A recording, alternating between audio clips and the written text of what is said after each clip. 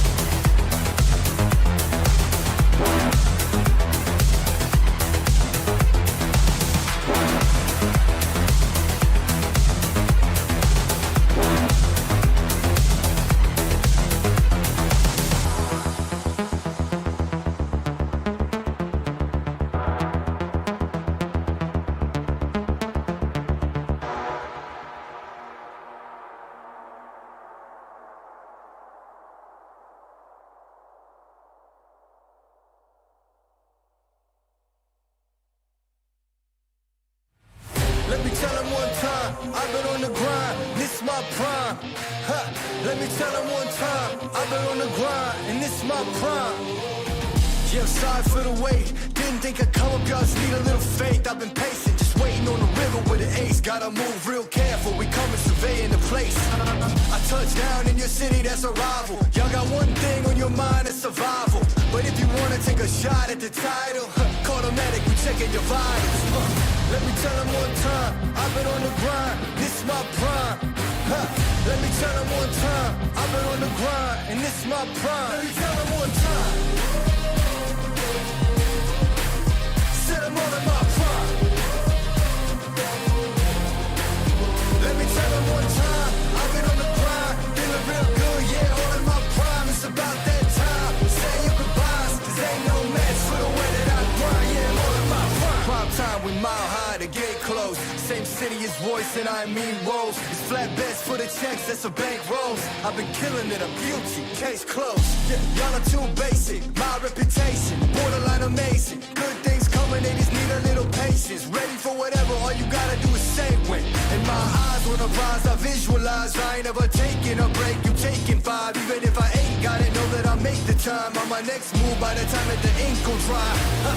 Let me tell them one time, I've been on the grind, this my prime. Let me tell them one time, I've been on the grind, and this my prime. Let me tell them one time. Set them all in my prime. Let me tell them one time, I've been on the grind, feeling real good, yeah, all in my prime. It's about that time.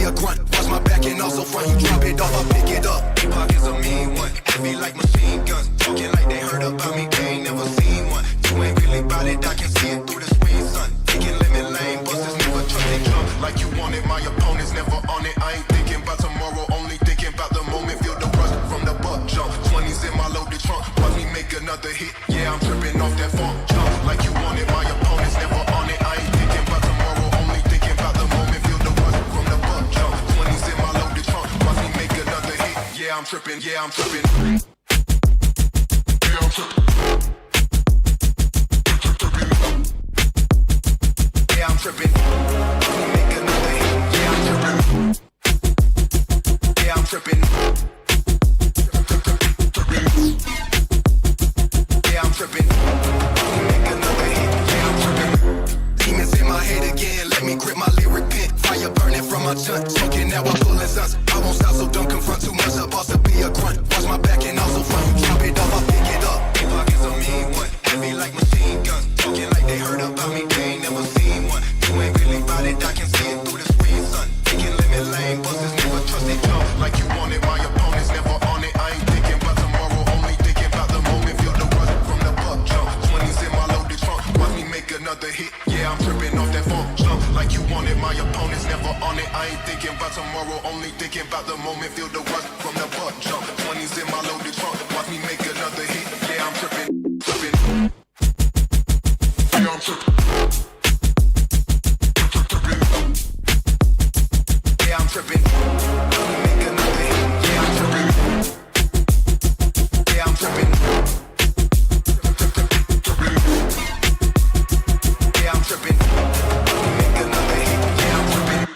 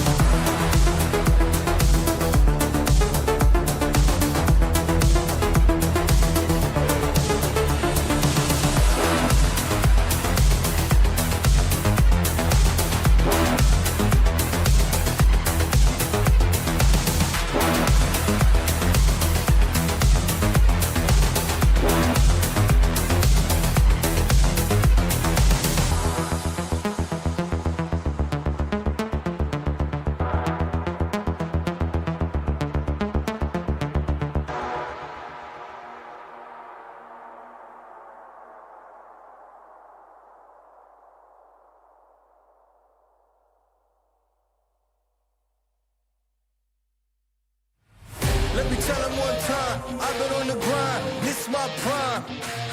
Let me tell them one time, I've been on the grind, and this my prime. Yeah, I'm sorry for the wait. Didn't think I'd come up, y'all just need a little faith. I've been patient, just waiting on the river with an ace. Gotta move real careful, we coming surveying the place. I touch down in your city, that's a rival. Y'all got one thing on your mind, it's survival. But if you wanna take a shot at the title, call the medic, we checking your vitals. Let me tell them one time, I've been on the grind, this is my prime.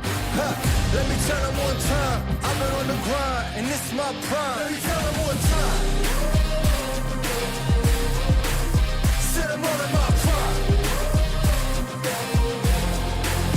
Let me tell them one time, I've been on the grind, feeling real good, yeah, all in my prime. It's about that time, say your goodbyes, cause ain't no match for the way that I grind, yeah, I'm all in my prime. Prime time, we mile high, the gate closed. Same city as voice and I mean roles. It's flatbeds for the checks, that's a bank rolls. I've been killing it, I'm guilty, case closed. Yeah, y'all are too basic, my reputation, borderline amazing. Good things coming, they just need a little patience. Ready for whatever, all you gotta do is say when. In my eyes, when I rise, I visualize. I ain't never taking a break, you taking 5. Even if I ain't got it, know that I'll make the time. On my next move by the time that the ink will dry. Let me tell them one time, I've been on the grind, this is my prime.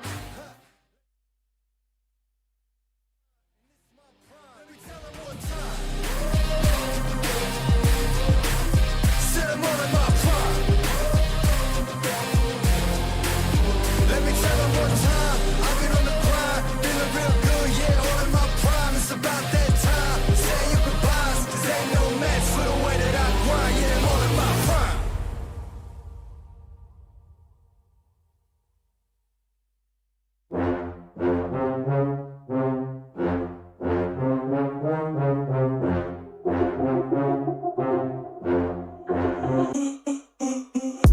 Demons in my head again, let me grip my lyric pen. Fire burning from my junk, smoking now I'm pulling stunts. I won't stop, so don't confront too much. A boss to be a grunt. Watch my back and also front. You drop it off, I pick it up. Epoch is a mean one, heavy like machine guns. Talking like they heard about me, they ain't never seen one. You ain't really bout it, I can see it through the screen, son. Taking lemon lane, busters never trust they jump. Like you want it, my opponent's never on it. I ain't thinking about tomorrow, only thinking about the moment. Feel the rush from the buck jump. 20s in my loaded trunk, watch me make another hit. Yeah, I'm tripping off that funk jump. Like you want it, my opponent's never on it. I ain't thinking about tomorrow, only thinking about the moment. Feel the rush from the buck jump. 20s in my loaded trunk, watch me make another hit. Yeah, I'm tripping, yeah, I'm tripping. Yeah, I'm tripping. Yeah, I'm tripping. Watch me make another hit. Yeah, I'm tripping. Yeah, I'm tripping. Yeah, I'm tripping. Watch me make another hit. Yeah, I'm tripping.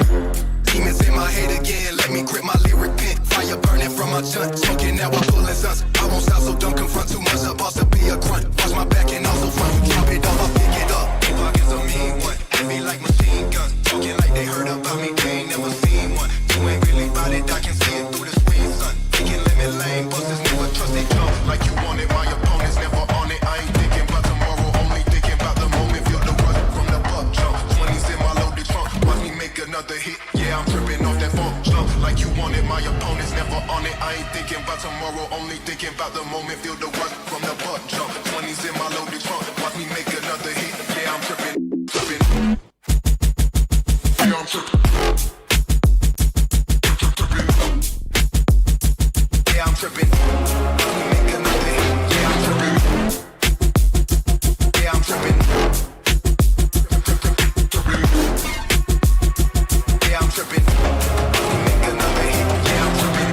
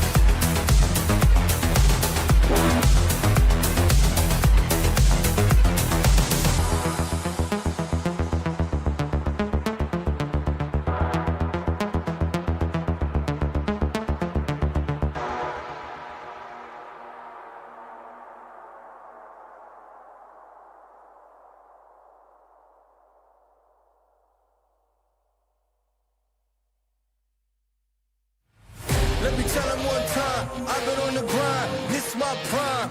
Huh. Let me tell them one time, I've been on the grind, and this my prime. Yeah, I'm sorry for the wait. Didn't think I'd come up, y'all just need a little faith. I've been patient, just waiting on the river with an ace. Gotta move real careful, we coming surveying the place.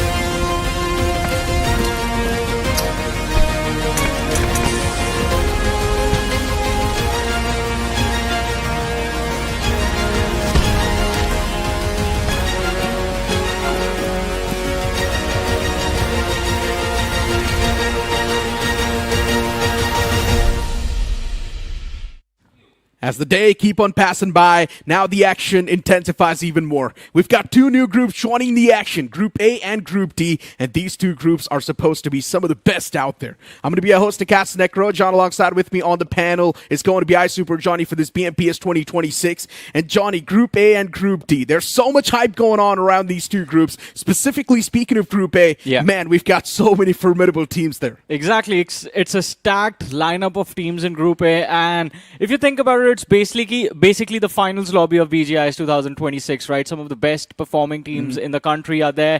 Only a few of them have gone through roster changes. I think a few of these teams, namely Soul, Genesis, Orangutan, Divine Esports, they've maintained their roster, the same roster that we saw a few months ago. And it's going to be exciting to see, because even the roster changes over there are the ones that made the headlines when they happened. I mean, one of the biggest ones was Some joining Godlike. Yeah, that was pretty much the biggest headline out there. And Some's performance has been pretty good recently as well. If you talk about the previous BGIs, it's a whole different storyline that his team was not able to do good. But him as an individual player, he's always been there, up there with his performance. It's not just that one single team. Even Victoria Sumus is also another team that should be part of the conversation. Even that team has went through a couple of changes. Yeah, Ronnie joining the lineup. I mean, one of the biggest names that we expected to do well when he was part of True Rippers, but unfortunately the performance in the last event, BGIS, was very underwhelming. But again, we today begin a new journey with these two groups. I'm excited to see who goes up with promotion and who gets relegated, especially from Group A. Exactly. And you know what? Let's head on towards the format video. Let's deep dive into how this year's BMPS will go down. This is the format explainer for BMPS 2026. Qualifiers, 6th to 31st May. The journey begins with 64 teams split across 4 groups. The groups will be divided according to the rankings of the teams in the previous official tournament. All the 64 teams will battle it out over multiple match days in the qualifiers, which will happen in 4 phases, 6th to 31st May. Each day features 6 matches across Erangel, Miramar and Rondo, bringing the total number of matches per team to 24. But here's where it gets intense. This stage follows a promotion and relegation system. After every 6 matches, top 4 teams from groups B, C and D get promoted. Bottom 4 teams from groups A, B and C get relegated. It's a constant shuffle. Only the most consistent teams will make their journey easier. After all the qualifier matches are over, the following will take place. Top 8 teams from Group A will directly qualify to the Grand Finals. Remaining 8 teams from Group A will qualify for the semi-finals. Top 8 teams from Group B will qualify for the semi-finals. Teams ranked 25th to 56th, which is bottom 8 of Group B, the whole Group C, and top 8 of Group D will move on to the survival stage. Bottom 8 teams from Group D will be eliminated from BMPS 2026. Survival stage, 2nd to 5th June. 32 teams will enter the survival stage and play 24 matches in round-robin format, each team playing 12 matches. Only 8 will survive and move on to the semi-finals, and the rest of the teams will be eliminated. Semi-finals, 9th to 12th June. Now, 24 teams remain. Let's recap how these teams arrived at the semi-finals. Bottom 8 from Group A, top 8 from Group B, top 8 from survival. These 24 teams will now clash in a double round-robin format, each playing 16 matches. After a total of 24 matches, top 6 will qualify for grand finals. Rank 7th to 22nd will move on to the last chance stage. Bottom 2 will be eliminated. Last chance, 13th to 14th June.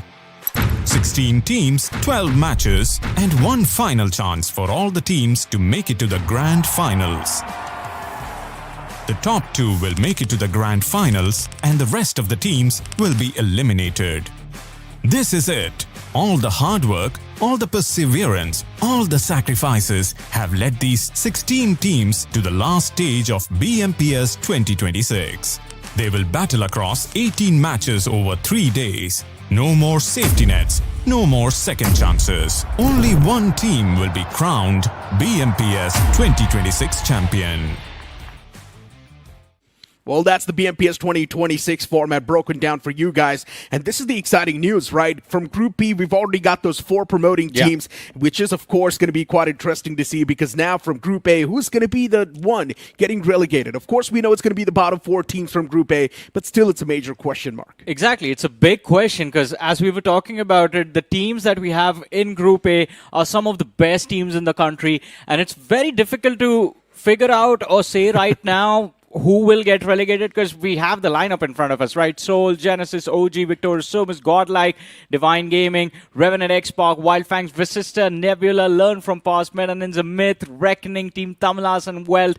And again, even the teams that weren't really able to perform during BGIS 2026 have made roster changes so massive that now you have to believe in them that they can at least avoid the bottom 4. And Johnny, speaking of WELT itself, right, now this team feels like the old Team Limera. Oh, yeah. Because Dragon and Poco is back inside of the playing floor with the man himself, which is going to be Gokul. So I'm really excited to see what sort of playstyle we're going to be seeing from the side of WELT. I just want to see some aggressive affair. I do not want to see a passive gameplay from Dragon this time. I want to see them go out there, guns blazing, taking those fights, and prioritizing the elimination points. We've also got Group D on the screen. AX is also going to be a part of it. Then we've also got SD being a part of it, which is going to be somewhat streamed. Team Doxy, Juppy Esports, Oops Official, Versatile Esports, Autobots Esports, Phoenix Esports, Futurize Esports, Empire Original, God's Reign, Teammate Redx Ross, DCSCR. You've also got Godsent Esports, Quantum Sparks, True Rippers, and Esports Social. Can I say something controversial? Sure, why not? I feel Group D is extremely stacked, a little bit more than Group C. Right? Yeah. I mean, you look at that. The defending champions of the trophy of BMPS are there in Group D. Team AX, the ones that represented India on the global circuit last year. And we'll have to see, are they going to be able to replicate it in 2026 as well? Because 2025, let's be honest, at the start of the journey, absolutely no one thought that AX would be the ones to become champions. Without a doubt. I mean, Group D is definitely quite stacked, right? And that's why at the start of the show I mentioned these two groups are pretty stacked. These two groups are supposed to be the best groups out there. And I'm really excited to see what AX has got in store, especially after a major roster shuffle. And you know what? Speaking of AX, let's head on towards their roster. Now they've got Aryan, Cyrax, Devotee also being a part of it, Raiden, and Pro. Pro's Edition is something that can definitely add on a lot of firepower towards AX, and even Raiden being part of it is just going to be the cherry on top of the cake. That's what I personally think. Yeah, I agree with you on that, and I think one of, apart from that, the big news is Cyrax returning to the lineup. He was the one big piece of the puzzle that was very important even during their run in 2025. But as we move to the next page, we have Oops Official, Team Versatile, Autobots, and Phoenix Esports. And again, this is quite interesting. VXT and Phoenix, two names that Somraj has represented in the past. Right now, he's playing under the banner for K9 Esports. But even with these new rosters, I mean, VXT and Phoenix are going to be quite deadly.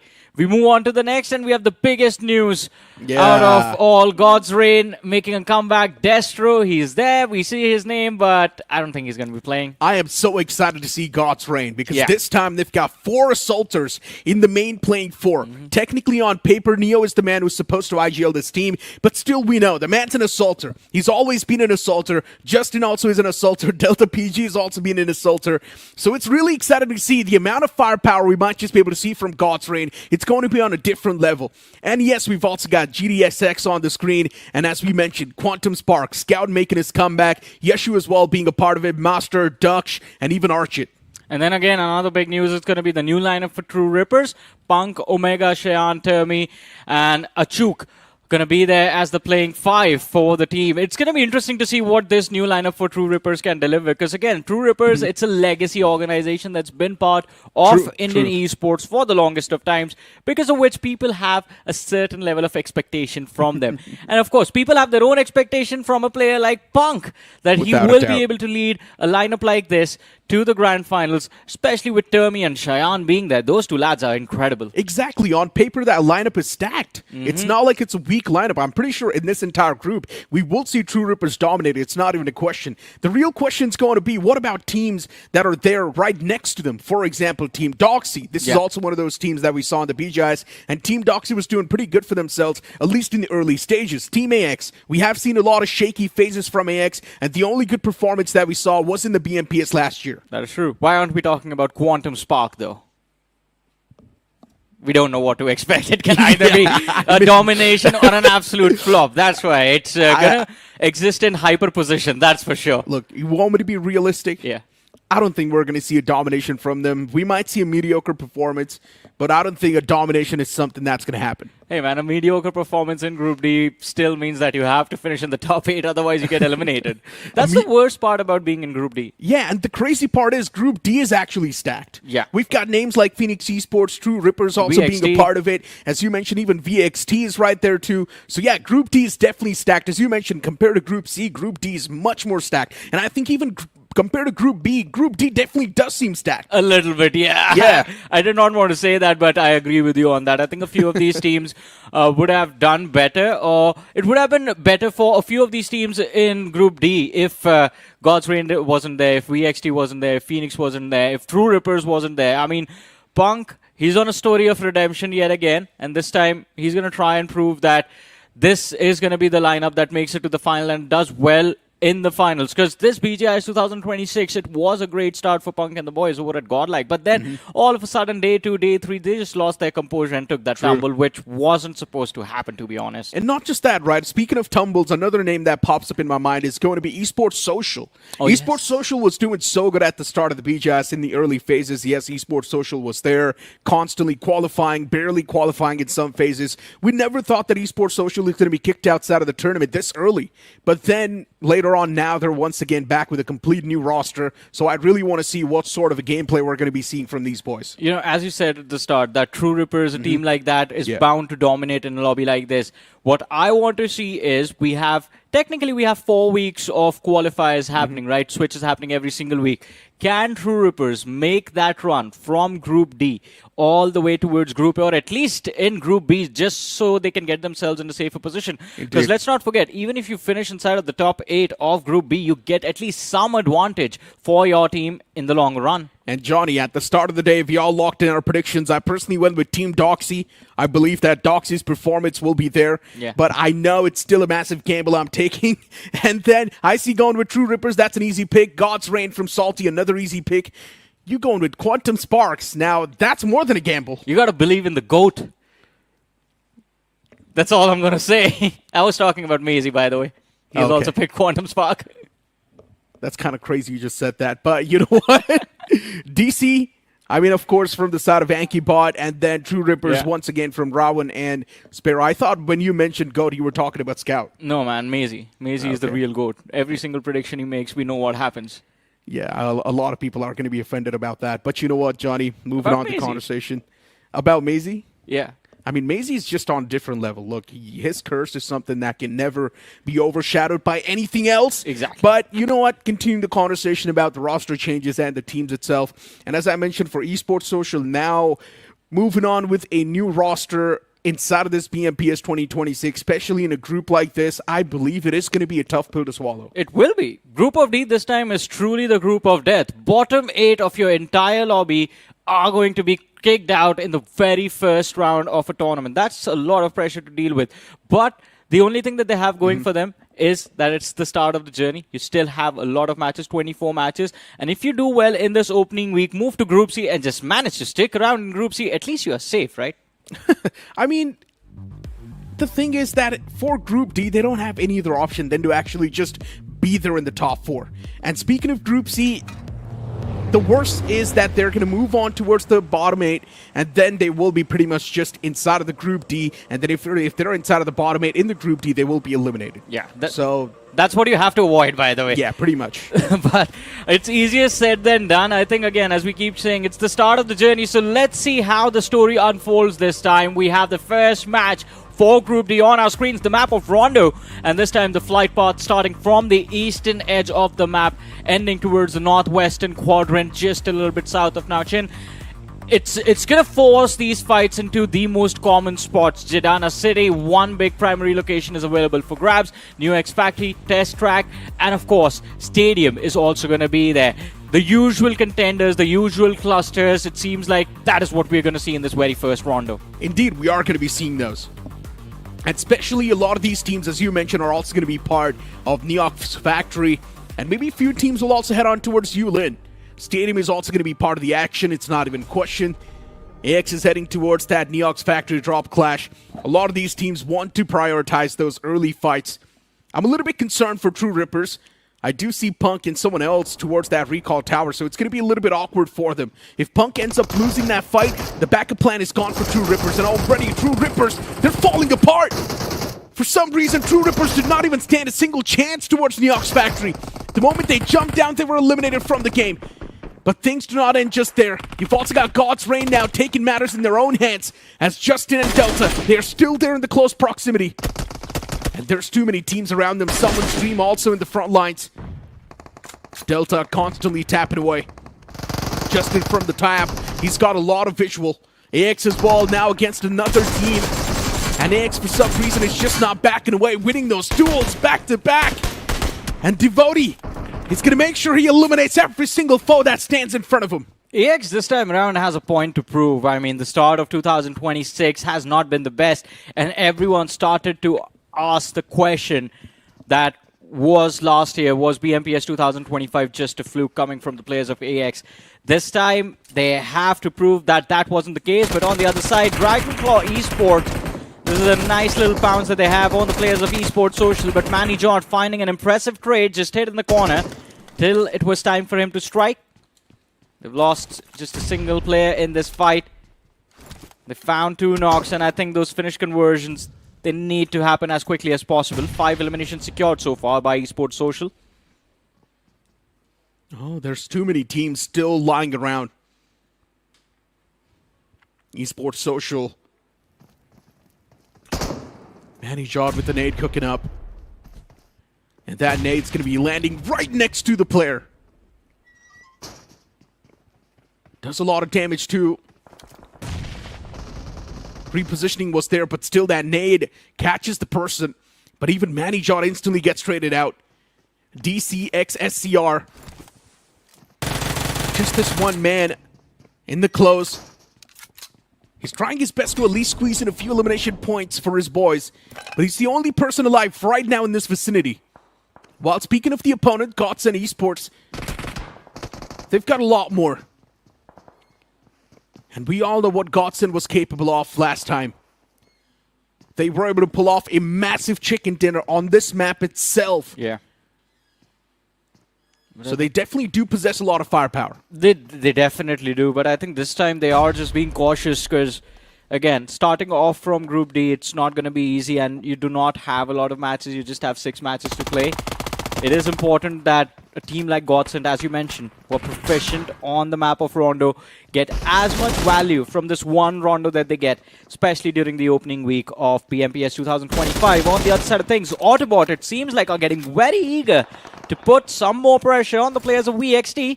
They have them pinned inside the building. Lobster lining up that nade.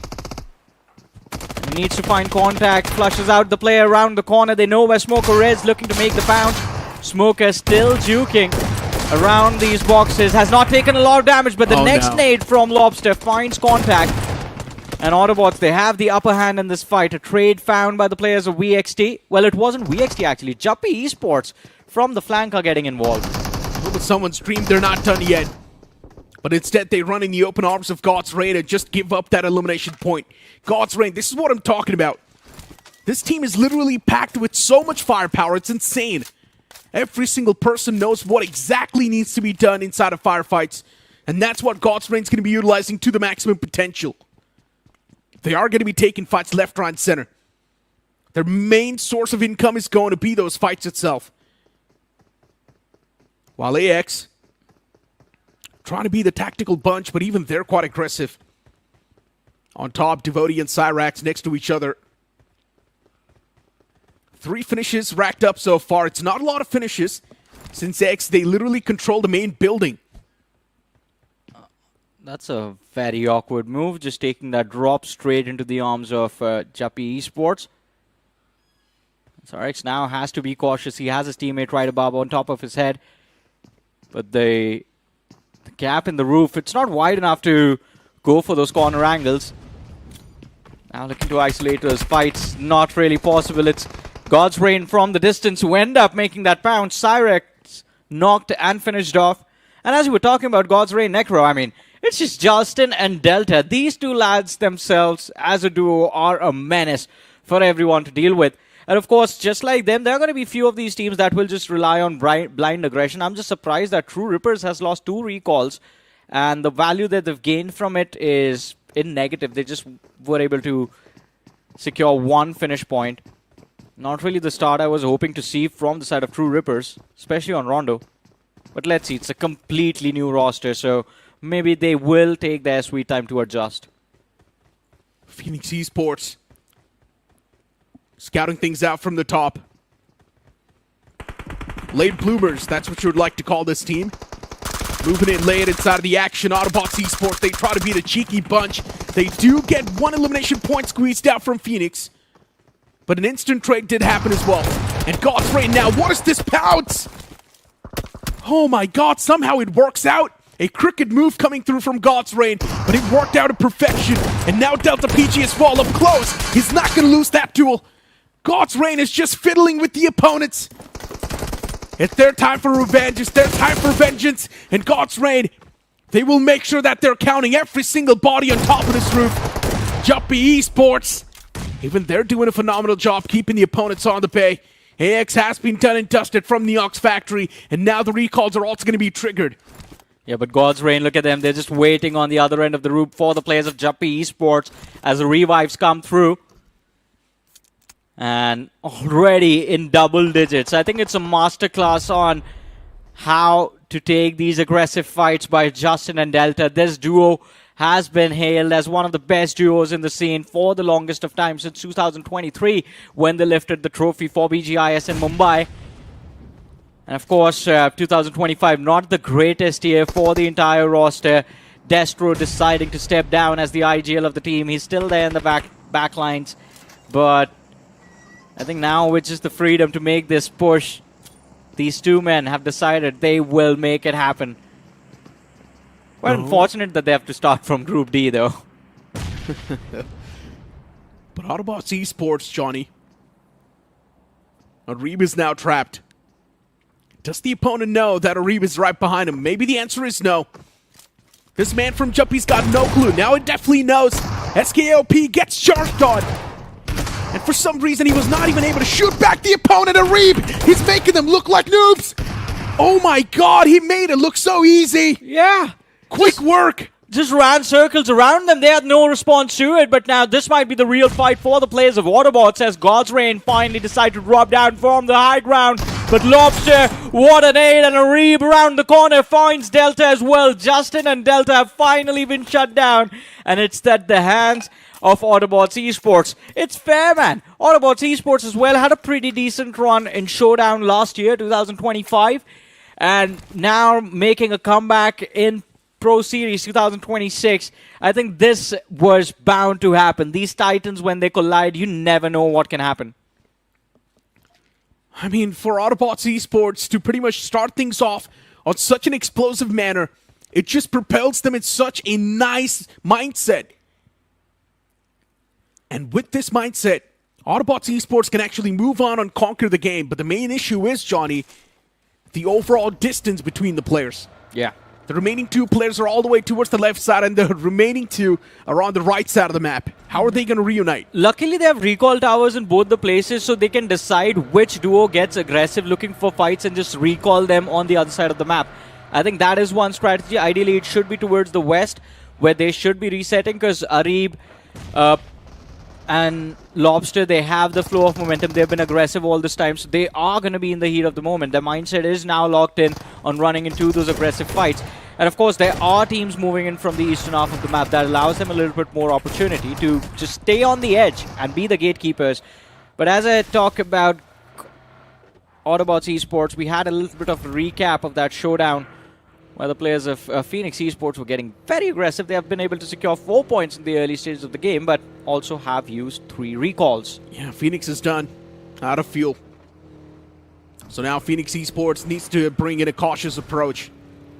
Team Doxy as well, burning through all their recalls. So even Doxy now needs to be a little bit cautious and careful. Godson Esports, we saw them being aggressive as well. 5 elimination points secured so far. It's great. Godson Esports, they can move on with this momentum. But looking at God's Reign and Autobots Esports, man, that's a different beast. God's Reign getting 10 finishes off the rip, it's unheard of. Oh, but now they might have to reset, as we mentioned, towards the west. Areeb already picked off by the players of True Rippers mid-rotation, and Lobster now trying to make a run for his life. They need to look for those bonus points. And even if we look at the return on the recalls that have been used by both God's Reign and Autobots, I think Autobots are doing slightly better. They've only used 1 recall till now. They are about to use the second one to try and bring Areeb back. Lobster, he's still there. Eggy, he has been holding his own on the recall tower. And they've gotten 7 eliminations just by using 2 recalls. God's Reign on the other front, 4 recalls used. Doesn't matter, they are already in double digits. Oh, Phoenix Esports. Shots raining down on the foes in the front. And Phoenix now, they've already tasted what the opponents look like. One thing is for sure, Phoenix Esports is now going to be out for blood. They know that the opponents have found themselves in probably one of the most uncomfortable spots, and if Phoenix wants, they can pounce on and punish them even more.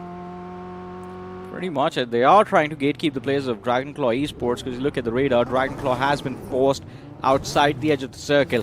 There is a lot of space to move around from the north and from the south, but we'll have to see what Dragonclaw finally decides to do. Phoenix Esports, though, now they have the luxury of just holding on to this compound patiently and just wait to see how the opponents react. Godsense on the move. Godson Esports probably trying to find a good spot inside of the circle. That's what the game plan seems like. A few shots taken against this vehicle as well, but no proper connections yet. Two of the teammates from Godson Esports already in a good and advanced position. And Quantum Sparks is now taking shots against Godson, and they do find the first knock as well. VXT against Redix Ross, and Lucifer, the man's on top of the house. And oh no, VXT catching too much hurt. The first man getting knocked out. Remaining players of REDX Ross really just trying to put the pedal to the metal and make that pounce. But Esports Social, they're right around the horizon, waiting for someone to make that first mistake. But even from the sidelines, REDX Ross is getting shot at. They need to be cautious off the sides. REDX Ross, not a lot of chances will be given to them to stay alive. This time, Juppy Esports, they will make sure that they eliminate someone. Yeah, this cluster, these 4 teams colliding against each other was bound to just ruin the day for at least 2. And turns out it's going to be WeXT and Red Ross. Red Ross on a run for their lives. And it seems like Juppy Esports and Esports Social are on the move as well. Both the teams moving in the same direction towards the southern edge of the circle. Might just end up in a firefight, but the circle, it takes a centric shift, and that should force them to stay on the move. Look at that southern half, man. Esports Social, Juppy Esports, Red Ross, just a spread between these 3 names. And even the northwestern quadrant clustered up with the likes of Autobots, with the likes of God's Reign, Team Doxy is there, Someone's Dream. And AX as well, just completely gatekeeping that western edge. They have a strong compound. Oh, those shots. Oh my god. Even from the back now, Doxy's getting peppered. What is Autobots Esports doing all the way in the back lines? And what are these shots? Doxy somehow able to connect those shots on towards Eggy, and the man gets knocked out. But Autobots Esports, the fight's not done yet. They also make the pounce right next to Doxy, and up close and personal, it's going to be the man from Doxy to come out on top. The remaining players of Autobots Esports, they're still searching for blood. They're still looking for revenge. And Autobots Esports with no other option left to actually make it inside of the circle. The Blues constantly chipping away a lot of damage, and now even God's Reign is edge keeping them. Yeah, move made out of desperation, and Autobots Esports are getting punished for it. Down to the last man. Team Doxy on a run for their lives. I think the timing of things just works out for the players of God's Reign. Autobots Esports, I don't know why, but for some reason they just started taking the fight and taking the shots against the players of Team Doxy from the blue zone itself. That unnecessary damage that they tanked just made the lives of Team Doxy a whole lot easier. Made it easy for them to find those knocks, but God's Reign now looking to finally push towards the edge of the circle. Do have the information about Someone's Dream waiting on the other side of the ridge. And Neo, he just wants that information before he calls his team forward. Aquanox right behind him. God's Reign again having a phenomenal time. 13 eliminations secured in this game so far. Boom, but God's Reign, they slip up. And Someone's Dream, they're here to capitalize. Compromising the opponents, one of the men actually getting knocked out from God's Reign. There's just so many shots taken from all the different angles, and FDZ, and even they are just punishing the players of Team Doxy. Doxy falls apart. The first man to get knocked out from Team Doxy. Everyone who's on the edges now needs to pay the toll tax. And everyone on the edges broke. Esports Social 2. This time they seem like they've got an okay spot. It's not the best, but even they're on the edges. Doxy eliminated with just 2 finishes on the board. Unfortunate thing. As you were talking about Esports Social, they have a very interesting 1-3 split going on. Bad OP has closed in close to the center of the circle, and his teammates are just following him up. So I think Esports Social will be able to stay safe at least till about stage 6, stage 7. Phoenix Esports, though, stuck on the eastern edge. And Quantum Spark, they want to close the distance. Master is already there cooking up the nade. If he finds contacts, if he finds at least one knock to kick things off. Oh nade. No, it's right at his feet! Oh, he backs away at the nick of time. The nade was not cooked. Yeah. And that's why Master is alive. Imagine if that nade was cooked. Master would have been dead already. The man's actually jumping around utilities. Be careful, Master. You should not advance. Even he's tossing utilities off his own, but none of them connect. Phoenix Esports, they know the depth of the situation. They've deployed the covers as well. And they have a shack to work with, so you do see 2 players just instantly running inside the shack. That's just to have that extra bit of caution that they know the odds of the nade falling through that small little gap is not really going to work out for them, especially when the players of Quantum Spark have been smoked off. But Yashu, He finds the opener. Faith gets knocked out. If he finds the second knock in this fight, that completely swings the advantage in the favor of QuantumSpark, and Master does not want to make wait anymore. Starts to lead the charge. They want to make this pound. The Molotov in the backlines as well gets the second knock. NoNx Esports, they are getting burned alive, and QuantumSpark, with just 3 players making the pounds, are on the verge of winning this fight. NoNx Esports are down to the last player. QuantumSpark's utility utilization to the best. And the way they're just suffocating, choking the players of NoNx Esports. Phoenix is not going to be able to stand the wrath for too long, and that's what happens. They crumble eventually. NoNx Esports eliminated from the game, but they also got away 6 finishes. It's not too bad. A decent start, maybe you can't say. It is a decent start. And even for the side of QuantumSpark, that was something, that push over there.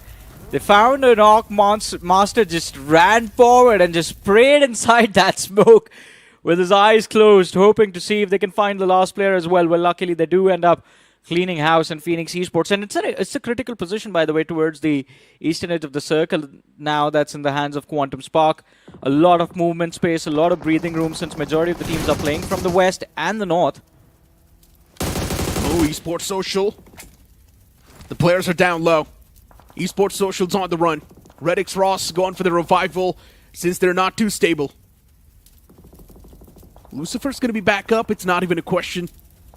Esports Social, though, just constantly rotating around. And what is this drive-by?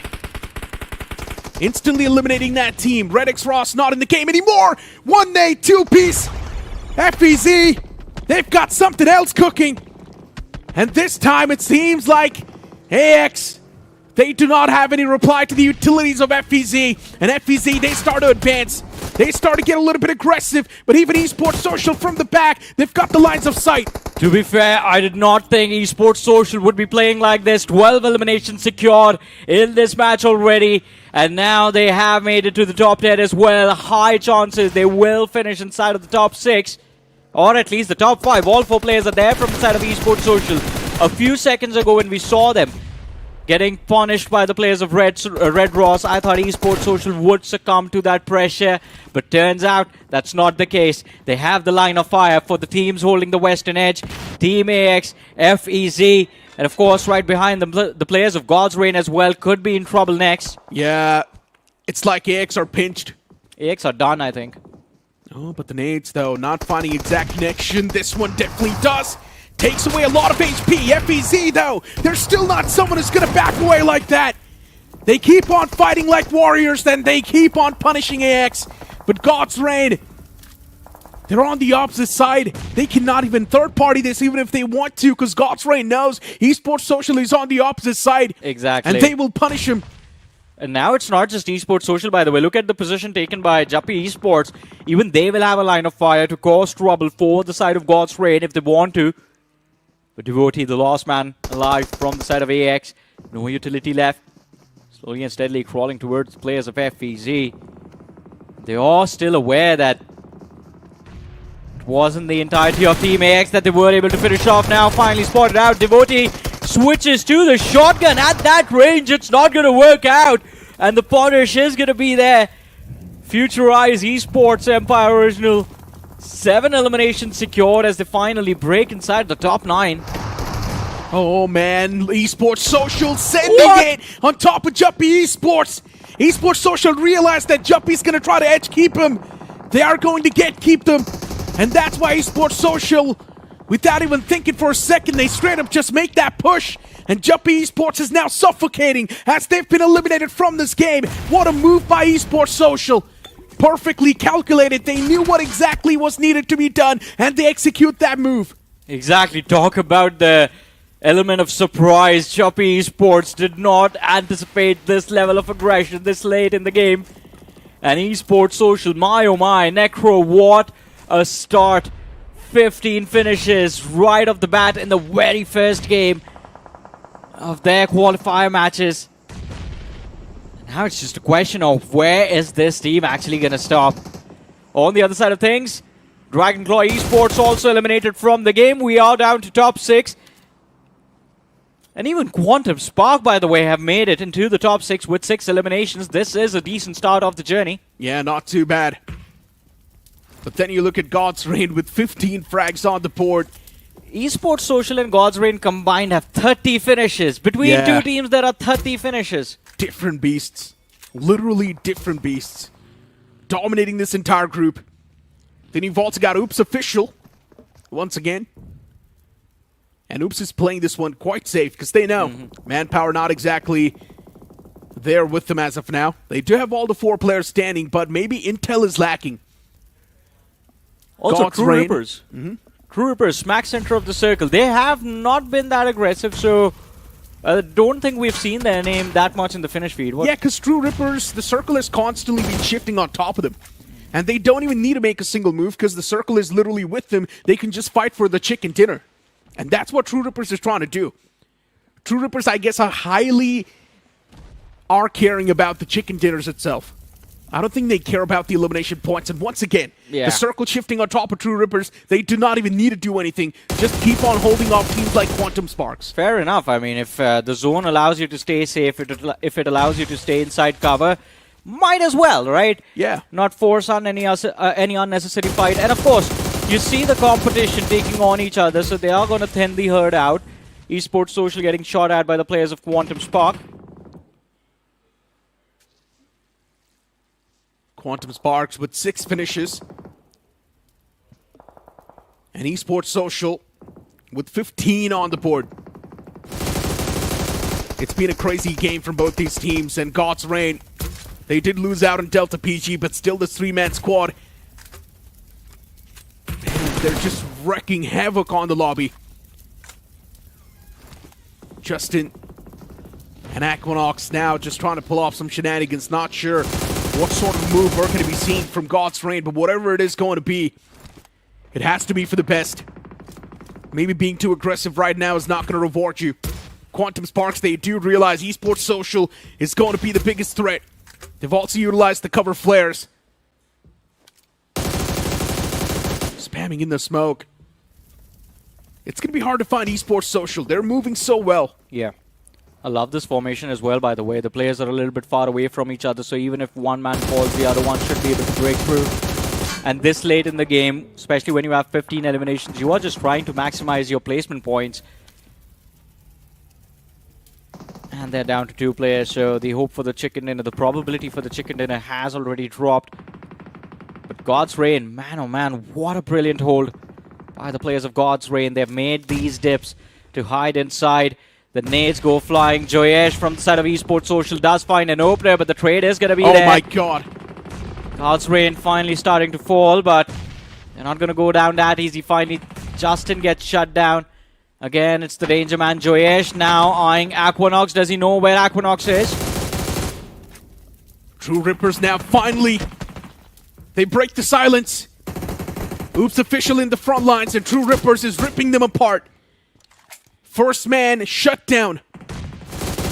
Man's not going to be able to survive. Quantum Spark constantly applying that pressure on top of God's Reign. Utilities, they're on point from Esports Social. And Josh's Molotov, it's going to spread. The man from God's Reign needs to back away to safety, and that's what he does. Aquanox is the only person, the only ray of hope alive.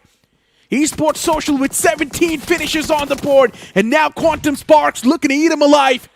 Esports Social just has 1 man. God's Reign as well just has 1 man alive.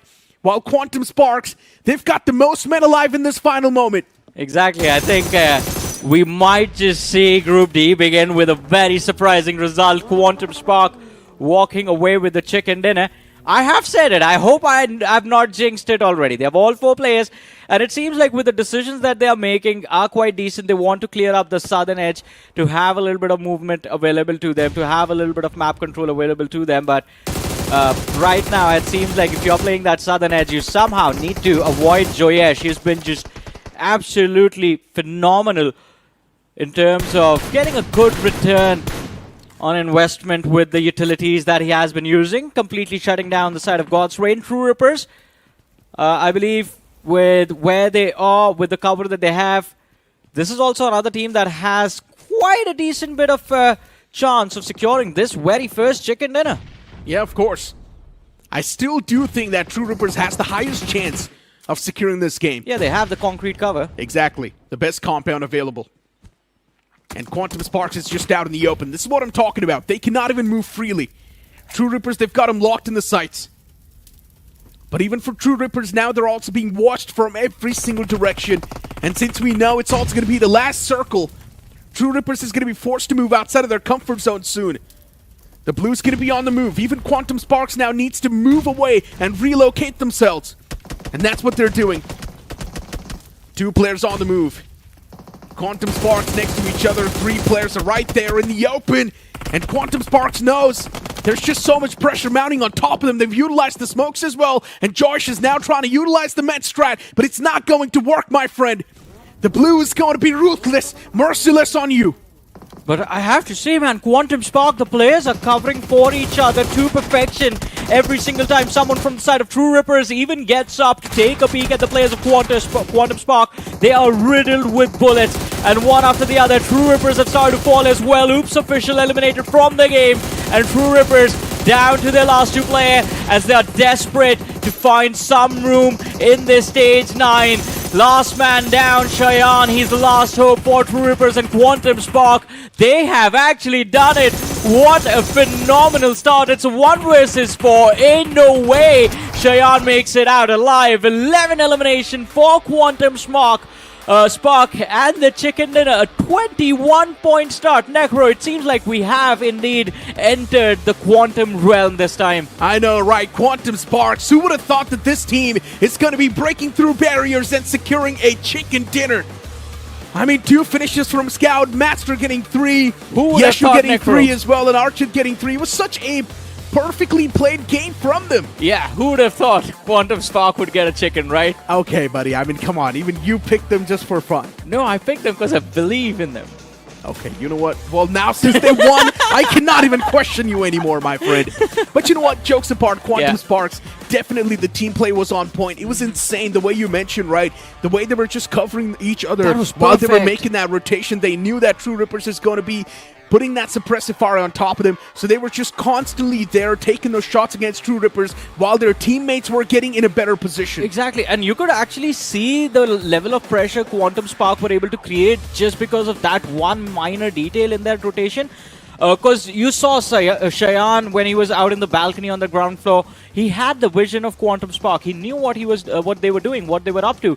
But as soon as he would try to peek, even while he was prone, even when he went from prone to crouch, there were at least 2 players shooting in his direction. That is so much pressure. You peek for a second, they're going to blow your head off. I know, right? The team play was there, played perfectly from Quantum Sparks. Yeah. But even for True Rippers, it was a decent game. Esports Social and God's Reign, they literally just stole the limelight, even though they were not able to secure the chicken dinner. Still, they're going to have the most amount of points in this entire game. Yes. Quantum Sparks is going to be around the 3rd spot since Esports Social had more than 15 eliminations, and even God's Reign had more than 15 elimination, and also add on the placement points. So that's a lot of points. That's 20 plus. Yeah, I think 3 teams will be there with 20 plus points in this game. Quantum Sparks will be there with 21. God's Reign, where did God's Reign finish? 4th or 5th?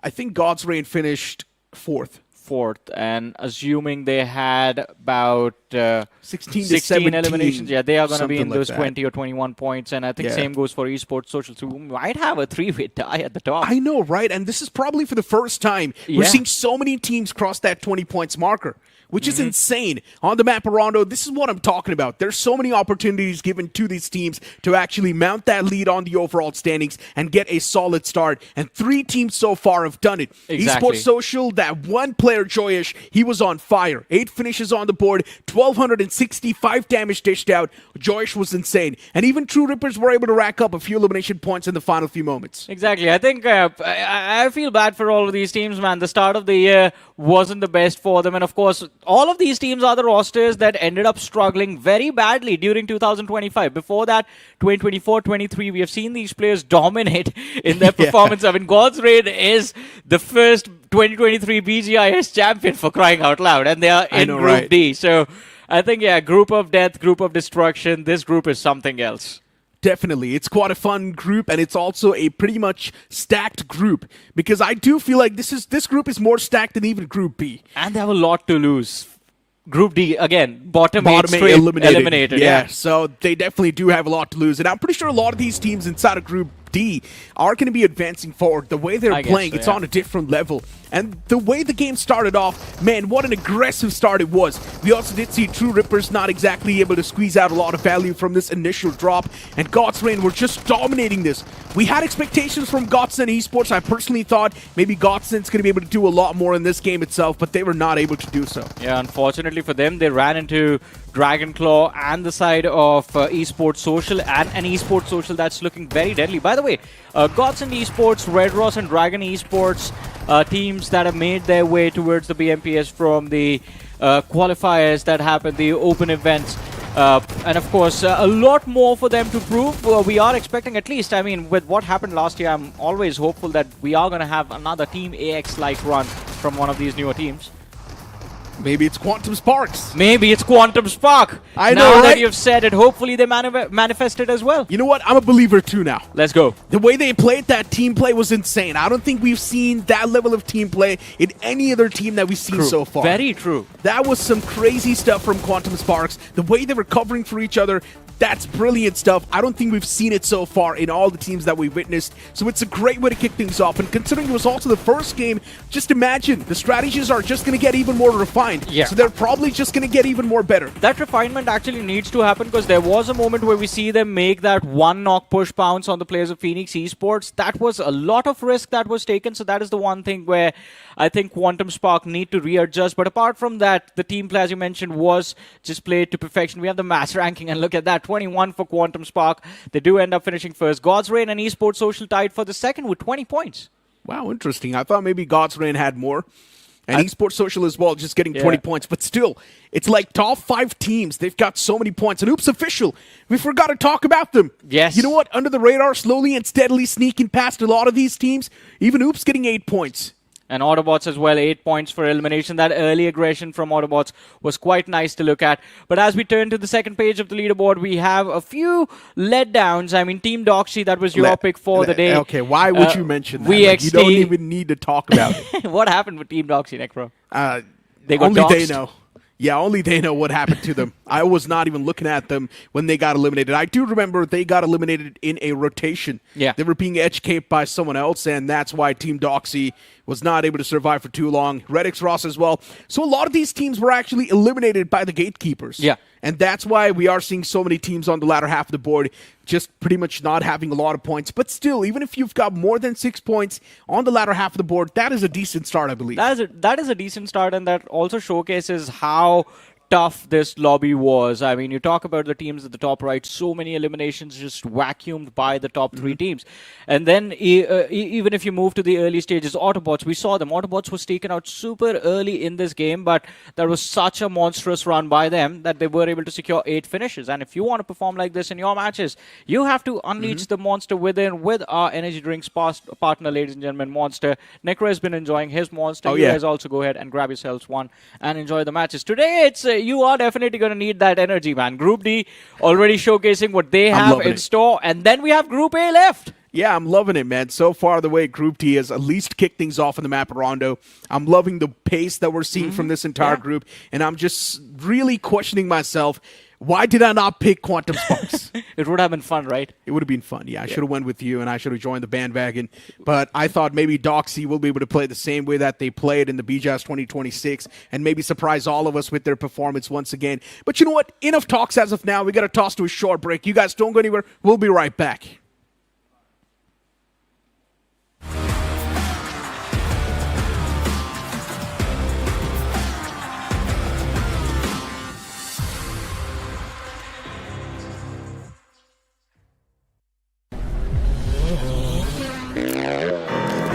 Do not get in my way. You cannot drive in my lane. Tires is burning the pain. You don't have nothing to say. This is how legends are made. I know I got what it takes. And I'm not popping the brakes. And I'm not popping the brakes. I'm too competitive. I like the narrative. That on no place in the league. Who you comparing with? That is definitive. Top of the throne, it is me. How you moving so when it's speed? I just been bringing the heat. I just been bringing the fire.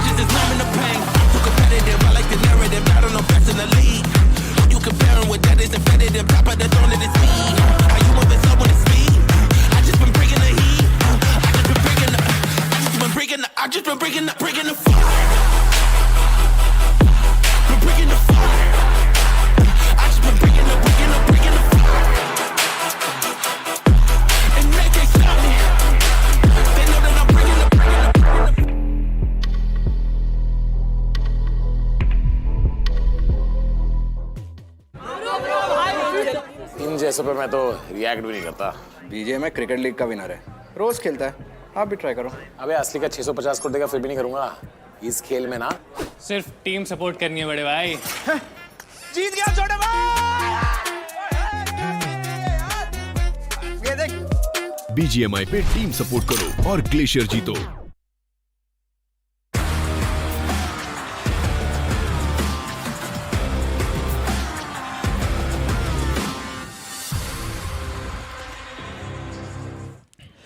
This BMPS 2026, it seems like the script has been flipped for a while because nobody expected Group D to be such a blockbuster. Ladies and gentlemen, welcome back to the English broadcast. And of course, on the panel, I've got IC Baby 1-2 once again with me. I mean, the first map of Rondo, there were question marks, there were doubts whether or not Scout's return back from retirement is actually going to pay him dividends. Well, the first match, Chick Indian, that is a statement right there. Well, as of yet here, none of us actually expected him to do well, except for you. You straight up went for the prediction to just, send it. Corner Spot is going to win it all the way through. Yeah. But with that debut coming back in towards the circuit as well, his debut, and I would say with a winner-winner chicken dinner, I think it's pretty impressive as well. But joining alongside Quantum Spark as well, I do want to talk about God's Train, also doing very, very well. I want to talk also about Autobots as well, which again, they did a decent amount of finishes right from the get-go, but they were taken out rather early. So the teams at the top here are very, very questionable to begin with, right? Like all of us had questions like, why are these teams inside Group D in particular? And now this game one itself just pretty much proved themselves like, hey, there's a reason why they should not be in Group D. 100%. And to be honest, I mean, we do have the two next matches of Erangel as well for Group D in particular. And then, of course, Group A joins alongside the fray.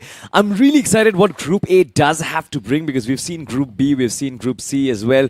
Group D is bringing a different firepower. And I personally believe that there are some names, I say, in my opinion, who can actually promote themselves towards Group A as well. In my opinion, I think True Rippers is going to be one of them. They had a decent bit of fights in the first game.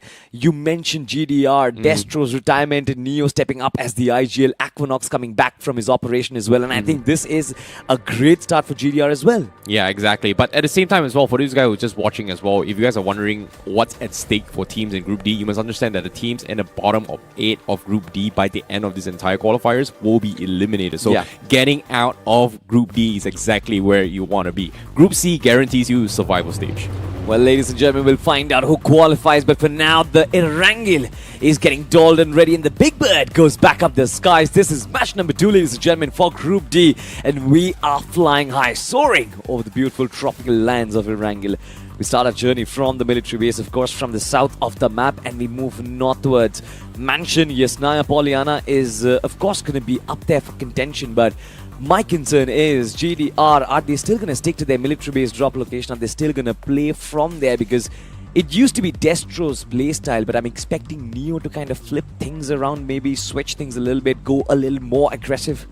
Nah, there's no way they're going to switch it up, right? Like, okay, fine, splashing yellow, yeah, or is that orange or is it yellow? Whatever.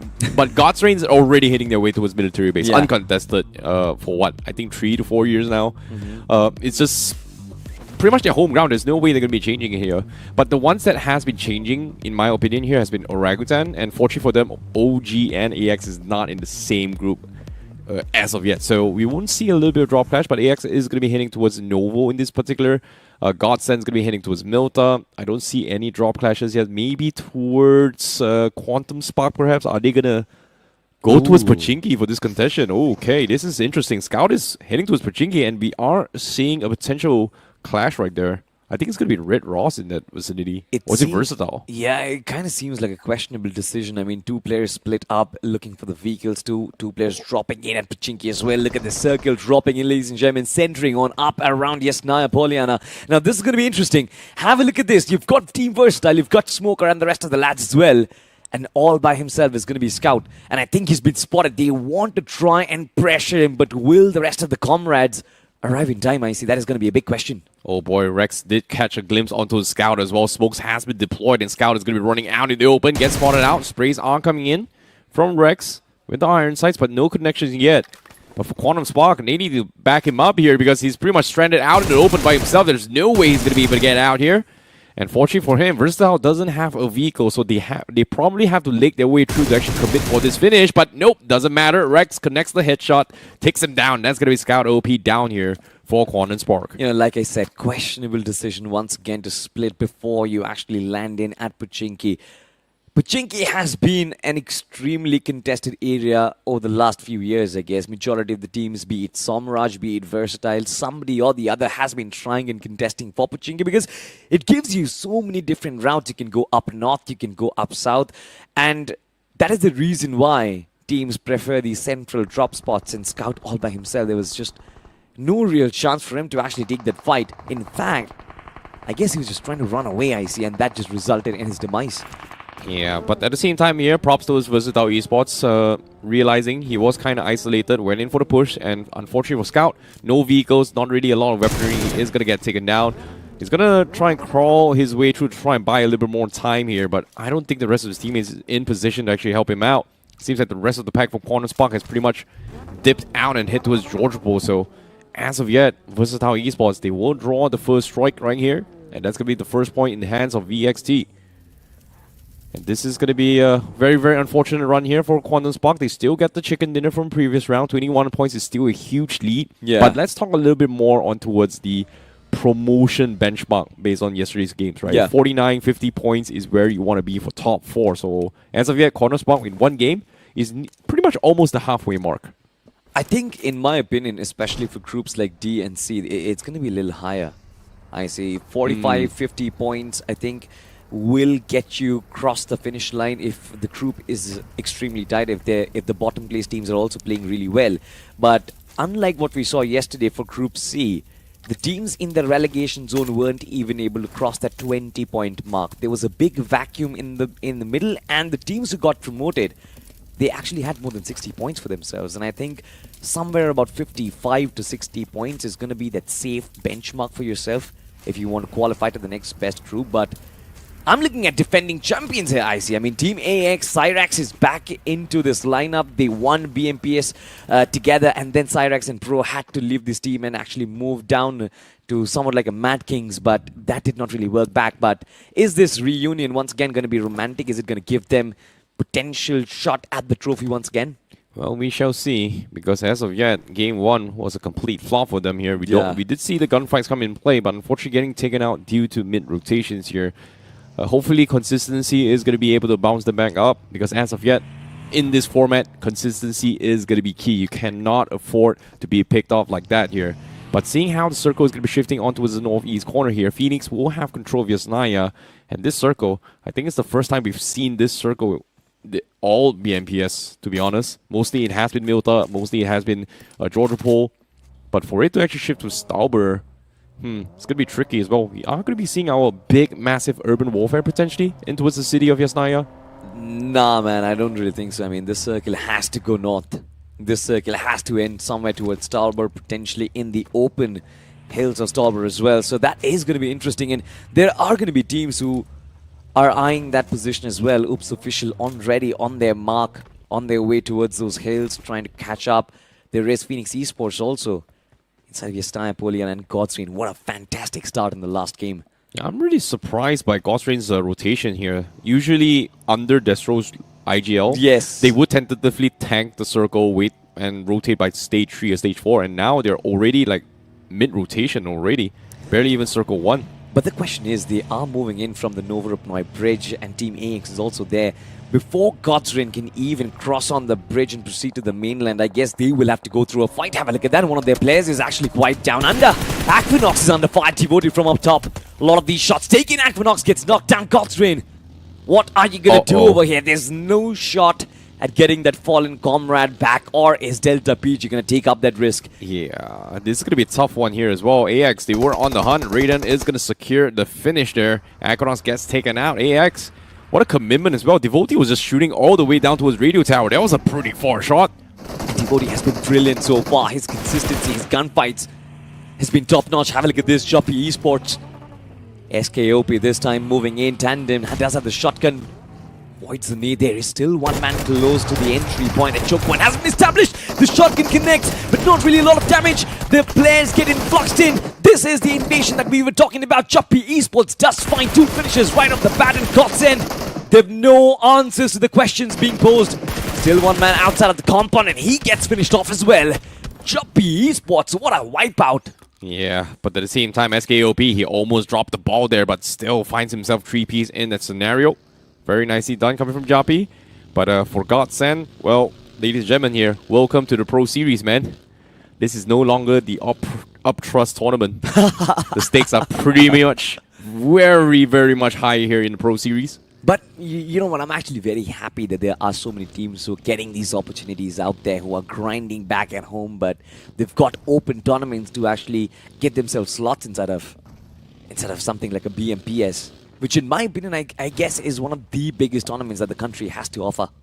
Yeah, when we talk about undergods coming into the gameplay as well, I think 3 teams that kind of stand out in this group here has to be Red Ross, DCXSCR, and also Godsend. They are the 3 undergods team that came in from outside the Pro Series to try and participate this time. So, but at the same time, for Jappy Esports, SKOP just completely shreds through the entire rosters of Godsend. Just stood no chance at all.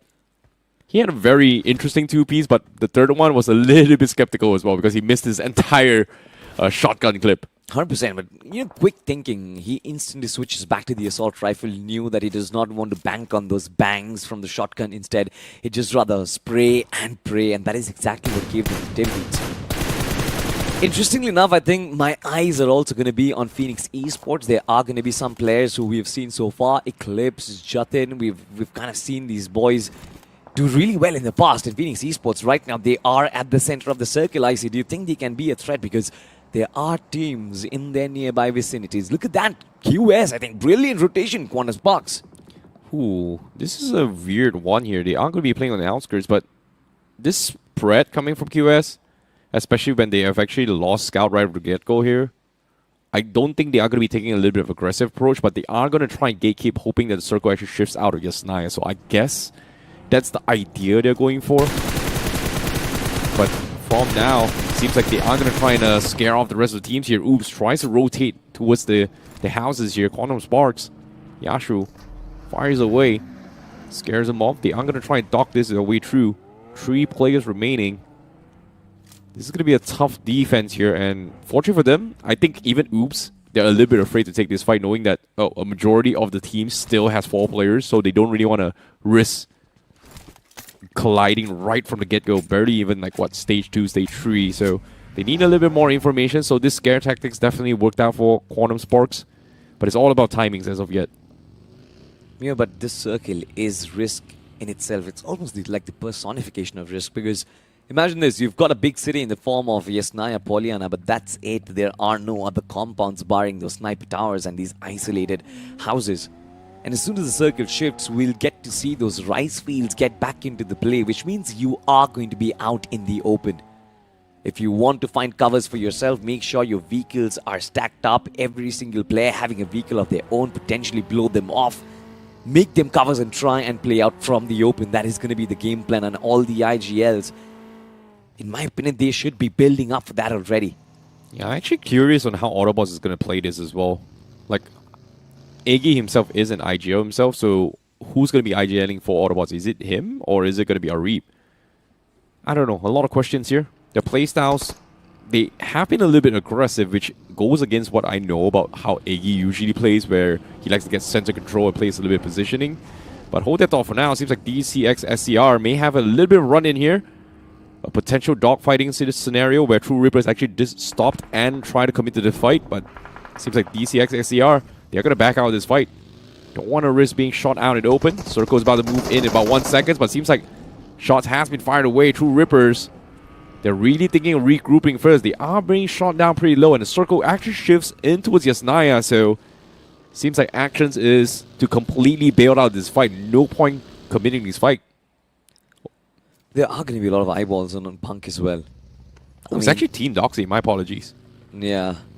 But no, I mean, in general, I think there are going to be a lot of eyeballs on Punk, because you look at the trajectory this man has had. I mean, resurrecting Godlike, getting them the podium finish inside of BGIs as well, resurrecting REVENANT XSPARK when they were struggling, but still not getting enough opportunities to prove himself or potentially get the trophy in his bag. I think Punk has had a career which is, I guess, the most difficult amongst all the players out there.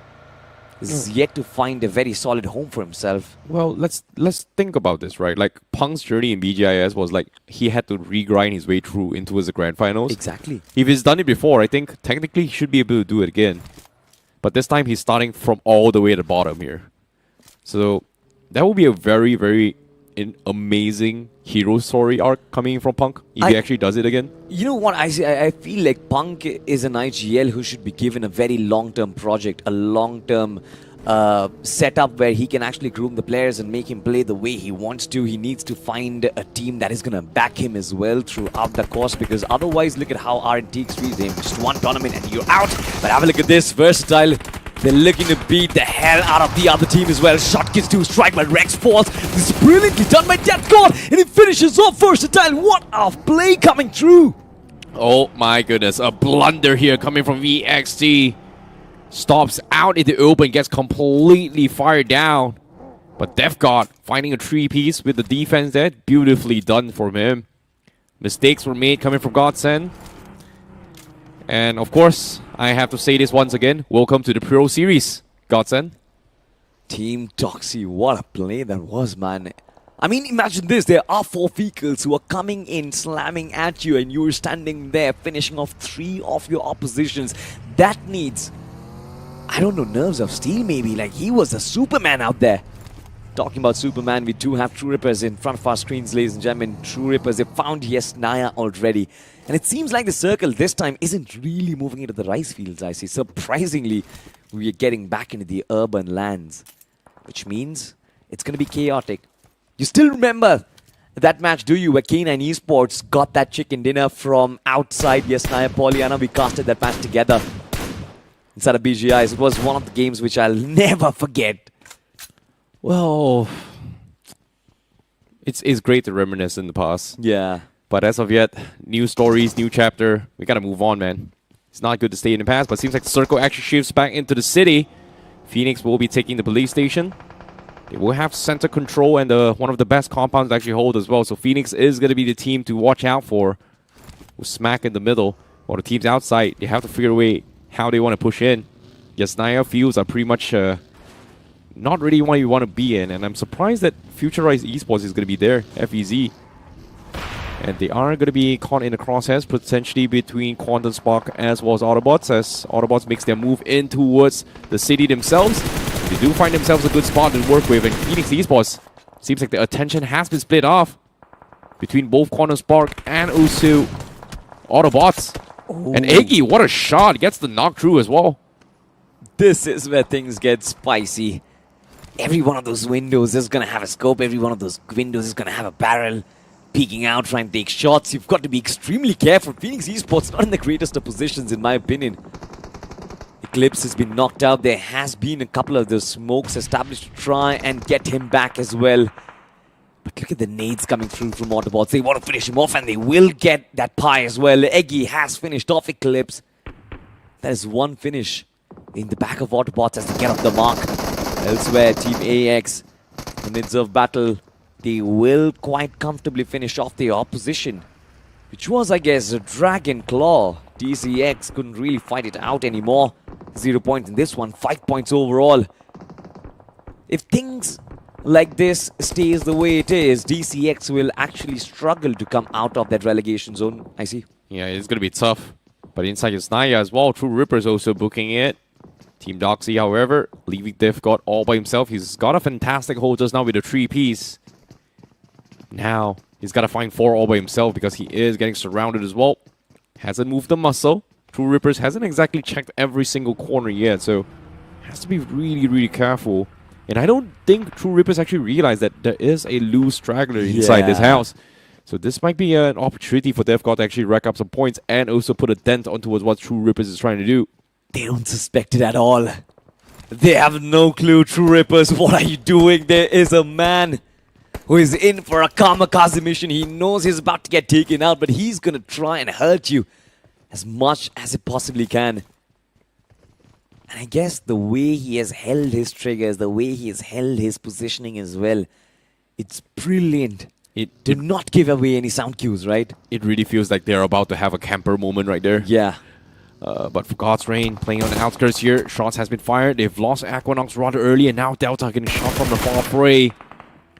Needs a little bit back up here. Someone's Dream is going to come in to try and finish off Neo. Neo tries to get out, but gets blocked instead, and that is going to be God's Reign taken out as someone's Dream flushes them all out. Just like that, God's Reign, great start in Rondo, 0 points in the map of Orango. This is always what happens with God's Reign. Specifically when they try and go towards a military base and the circle is up north. Mid-rotation, they lose bodies, they lose their tank as well. This is how they're going to go down someone's Dream though. Karan is going to be in a 1v2 situation, but this man is going to fall. Team AX has had a brilliant start so far. 5 finishes in the bag, all 4 players left alive, but now they're taking in shots from the back lines. Someone's Dream, they are not down and out. The nade is brilliant! Devotee could not avoid that, and that's a big man falling down. Team AX did find a little bit of the trade-off as well. Raiden coming through with the shotgun, but the nade! It's brilliant! Someone's Dream, they're still fighting back, and it's insanely well done, I guess. Team AX. Will Aryan be able to keep his team alive, or is someone's Dream gonna catapult to the defending champions? It's gonna be a big fight, I see. It's going to be tough here. Great counter nades here, but AX, they do have to get the reset as well. Dizzy just gave away all the space away as Iron pushed up, and now he's going to back off to try and reset this. Meanwhile, Dizzy does not have the first aid kit, has to patch himself up with those bandages. And that's going to take a lot of time, so that means Team X, they will be able to get the full reset, except for Raiden. But that's still a lot of time wasted as of yet. Stage 5 is going to be a slow circle, but the circle is already beginning to move. But the nade from Cyrax will clean him up. Knowing he's about to get out, Vico's there. Lines it up perfectly, takes him out. What an nade from Cyrax. You know what, Team AX, it's been a long drought for them. It's been a very dry spell after BMPS 2025. They were the first undergod team, in my opinion, to actually lift that trophy as well. They were the first team to represent India. But ever since then, Team AX were never in the picture. Finally, they're coming back, and I love this. Quantum Sparks on the other side. Look at Master. From the distance, shots being taken. A couple of them will connect, but more so, he will try and pin down the opposition, and he successfully does. Yet another team bows out. Ooh, tough spot for Quantum Sparks here. Now only Yashu and Master remaining. The only thing they can do is pretty much gatekeep whichever team that's going to be trying to push in. The Vigo is pretty much done for as well because of Phoenix gatekeep down towards the police station. But with the circle push forcing them back into the city, Autobots are going to be very happy that they've got a very, very nice compound to actually surround everyone as well. It seems like, oops, they are going to try to make an attempt to make a dive for this. Quantum Spark misses the shot, but Autobots, they've got a player down, so that's going to be a free entry for Oops Official. They've lost one, but seems like they are going to be forced to go in for challenge as well. Iggy with the shotties, finds a knock here. Holds on for the dear life. Oops Official, they're not going to be able to get the reset here. I think brilliant coverage from Autobots Oh, wow. as well. Eggy still finds an angle. Oops Official, they're falling down. It's been a very Hail Mary attempt at trying to breach past the circle and getting inside of Yesnaya. And of course you're going to get punished if you do something like that. Look at Autobots though. Eggy is not even out in the open, but he's still getting shot. And this is what Yesnaya does to you. Exactly, but Iggy, what a hold. What a defense as well. Yeah. Finds the off angle. Great hold here coming from Autobots. They may have made a little mistake, lost one player. True Rippers hit this entire commotion. They aren't going to try and chime in. Unfortunately, you can't really do too much. Phoenix Esports now, expecting Quantum Spark to try and walk up. 2 players legging their way through. No vehicle. Smokes has been set up. Phoenix Esports realizes that Quantum Spark is going to be inching their way through, but they have left only 1 player to try and intercept this. The rest are trying to make their way inside the zone, and the zone still shifts in towards the east side. So Autobots, Phoenix, and of course Esports Social does have one of the prime spots in this zone as of yet. A lot of time to work with, but this is going to be a long drawn out game, I would say. Not just them, I guess even Juppy Esports will find that breaching point and will get a couple of compounds to actually play it from. The circle does have a piece of Yesnaya Polyana as of yet, and Team True Rippers, they're still banking on the fact as well. But my problem is, Team True Rippers, if they do try to push deeper inside of the circle, they'll come face to face with Autobots, and I think TR will have to find a way to solve this problem. There's this open ground that separates them and the other compound, and that might just be the graveyard of TR, to be honest. I'm curious on how TR is going to be playing this year. Exactly. Like, they have a hovercraft in play, And knowing Punk, he loves the endgame hovercrafts, which is the element of surprise. We saw that moments with REVENANT XSPARK. But as of yet, the biggest problem, or in this case, the Kryptonite here, is going to be Doxy. DevGod is still alive, and they have no idea there is a solo straggler around them. So True Rippers, they just might actually sneak into the zone, not realizing that there may be actually one player right beside them.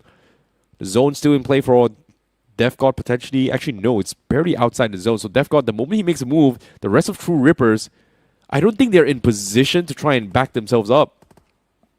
It's complicated, man. It's very complicated at this point. Potentially anybody can walk away. I'm looking at Red X Ross right now. They're still outside of Vesnaya Pollyanna, but how do they plan on contesting this? Zeref, we've seen him in the past. He's been in multiple rosters as well. Now coming in, playing in from the outside, playing in from the open, it's going to be a big challenge for him. Choppy Esports on the other side. And now here commences a rather slow stage of the competition. At least one or two circles will get engulfed in a rather passive phase, I see. Teams have a lot of space to move in until and unless the circle shifts away from you. There's no compulsion to actually go out and cause risks for yourself. Yeah, but at the same time, Autobots has a wide split here, so I'm surprised Phoenix was able to let them through across, or Reapers across the road, but for Lobster and Iggy, they're still falling back behind to kind of lay low.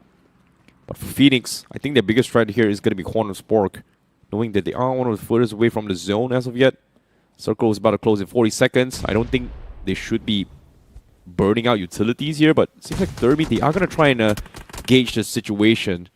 Shots fired here from Esports Social. Try and scare them off. Everyone has a rough idea where the rest of the world are, but do they want to overcommit their utilities here? As you can see, True Rippers, 4 smokes, 5 nades. Still needs it towards the end game.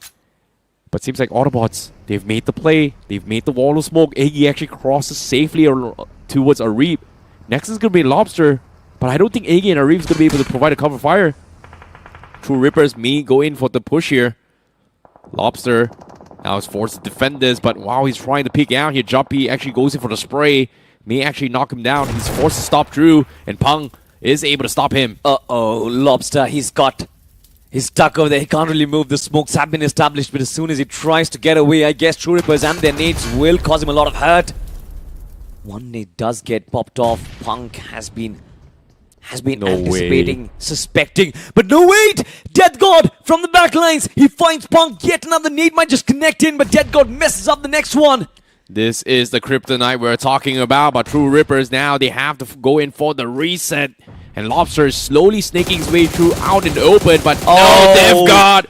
We talked about this. This is the Kryptonite we're talking about. Just like that, True Rippers, they lose 2.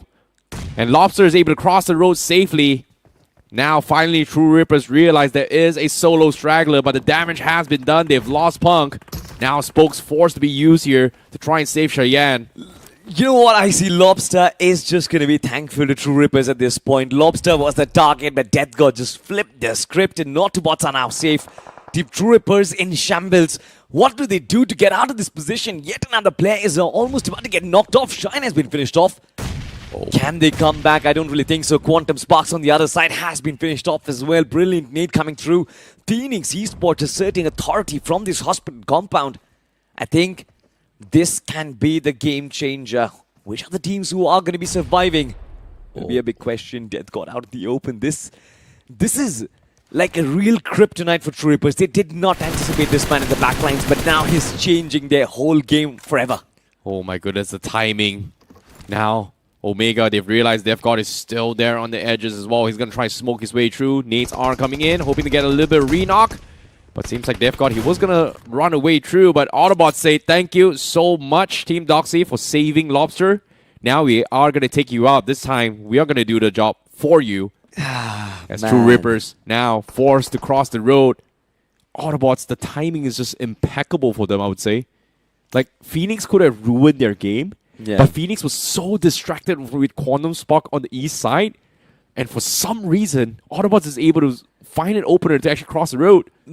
But I'm not happy with Autobots, man. I think they should have just let Death God and Team Tamilas fight it out. They had the differences to settle. There's no say in that fight, but they do have a say in this one as Phoenix Esports approach them from the back lines. Look at that, Arnav does have the shotgun. Connects a couple of those shots. HADX has been finished off. Team AX do get eliminated. On the flip side, Team Esports Social and Phoenix Esports have been duking it out. Something is going wrong. Yeah, Phoenix trying to push through, try to find a little bit of salvation here, but it seems like they've realized that Red Ross is going to be another team they have to focus on. Gets a couple shots in, but the re-knock comes through. We'll stop the peppering here. As Autobots now realize that Phoenix is hurt, they are going to apply pressure with Agi in the front lines. There's a solo man pressure coming in from him. They don't want to give out space.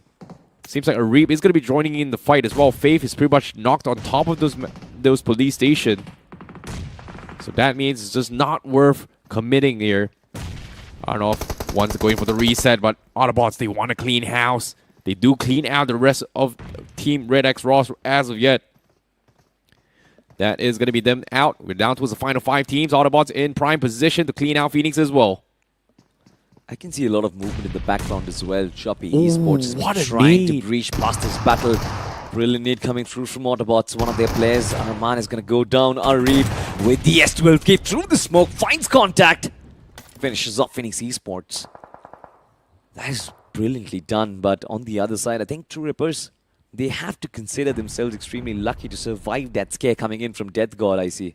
They're still in 3 players standing.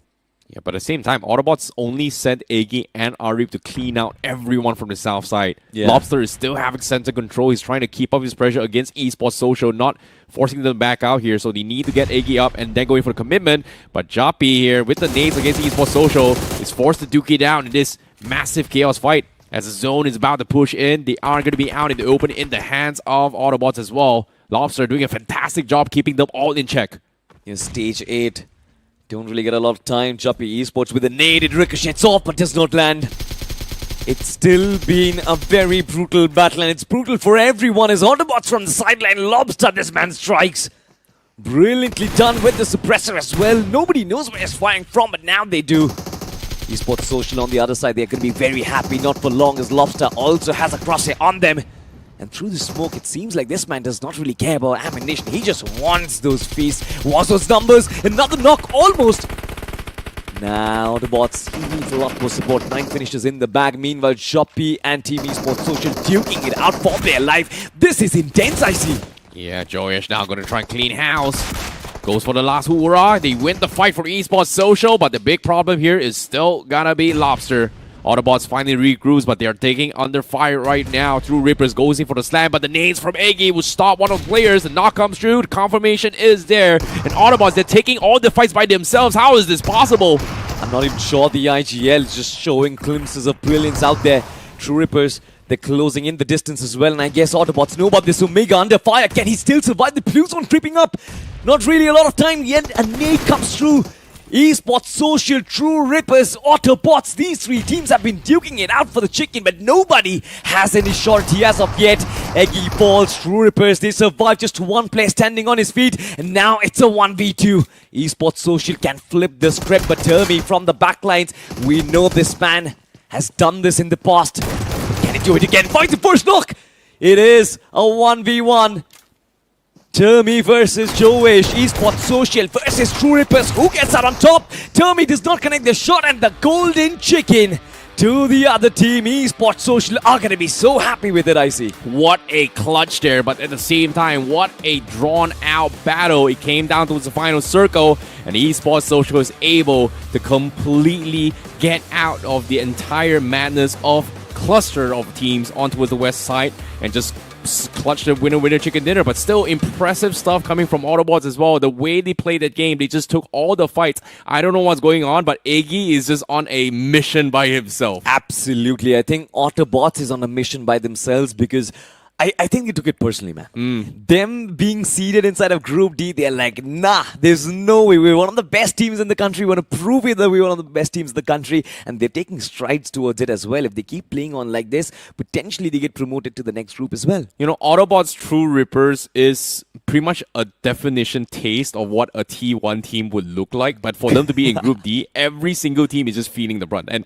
look at how Lobster just played that perfectly, right? Like, the way he actually stood in the middle, he was single-handedly guarding against two teams all by himself, wasted so much time onto his esports social and everybody else. And when even True Rippers came in for the stand, they were still able to shut them all out. So I would say this was still a big game coming from Autobots here, despite an 8-point finish in the previous game. But this 1 versus 1, Termi just got outplayed. Like, he was trying to go in for the sidestep, he was trying to bait out Joyesh, but the shotguns from Joyesh was just a little bit more precise in terms of connection. Yeah, I mean, we've seen Termi actually pull something like this in the past as well. 1v2s is something which he always does. But I think that was one moment when Esports Social took away the victory. And for Esports Social to actually perform in back-to-back games, that sets them up for success in the later ones as well. Now they are going to start building up that lead. Look at their stats as well. Bad OP with those 2 finishes. You've got Jowish with 3 and Manijod with 3 as well. 8 finishes, I see. It's not something which is very high scoring, but you still get 18 points from one match and set yourself up for success in the next ones as well. Yeah, for Group D, the stake is only going to be for top 4 as of yet here. You either be promoted or you don't, you don't get relegated here. But if you stay in the bottom 8 by the end of the entire qualifiers, you're pretty much eliminated. So I wouldn't want you guys to be there. So getting out of Group D is where you want to be. You know, all of that is fine, man. I still can't get over the fact that True Rippers were given such a massive scare by just one lad, and that was Death God in the backlines. I think Pung did not anticipate the fact that that man got 3 players from True Rippers knocked out at one instance. I was like, wait, is True Rippers going to get wiped out by Death God from the backlines? That could have been criminal out there, to be honest. I don't know if it's just timing or just luck here, but when True Rippers was trying to take a shot against Autobots, they were pressuring True. Death God came in for the save. And while this is happening, Phoenix should not have allowed them to actually cross the road. But because Phoenix was so distracted by Quantum Spark, Autobots just got free reign. So in terms of overall game sense, Autobots' awareness is just so much more on point compared to the rest in this lobby itself. Absolutely. But ladies and gentlemen, have a look at that. 7 eliminations for RE. That was a big MVP performance coming through from this lad. I mean, I'm not even sure if this man is an IGL, if this man is an assaulter. He just does everything well. And looking at the top players, it seems like there are some really interesting names in the former SKOP, Death God, Eggy, and Manijod. All of them garnering those 4 or 3 eliminations. It's been a rather good start for all the teams inside of Group D, in fact. And I don't really think it's just been a True Rippers or an Esports Social show, I guess. Every other team has shown signs of brilliances out there in the middle. So anybody else can actually promote themselves to Group C, maybe. Personally, I feel like there's about 4 to 5 teams that should not be in Group D in particular. But again, if I want all 5 teams to advance, it's going to be difficult here. There's at least going to be one team that has to play one more week in Group D before they can actually promote here in terms of their overall skill caliber. But again, that being said, that means in week 2, we have 4 teams coming from Group C coming down. So it is going to be a completely different climb that they have to perform here. But again, consistency is going to be key here with Pung's IGLing coming in from True Rippers has demonstrated like 2 back-to-back games. They still made it to top 5. It's just very, very impressive. But this performance coming from Autobots is also a big shocker for me. 100%. But you know what? Another team that caught my eye has to be Team AX, because in the past, in the last season, we saw them excel inside BMPS, but never really after that. But this time, finally, we got to see the aggression that Team AX was actually known for. Devote, who was brilliant in the early game action as well. Cyrex coming up with the late game action. So overall, I feel like Team AX, they have set themselves up for success, at least for tomorrow, the last game, and today as well, the last map of Erangel. We'll find out what can they pull off, but you know, it's been a rather brilliant run coming in from Autobots and Esports Social as well. Many of them underestimated Esports Social. I see Chris OP, Joesh, not really standard figures when you consider the top players of Tier 1 BGMI, but still these players have showcased that, you know what, it doesn't really matter how many people know your name, it just matters how many points you have on the board. And this time Esports Social, they've got 18.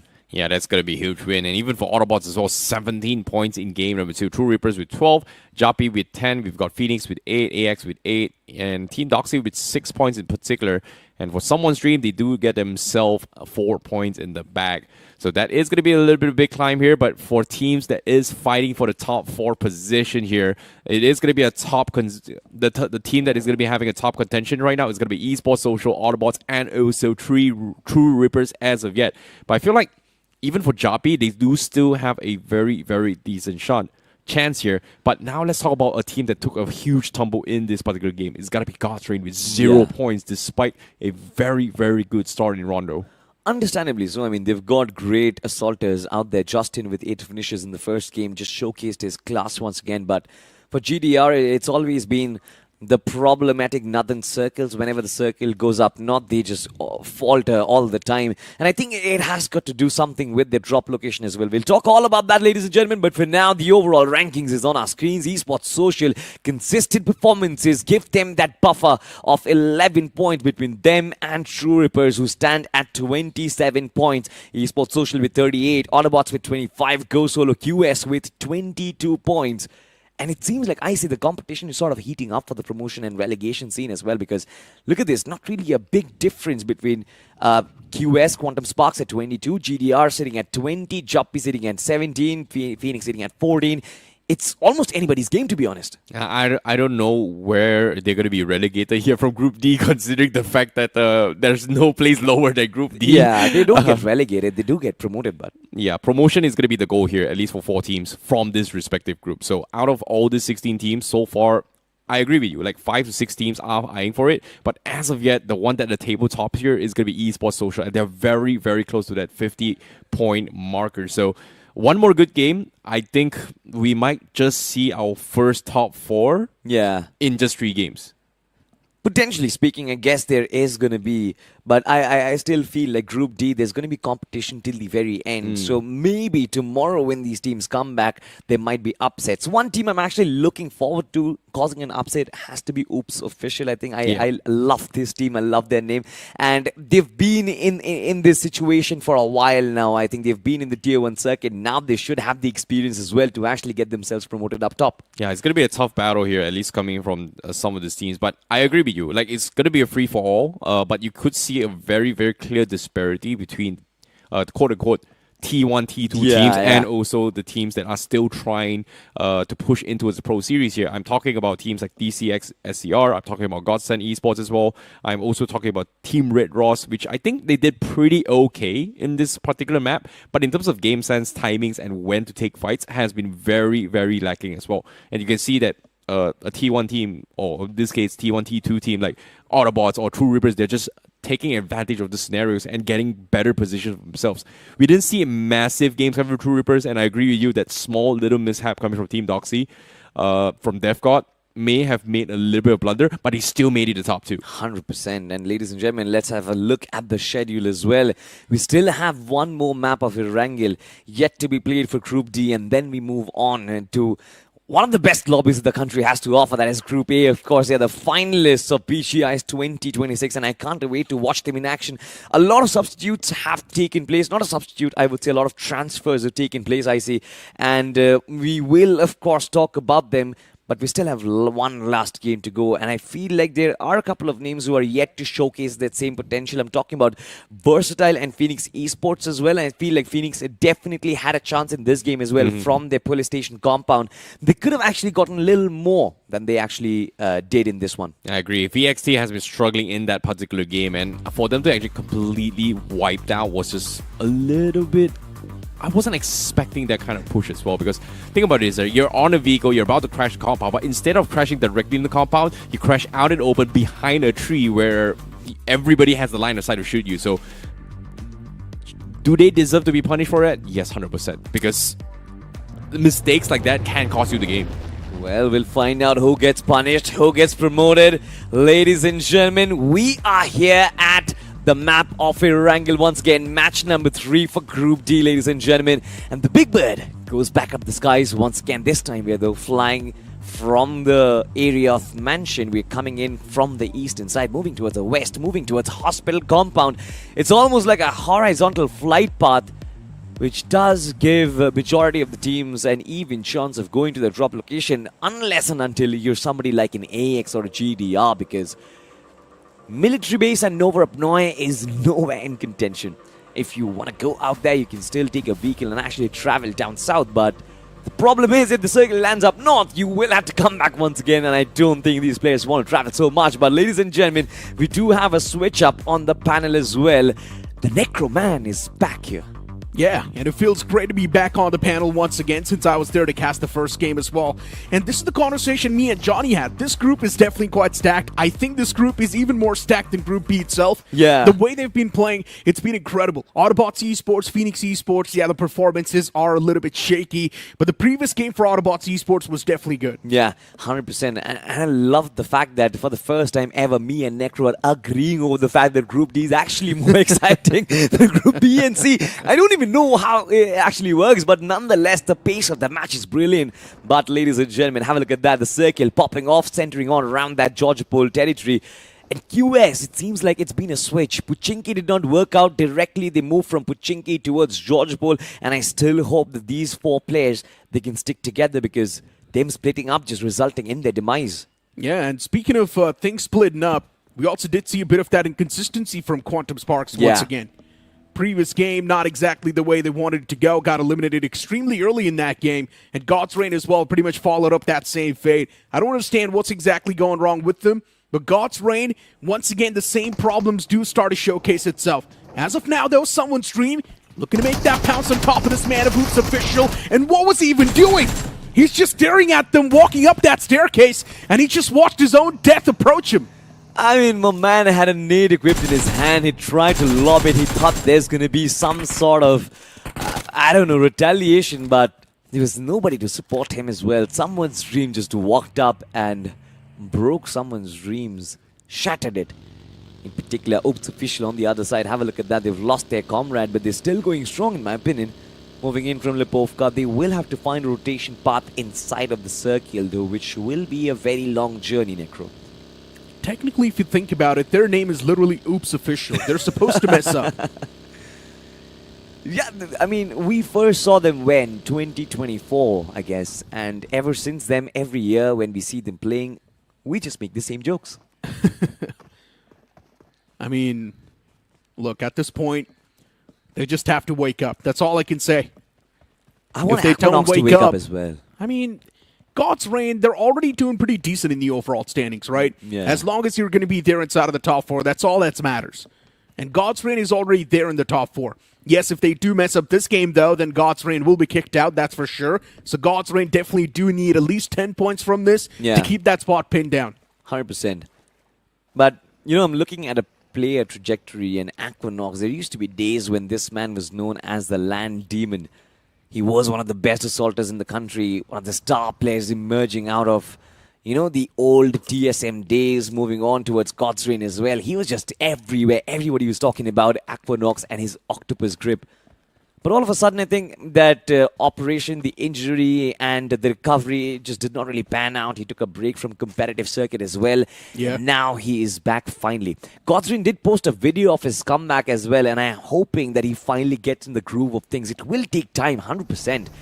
But when he's back, I hope he's the same Aquanox that sometime left TSM. But the problem is that time is less. Yeah. I do understand, yes, he's faced a lot of injuries. Yes, he's had a lot of problems as well, but you just can't do anything about it. Time is less. It's limited. He needs to wake up right now. And that's what it is. The world is unfair. It's cruel. You can never expect it to be fair. Wow, Necro. You're just making me feel... I don't really know, man. I feel like I've got to do more. Time is less. I'm going to sleep and maybe this quote is going to ring in my head. Time is less, buddy. Wake up. Make a video. It is less, Salty. Remember, 3 years ago, we were around 22. And now we're pretty old. You know what? We had a lot of time back then. We still have a lot of time now as well. But have a look at this, ladies and gentlemen. Dragon Claw up on top of Everest. They're being challenged right now, and they're being challenged by QS. Yeshu finds contact from the first place, has been knocked off. I love the way they're establishing their wings as well, not giving in space for Dragon Claw to actually come back, and it seems like they might just not be able to do so as well. Quantum Sparks. One finish already on the block. This high ground is definitely giving them some sort of advantage, but they just need to hold it down. Defense is going to be important. If they do mess up that defensive wall, though, that's when Quantum Sparks will start to fall apart. Just got to make sure that they've got each other online. This is also the center of the circle, by the way, the dot center of the circle. If they can manage to hold on to this position for a while, I guess the only problem they're going to have is going to be the resources. Otherwise, positioning-wise, I think this is one of the best spots you can find. Juppy Esports on the move as well. Right next to Juppy, there's a team. Godson Esports has been having a rough day. Yeah. And I don't like it.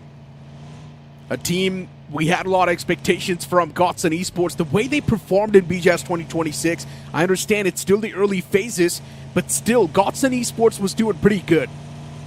And now that transition to this BMPS 2026, it's been shaky. And I don't like it. But let's just hope, fingers crossed, that Godson Esports is going to be doing a lot better. This is also one of those teams that came through the campus tour that happened. So yeah, a lot of the young guys are actually looking forward towards Godson. They've seen them perform, they've seen them grown up, and they probably do want them to do a lot better. But Juppy Esports, as of now, just out in the open. Esports Social, they've got their eyes laid out on him. And Juppy, one of the players, he's completely trapped. Smoke blooms out, but at this point, he just can't do anything. He tried to get inside of the vehicle, but the bullets just constantly on that entire vehicle. And it gets blown up.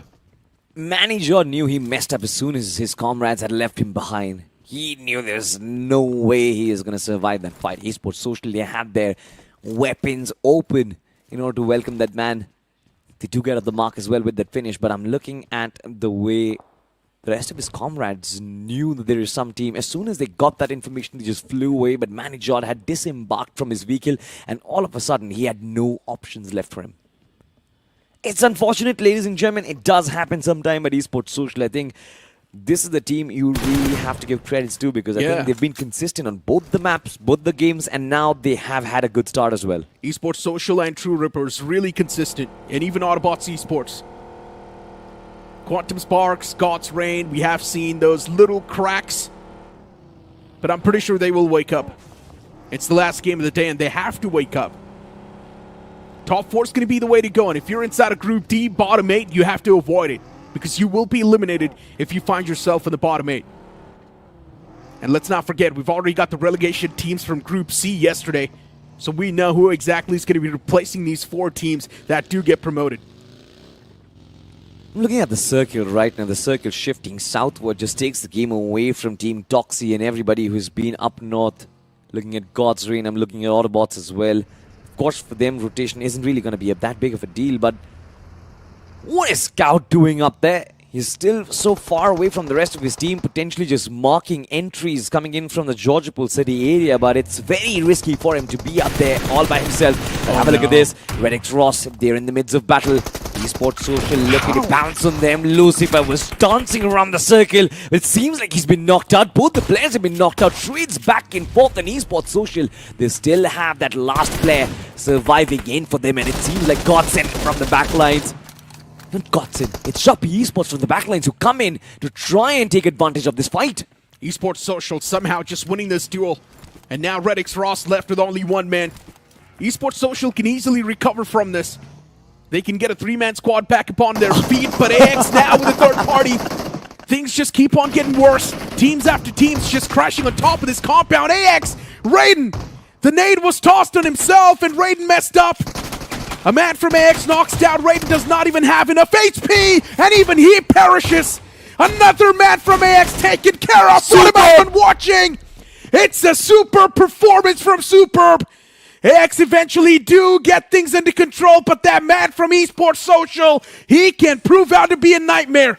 He had a pump action shotgun and he pumped their hearts out to right times it's supposed to beat. Have a look at this, the Gyro God, he still has a shotgun for himself. Team AX wants to win this fight, and here they do so as well. They find control of the compounds, but the problem is they've lost 2 of their bodies. Cyrax has 4 finishes for himself, 5 finishes for Team AX, but what a scare it was and what a performance it was from Superb. Yeah. Wow, man. That was That brilliant. was some crazy stuff. But now God's Reign, you shift your focus on this fight, and God's Reign, they've already got the advantage. Eggy himself, the IGL, not there in the game anymore. But he's still got Lobster and Ralphie up and alive, and these 2 players do possess a lot of firepower. Autobots Esports, they're so concerned. They just want to get the revival on Eggy, but it's really tough to do so because God's Reign, they've got their eyes pinned on this man. Ralphie's sticking that revival egg. He's probably going to be back up on his feet, so it's all good in the hood for Autobots as of now. But Arib, he shifts out in the open. What are you even thinking, my friend? Makes a big mistake, and now God's Reign, they find another opener. You are not allowed to move out in the open. It does not matter if you are in the blue zone. Does not matter if you're out of the playing zone. If you know there's somebody out there in your city, you always have to be careful, and that is the reason why this time. Oh my god. Reeb couldn't really do much. Godsrain out there capitalizing on that opportunity. It's just unforced errors that Godsrain has been capitalizing on, but they still need to move inside the circle. And I don't get why they are dealing the inevitable so much. God's Reign, they're just so focused on the eliminations, it's kind of insane. Circle as well, shifting right on top of Quantum Sparks, and now looking at Team Doxy too. I think Team Doxy's trying to gatekeep these teams. Yeah. Still want to find out what is going to happen. Team AX right at the center of the circle as well. They do have Phoenix Esports approaching them from the eastern flank, and it's going to be difficult for them to even try and contest that position, especially with the 2-man outfit, I'm saying. Team AX, though, if they lie low, potentially can march till the top 4 of this game, but we'll still have to find out. GDR, they're moving, but it seems like they're not going to be the only ones. Team Doxy, they're chasing them. Delta PG is going to strike first, finds 2 contacts for themselves. 2 players knocked down, 1 player left in the back. And look at Justin, an absolute monster out there. It's not like Team Doxy couldn't really respond back in kind. It's Doxy himself. It's still doing damages out there on the field, but all of this is happening inside of the blue zone, and it's not really the best of things. Justin lands the final nail, but he gets finished off as well. GDR is down and out, but so is Team Doxy. They're just making it look so easy. God's Reign's firepower is just insane. And the only reason why they were even able to stand a chance against Team Doxy was because of their sheer brilliance. Man, oh man. Yes, they did get eliminated themselves, but the fact that they actually got away with those elimination points, that's what's insane. Team Doxy should have had a clean wipe on God's Reign in that position. But they messed up. But I also kind of feel like Justin and Delta did really well to kind of find those first picks, and as soon as they found the first pick, the game kind of flipped on its script. The tables turned and they had advantage all of a sudden. I don't know how GDR lost that fight from that point on. There must be some sort of third parties, or maybe even the blue zone damage was too critical, but it was a great effort, at least from both sides. Unfortunate that they could not extend inside of this game too much. But now we have 11 teams and 39 players inside of this game. True Rippers potentially an opportunity to close down the gap between them and Esports Social. Necro. Someone stream. What's happening to them? First man has already collapsed, and now it's Autobots Esports, who want to make sure that someone's dream will be completely thrashed and crashed. Autobots Esports just stomping on top of someone's dream. 3 players just eaten alive. Completely shattered. Autobots Esports, they just walk into this playing field like they're the bosses. But now True Rippers, they're here to quickly third-party this entire fray. True Rippers knows Autobots Esports is going to be hurt. One of the men from the side of Autobots Esports is also pretty low, and that's going to be Lobster. Utilities tossed out. Is he going to find the mark? No will be the answer. But True Rippers, they're not someone who's going to give up on the dream just like that. They crash their vehicles, ram their vehicles against Autobots. But Autobots Esports as well, they're trying their best to reply back. Termi gets eliminated too in the end, and Autobots Esports, they somehow flip the tables and come out on top. What just happened there? It was the clash of the Titans tabletoppers. Autobots and True Rippers going at it at each other 4v4. It was an absolute brawl, to be honest. True Rippers gave it their all. Punk in the front line. Confusing. It was exactly confusing, right? Players coming in from the hovercraft, ramming in with their vehicles as well. But somehow, some way, it's the teamwork of Autobots that paid them dividends, and it's supposed to do so as well. A lineup that hasn't really changed anything over the past so many years. Now got in a new IGL in the form of Eggy. Look at them go. 8 finishes already, 33 points in the bag. And now they're chasing down Esports Social as if they want #1 or nothing. VXT is on the screen. And for VXT, they've already found a decent compound. Autobots Esports now want to retreat. But that hovercraft, it's literally on fire. They cannot use it anymore. Futurize Esports Empire Originals. They want to gatekeep him. But Autobots Esports' firepower has been insane. And once again, these utilities, these 3-pointers, crazy stuff. What am I even watching? These Kobe's are insane. Autobots Esports, 2 men leading the pack, and the utilities finding the exact mark. Another man from FEZ's taken down low. A read gets confirmed, but Autobots Esports, man, the sheer prowess, the sheer firepower, they're brilliant. Eggy stepping out in the open, gathering all the attention upon himself, and Autobots Esports, now they know the fight is almost done, it's almost theirs. But another team, it's going to be Quantum Spark, who's trying to third party. FEZ, the last man as well, gets wrapped up in a sheet and eliminated from the game. The wrath of Autobots Esports, no one can handle it. Absolutely. This is an all-out offense coming in from Autobots, something that we've seen so much in the past, and this time, once again, they're showing glimpses of their firepower once again. They don't really care if they lose bodies, they don't really care if they don't really win the game, but if you get 11 finishes within the first 4 circles, that just showcases that you're not scared of anyone. They're still going to lose out on that one man who was knocked out. Just 1 man left alive for Autobots. They're going to struggle. They're going to come out from the blue zone as well. But like I said, they don't really care. They're just 6 points shy from Esports Social at this point. Yeah, they indeed are. DCX, SCR. Actually inside of the circle too, Salty, so that means they will have the advantage against Autobots Esports right now. But the way they have been winning the fights, it's insane. No matter what sort of a defensive wall you make in front of Autobots Esports, they will always shatter it and straight up just walk through it. They're unfazed, unbothered of any sort of team. And the circle now shifting on top of Phoenix Esports, it gives them the advantage. It does, it actually does. Quantum Sparks on the other side, they've been absent from the firing squad. They've been absent from the finish lead as well for a while. Having the high ground advantage does give them a lot of information, but the problem is there was nobody who was there to contest it. And now they will have to make an entry inside of the circle.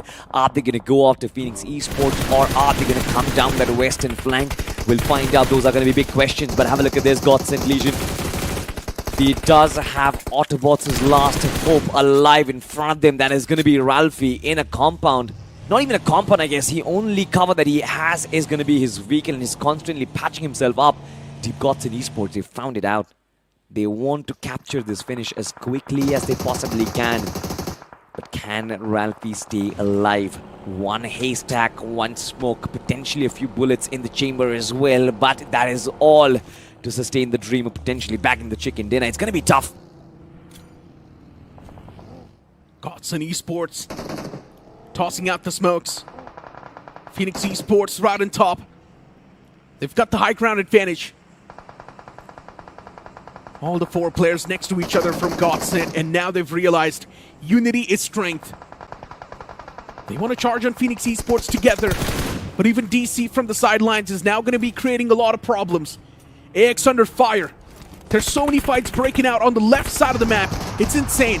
Even VXT, they're right next in the compound of AX, and AX is too busy taking that fight against DC. 2 players are already knocked out. It's just down to a Reap, and this one single man from AX, he somehow survives. Third party from Vasista Esports saves the day, but they knew exactly where he was, and they even mopped the floor with AX. It's not over because Quantum Sparks is approaching them. Vasista Esports, though. Do you have enough resources and enough HP to fight yet another battle? We'll find out, but elsewhere, on the eastern flank, on the western flank. We do Oh have my fights God. happening. Beautiful lead coming in. Godson Esports sent 2 players from Phoenix Esports back on their knees. This is brilliant stuff. And this just gives them the opening. Enormous man advantage as the rest of the players send it in. There's just one man inside of his vehicle. Can they spray him down? Shots being fired. Some of them connect, but the man not knocked out. It's brilliant. He saves the day, escapes away from this fight, and Phoenix Esports have 2 men left alive. It is so funny. That man from Phoenix Esports slowly drove on top of that nade. Yeah. And he just got knocked out. But Quantum Sparks now, they want to be the one to capitalize instantly and punish the players of VXT. VXT's hurt, and Quantum Sparks, they've got the man advantage and also the positional advantage. The players from VXT extremely hurt. A few players out of commission as well, since they're going to be busy healing themselves up. One man in the front, he does not have enough HP to keep on fighting. He's constantly taking damage. Eventually, gets confirmed too. Quantum Sparks, they've got things on their way. Wind is in their sails, and they should be easily able to clutch this fight.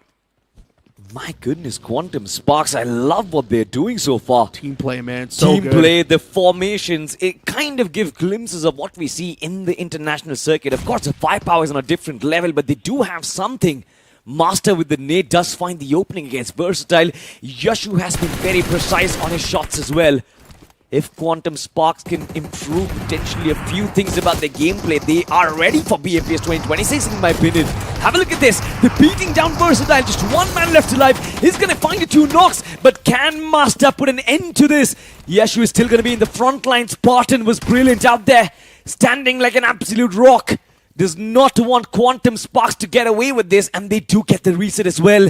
No nades in his arsenal. That's going to be a bad news for him. Shot gets Oh my God, what? He finds Yashu. He finds Squad. He finds the entire team as well. Versatile Esports. What a performance, and Spartan. This is what an absolute Spartan does. Spartans never surrender.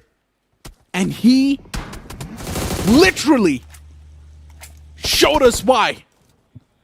Oh my God. Wow. We just witnessed greatness. Single-handedly shut down the entirety of Quantum Sparks. They were manhandled. Quantum Sparks should have had the chicken dinner, man. They had the best spot for the chicken. They should have won that fight. I don't know how did Spartan win that. He literally showed it does not matter if you've got team play. You need firepower. You need firepower, exactly. He just single-handedly mowed every single person down from Quantum Sparks with that S12K. Crazy stuff. Man, I'm impressed. Autobots Esports, just one man in the open field, and even he's going to be evaporated. But Autobots Esports had 13 finishes and 5 placement points. They've already done the job in this game. Consistency's through the roof. Yeah. And for Phoenix Esports, there's just 2 men standing. This should be Godlike Esports' game. Should be, technically. But we've seen clutches happen as well. 2v3s being converted. It's not really that big of a deal. And in fact, with the way they are kind of split up, I guess it is actually very possible for Phoenix to isolate these fights. 3 players from Godlike Esports who stand at 3 different directions. They don't have compounds as well. No form of cover. But do they need cover is going to be my question. Phoenix Esports, they are singled out in these compounds. Shots will come in from either ends, from the left and their right-hand flank. And if it's not enough, there's somebody who's staring you dead in the face from the front. It's a lot of options for Godlike Esports, but there's still a lot of open ground for them to cover as well. And that is exactly where Phoenix might just capitalize, Necro. Godlike Esports. Man advantage in their hands, and that's probably the biggest advantage Godlike Esports has over Phoenix. And I'm pretty sure none of these teams are going to be charging on as well. They're just waiting for the circle to collapse and then things to be revealed a lot better. And the crazy part is we've only got 2 teams standing in just stage 6. Still a lot of stages to go. It was an absolute battlefield. Ooh. Circle shrinks down even more. Godlike Esports with the advantage, and now Phoenix, they're going to be forced to at least move out a little bit. There is still a piece of that compound available. Yeah, for sure. But the problem is Phoenix Esports, not much of their playing zone is actually inside of the circle right now. They will be forced out. And as soon as it happens, I'm not really sure if Phoenix have the resources to pull that play off. You need smokes, you need a lot of throwables as well, and you potentially need a lot of those bullets available as well. I'm not really sure if they have the information on where exactly Godsend presents themselves as well. So everyone inside of this final circle, I'm pretty sure they're just blind. They will have to play on the basis of their anticipation, on the basis of their reflexes. Godsend Esports on the vehicle as well, taking a far rotation, trying to spot out who exactly is alive and where is that man placed. And I guess they'll very quickly find it out, Necro. I'm pretty sure Godsend Esports knows that Phoenix is going to be in that house. But there's multiple houses. This is two. Faith. Oh, there's a little cubby that he has. It was providing him cover until now. Faith now needs to reposition. His position is compromised. A lot of utilities are going to be tossed against Faith. It's better to just back inside of the house. Trust me. And that's what he's doing. Falls back to safety. Godsend Esports, they should start closing up slowly and steadily. That's going to give them the advantage. And that's what Godsend Esports is doing. All right, it's done. First man already taken care of, and even the second player, he falls apart. Godsend Esports, finally, they wake up from the ashes. It's a bit of a late wake-up call, but at least they finally woke up, and that's what matters. Absolutely, 7 eliminations and that golden chicken dinner. It's brilliant coming in from Godsend Esports, yet another team who kind of joins up that race for promotion as well, ladies and gentlemen. Not too much coming in from Fraggy and Levi, but it's still fine, I guess. The two players in tandem, they did brilliantly. And there were, in fact, many teams who performed brilliantly in this one. It was an absolute battlefield, like Necro suggested.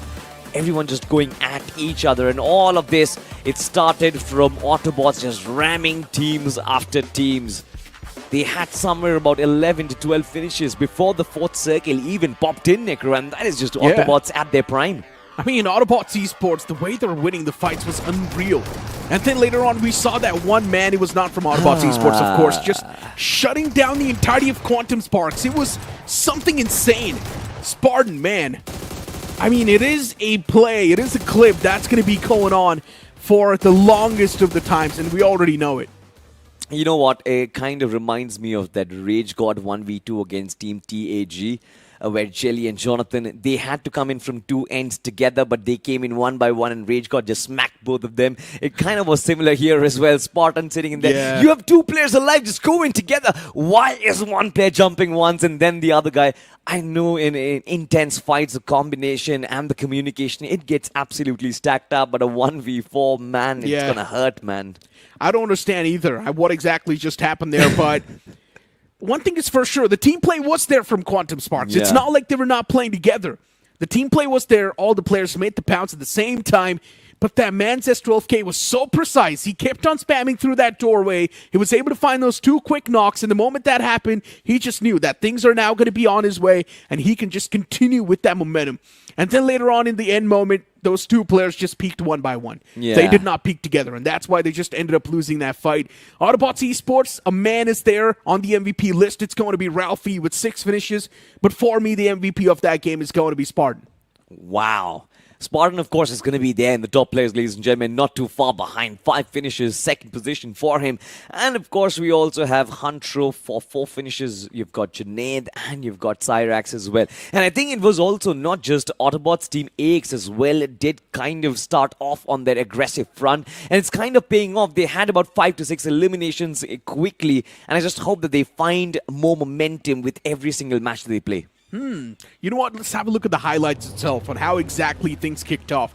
We did see a bit of that scuffle happen towards the Georgiable apartments as well, but off the rip, we saw someone stream, crushing that man from Oops Official. He literally saw his death approach him. Oops Official is not able to play that well, to be honest. We expected a lot more from Oops Official since they do have some sort of confidence, since they do have some sort of experience as well, but it's not being replicated that well over here. Yeah, absolutely. And I feel like these undergods they're kind of showcasing their strength, they're showcasing their firepower, but they're also kind of missing out on the decision-making front. We saw REDX Ross hold on to this compound super doing really well, and this is just signs that, you know what, you're ready for BMPS 2026.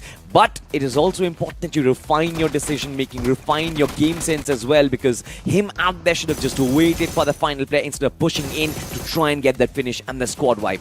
Indeed, I mean, look at these moments too, right? Autobots Esports, utilities were so precise. He was able to find that one quick frag, and then later on, Eggy was allowed to push up on the back of that. And somehow Autobots Esports, they were just unlosable. They were not losing any fight. They were just constantly hammering through every single team.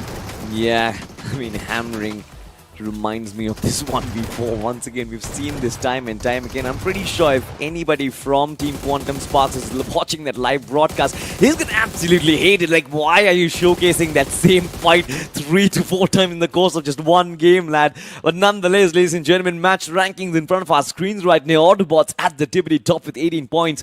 Godsend. They did get that chicken dinner and they're still trailing by 1 point, but it's completely fine. I think 17 points seems like a decent jump from that bottom 4 or the bottom 8, whatever you call it. I think Godsend, they've got something to play with now. Versatile, 12. QS with 8. AX with 8. I think the top 5 teams, they're just doing fine. Yeah, they're definitely doing fine. I mean, Quantum Sparks, I do understand that things were not too great. Yes, they got 1v4'd by Spartan like that, but they at least got away with the 8 points. But considering the previous game was a flop, Quantum Spark at least needed double digits on the board from this game to sort of compensate for the previous one. Esports Social was consistent in both the games. Now they get 4 points from this one. It's not a lot of points, but Esports Social is still going to be in the top 4, and that's what matters. No doubt, man. I mean, they're sitting at 42 points right now, and that is just a brilliant outing out of the 3 games that they've played. Autobots with 43, Esports Social with 42. If they keep on this performance, they're going to sit at 86 points after 6 games. It's going to be unreal. Quantum Sparks with 30 points, True Rippers with 28 points. I think the competition, Necro, now lies at the bottom 2 of the top 4. I mean the 3rd and the 4th position, because the top 2 are almost occupied. I mean, Esports Social, Autobots, as you mentioned, yeah, rightfully, I think the top 2 is pretty much occupied. It's about Quantum Sparks, True Rippers, Scott's Reign, God's Sense as well, since that chicken dinner gave them a lot of points, and even Phoenix Esports and AX are right next to each other. Yeah. I do believe tomorrow AX is going to be showcasing a masterclass, because that's how AX usually likes to play, right? Day 1, when the qualification is on the line, AX just never performs, and then just a few games left over, and somehow AX just pops off on a different level. Absolutely, they certainly are the defending champions. But ladies and gentlemen, of course, we do have the schedule in front of our screens, and the first half of the day is done and dusted. Group D did give us some amazing matches. Something, I think, in Unity they just put together. It is brilliant, a lot of entertainment. But now, since we talk about entertainment, we've got Group A coming back into the picture as well. The best lobby in the country right now is about to play the next 3 matches. The finalists from BGIS 2026. Necro, are you excited? Of course I'm excited. Why not? Because as you mentioned, the finalist of the BGS 2026 means we're also speaking about the best teams that this entire region has to offer. Yeah. And you already know, it's going to be a tough competition. It's going to be a painful competition for the teams that are going to be playing. And since you've also got the Mammoths, Soul also walking inside of the lobby, I like to call them the Alphas. Yeah. And then you've also got Genesis Esports, Manhunters, this guy. You already know, I'm a big fan of him. The way he played, he was the only reason why Genesis Esports was in the race till the end in BGIS. No doubt, but we do have the rosters from the next group of 4 teams as well. And I think this is where a few teams did opt in for a few changes, because teams like Godlike, Divine Gaming, REVENANT XSPARK, they're like teams who like to contest for the trophy, not be satisfied with being finalists. REVENANT XSPARK went through 2 massive changes. Proton and Sukuna have come in, and Punk has been left out. A change did happen with Godlike as well, with Some walking in. Have a look at that. Vasista bringing in a little bit of those changes. Dionysus is in there as well.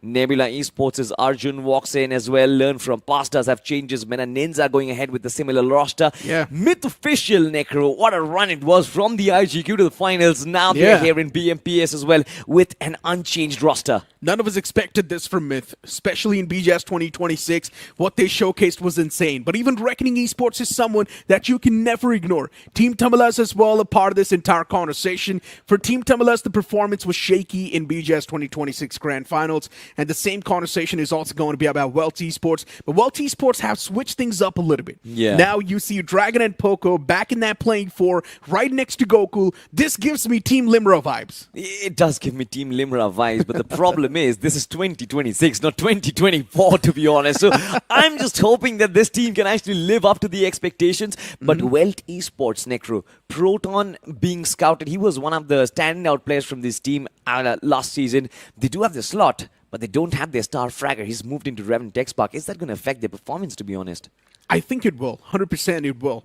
I just hope that WELT Esports is not going to be showcasing a passive gameplay, because that's what Dragon used to do. When he was leading Rising Esports, we all know how passive Rising Esports was, and that was also one of the main reasons why they struggled so much. But I really hope that WELT Esports, especially Goku, I hope he's going to be the one in charge. You know, since we're talking about teams, of course, there has to be words around Team Soul and Genesis as well, because them duking it out for #1 and #2 was brilliant. And it just seems like the top 3 teams, they were happy with their performance.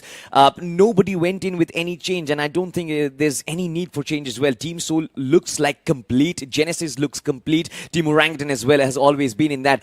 Godlike on the other side has had massive changes. Jonathan moving out, Some walking in. What are your thoughts about that team, though? I mean, you know what? Roster changes, they're of course exciting, since you know there's also going to be a change in the playstyle itself. But you know what? Let's talk about the BGS journey for Team Soul. Through the start of the entire tournament, Team Soul was dominating. Be it the grind, be it the other phases, which was quarterfinals, and then even the side of the semifinals, Team Soul was constantly at the tippity top, constantly dominating. And this is probably one of the most consistent teams as well. Absolutely. I mean, they did walk away with the trophy, but I'm looking at Myth Official right now. Look at their position in every single round. Round 1, they were #146. They went in and kept themselves alive at every stage of the competition, something that I've never really seen an underdog team do so as well. And I just wanted to put in that they have an IGL that's just 16 years of age, so I'm hoping that he's maturing very quickly and very rapidly. And Myth Official, when they walk in inside of BMPS 2026, they're going to bring us some surprises. Hopefully, you know, walking in from the in-game qualifiers now into the Pro Series. This is exactly what Team Aryan did inside of 2025. Team AX right now, that they are known as. They went on to represent the country as well into the international waters, but I just hope that Myth Official can actually follow those same footsteps. I mean, the crazy part is this team actually came through from the in-game qualifiers. Exactly. Right? And for all the people that are looking forward to become professionals, this is a team that you should be looking forward to, because they're also going to be giving you a lot of motivation, because they did it, which means even you can do it, right? Yeah. Anyone can do it. If you know you've got it in you, you should do it, man. And of course, there's so many opportunities even in the future that will be given to you guys, so you can go ahead and register in those tournaments, and it will be open for all. So it's really 100%. exciting. You know, since we're talking about young lads as well, young teams, they have opportunities through Open for All tournaments. There are young players who are now making waves. And of course, making waves, we saw Taurus actually get the Eliminator badge. It is his debut, by the way, for K9 Esports and in officials, but he's doing so brilliant. Proton is also one of the standout players who actually stood out inside of BGS. Now he's a part of REVENANT XSPARK. We saw Pain being debut in REVENANT XSPARK as well. It's the new day and age, Necro, when these undergods are coming in and walking in and representing big banners. I'm really excited to see REVENANT XSPARK's entire lineup, because there's no IGL in there. There's no IGL. And that's the great part about it. Every single person is an assaulter. Pretty much God's Reign as well have done the same thing. Yeah. So I'm really excited to see what sort of a playstyle we're going to be able to see from REVENANT XSPARK. Are we going to see a tactical playstyle, or will we see that classic aggression from REVENANT XSPARK? Because that's what they're supposed to do. Absolutely. Their lineup is completely based on firepower, and they're supposed to be out there taking those fights. Absolutely. And speaking of fights, man, I just want them and their rivals to do well as well. I mean,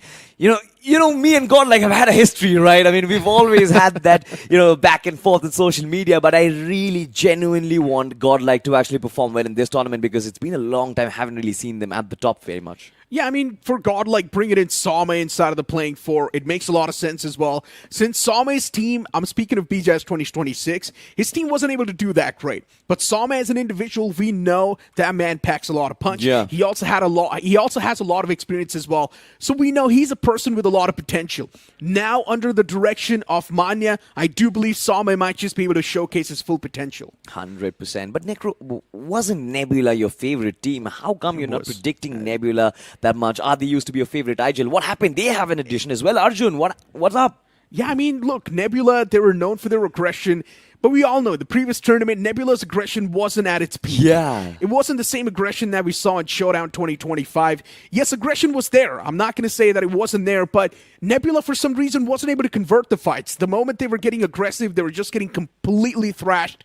And that's why, for some reason, I have a big question mark in my mind for Nebula. It's not like I'm not counting on them. I'm still counting on them, but I don't know what to expect. It was a surprise, to be honest, in my opinion as well. Nebula, the way they all of a sudden started to struggle semi-final onwards, and then in the finals as well, just did not really find any momentum at all. I mean, it's just on Nebula who has had changes. Learn from past has also had changes as well. They lost out on Termi. Now they've gotten a new player as well. So all the teams, in my opinion, from Group A, they are starting to bolster their lineup, and I'm just hoping and praying that these teams, that they changes, it actually makes a lot of sense, and hopefully it works. Nowadays, like Necro said, we are looking at teams without even IGL. So I think that's the new meta. It's a new meta, right? Yeah, I think that is the new meta. You don't even need IGLs. Just get 4 assaulters.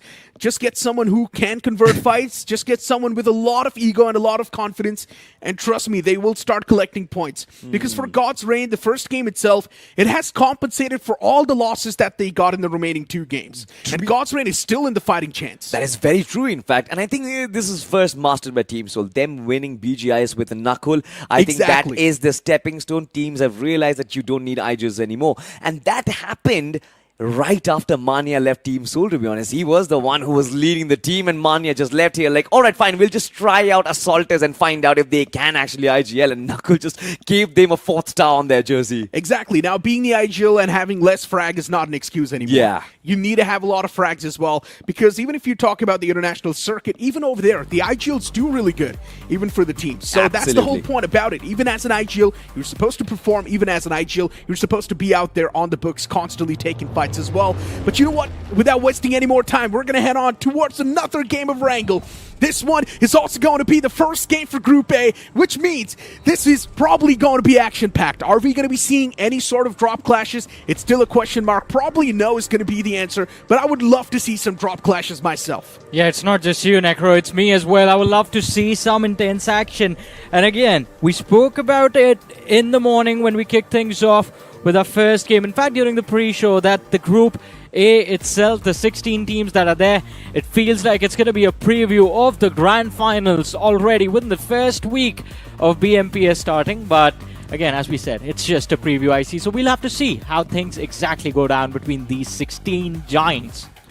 Hey man, for all things considered, I'm extremely excited to see how this group is going to be performing as well. It is a little bit of taste of a throwback to the BGIS 2025 Grand Finals right from the get-go. But we did have a very, very strong, long discussion here between Salty and Neko regarding the team rosters.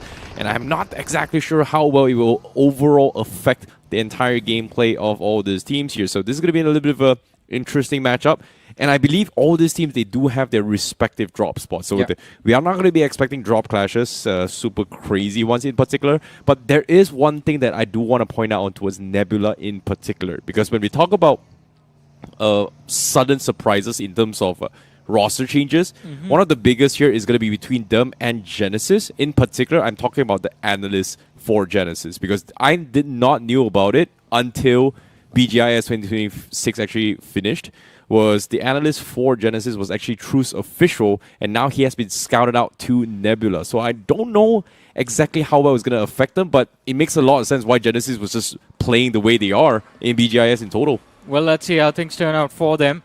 And I think we are going to witness the impact. Well, at least for now, at the start of the game, there is not a lot of change.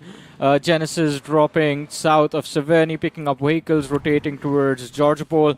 And then you have Nebula, who have already taken very early control of Shelter and Prison. Welt on our screens, though, a long rotation for them. We know they like to start from the southwestern quadrant of the map.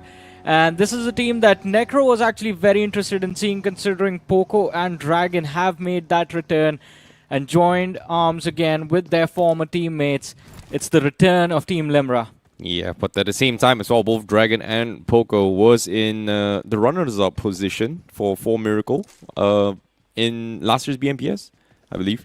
And they almost actually snatched it away from AX as well. So it was a very, very close ending finale, which resulted in AX holding on to the title, the #1 spot, and then representing the country itself. So they do have the experience, but in terms of overall track record performance coming from both Dragon and Poco, especially for BMSD, for BMI, well, not BMIC, of course, for BMSD, and then from BGIS, hasn't been going well for them. Yeah, pretty much. I think the BGIS was the biggest fumble coming from these two lads when they were there for Rising Esports, and hopefully the aggression that was missing from the team this time when they're back again with WELT, it's going to be visible again. They do have their former teammates Gokul and Shyam with them, so again a lot of hope from the side of WELT this time. But Team Soul on our screens, the champions of BGIS 2026, and one of the most dominating, if not the most dominating team in the BGMI circuit since the existence of BGMI itself. I mean, these lads just seem to keep on either winning or just finishing on the podium in general. Yeah, and on top of it all, for Joker himself here, he has one of the most amount of trophies out of every single player. Yeah. The only thing that's missing is international representation. That's the only thing he missed out on here. He has won every major trophy. You talk about IS, done that. You talk about Pro Series, done that. You talk about the third-party big trophies. He has won it all. Done everything but stepped foot on the international stage. Yeah, it's a little bit unfortunate as well. Yeah. He has been bouncing off between teams last year, all year in general. And for him to actually make his debut back into its soul and actually winning the trophy for BGIS 2026, this is going to be very, very important here because he's done it all. Yeah. The only thing missing is that. Pretty much. To be on par on towards the legend status. And if I'm not wrong, I think one of the only players to win both BGIS and BMPS twice. Well, not the only player though. When we're talking about, well, okay, yeah, fair enough, twice. Yeah, twice. If you're talking about both, then obviously we have to count out XSPARK, right? REVENANT XSPARK. Yeah. But even then, still, this is gonna be extremely important for Seoul in particular. Especially, I feel like Joker's got a lot to prove in the global stage. I would say.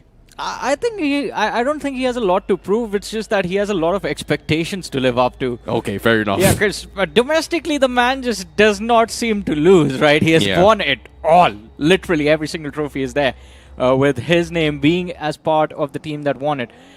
Once he makes it to the international circuit, I'm sure everyone's going to expect him to be the main cornerstone for the side of Seoul, if they actually make it happen. But that's a long story. We're talking months down the line. Right now, I think it's time for them as well to focus on achieving success in this Pro Series as well. Reckoning Esports, now this has to be a pretty interesting roster change for Reckoning Esports. I think we saw the impact of losing Viper and Hunters in BGIS. Hopefully this time Reckoning Esports have shown up with a game plan. I mean, it's not like they don't have amazing players. They have Roman, they have Levi, they have Sahil Pro. These lads individually extremely skilled, but kind of were absent. I mean, not the same level of domination that we used to see from Reckoning in the last BGIS. Exactly, and even last year as well, Levi was one of the star players from all year long as well. And BGIS 2026 hasn't been looking good for this team in particular. So let's talk about the relegation status, right? Like the current standings on the right here from top 1 onto 16 was pretty much the exact same positions of where they were kind of placed in the grand finals itself after all 3 days was pretty much done for as well. And we talk about relegation spots. Myth, Reckoning Esports, Team Tamilas, and WELT has got a lot of heavy lifting they've got to do to try and retain their spots inside Group A in particular. Not if Myth is in the same form that they were in during BGIS 26. I mean, they definitely proved that they deserved to be on that stage of the finals. And a phenomenal run by these 4 rookies. If they are anywhere close to how they were playing in BGIS 2026, I think Myth should comfortably be on the stage of that finals again. But let's see, this time, crossing that bridge super early, an awkward run in against the players of Reckoning Esports could potentially happen, but it all depends whether Reckoning actually charges for the compounds next to the bridge or not. Although Group A, you see that massive cluster forming towards the center of the circle. It's an open position around Shelter and Mansion. If you get the control of the trenches early, you will be safe, but if you're not in the trenches, then not a lot of positions to go around. Yeah, my eyes is going to be on towards Detrox on how he's going to be taking the team in particular as well. We've saw so many moments during BGIS as well. Again, from the in-game qualifiers towards grand finals. Now, again, they are still sticking with their roster, being very consistent. But teams that has big roster shuffles here has got to be learned from past. Losing a lot of the majority of their core players. And in particular, I'm talking about Termi as well. Who is forced to play from Group D, but the rest of the teams, can they live up to their status, I would say? I think another big roster change is Revenant XSPARK. There's so many, isn't it? Yeah, there's so many changes. And this time, I think from what I've heard, it's going to be Ninja Jord taking the reins of the team. And it's a plan where they are not going to complicate things this time. It's a roster just built around raw firepower. They have like 3 prodigies now. 1 experienced player who was known as the most mechanical player back in the days. Since then, he has taken a backseat. We've spoken about it time and time again. But let's not forget, when push comes to shove, even Ninja Jord can hold his own comfortably in those firefights. So it should be down to just being aggressive from the POV of Revenant XSPARK, but we haven't really seen them get involved in any action as of now. It's still quite early to say what's going to happen in this game, though. Yeah, it's rather quiet as well, considering you can see everybody's just being very patient, you know, just trying to play the rotations here. But with the circle forcing back into the school, Seoul has got to have a very, very happy position to actually hold on to. But shots has been fired. It seems like Wyld Fangs are taking shots from the far horizon here, down towards the south side. I believe that's going to be Revenant XSPARK taking shots on towards them. So they have to be a little bit careful on what they need to do about the current standings they are going to be in as well. But of course, when we talk about star players, we have to talk about Proton, we have to talk about Pain is Live, we have to talk about Detrox, all these individual skills. They do lack the experience playing on the main stage, but after BGIS, that's enough experience now. Yeah. Coming to BMPS, did you figure out a new strategy? Let's see. I mean, all the questions are going to be answered in the next few moments. So far, this is also another change. Victor Sumus, well, not really a change in the playing 4, it's a change in the playing 5th that we have from Victor Sumus. An old name returning back to the circuit. I really hope we get to see him at least play 1 match. I'm talking about Partosh, but that's a tough ask right now, considering it's just the start. It's match number 1 for Group A. Distance quite closed in between Team Tamilas and Revenant XSPARK, although no one wants to take these fights. You were talking about how quiet things are in this group, and I think it makes sense, right? Because it's Group A, it's stacked, as we mentioned. Almost like the finals of BGIS 2026. It's a tough lobby. Every single small mistake can be a very heavy punish done by the opponents. And it's going to be a fatal one. Really not want that, yeah. Yeah, I agree. And I feel like as of yet, they are trying to get off the 1-month break jitters to try and figure out what's the lobby going to be looking like. Everyone is still thinking that each on every single team is still going to be playing like the grand finals. That's why you can see this passive approach.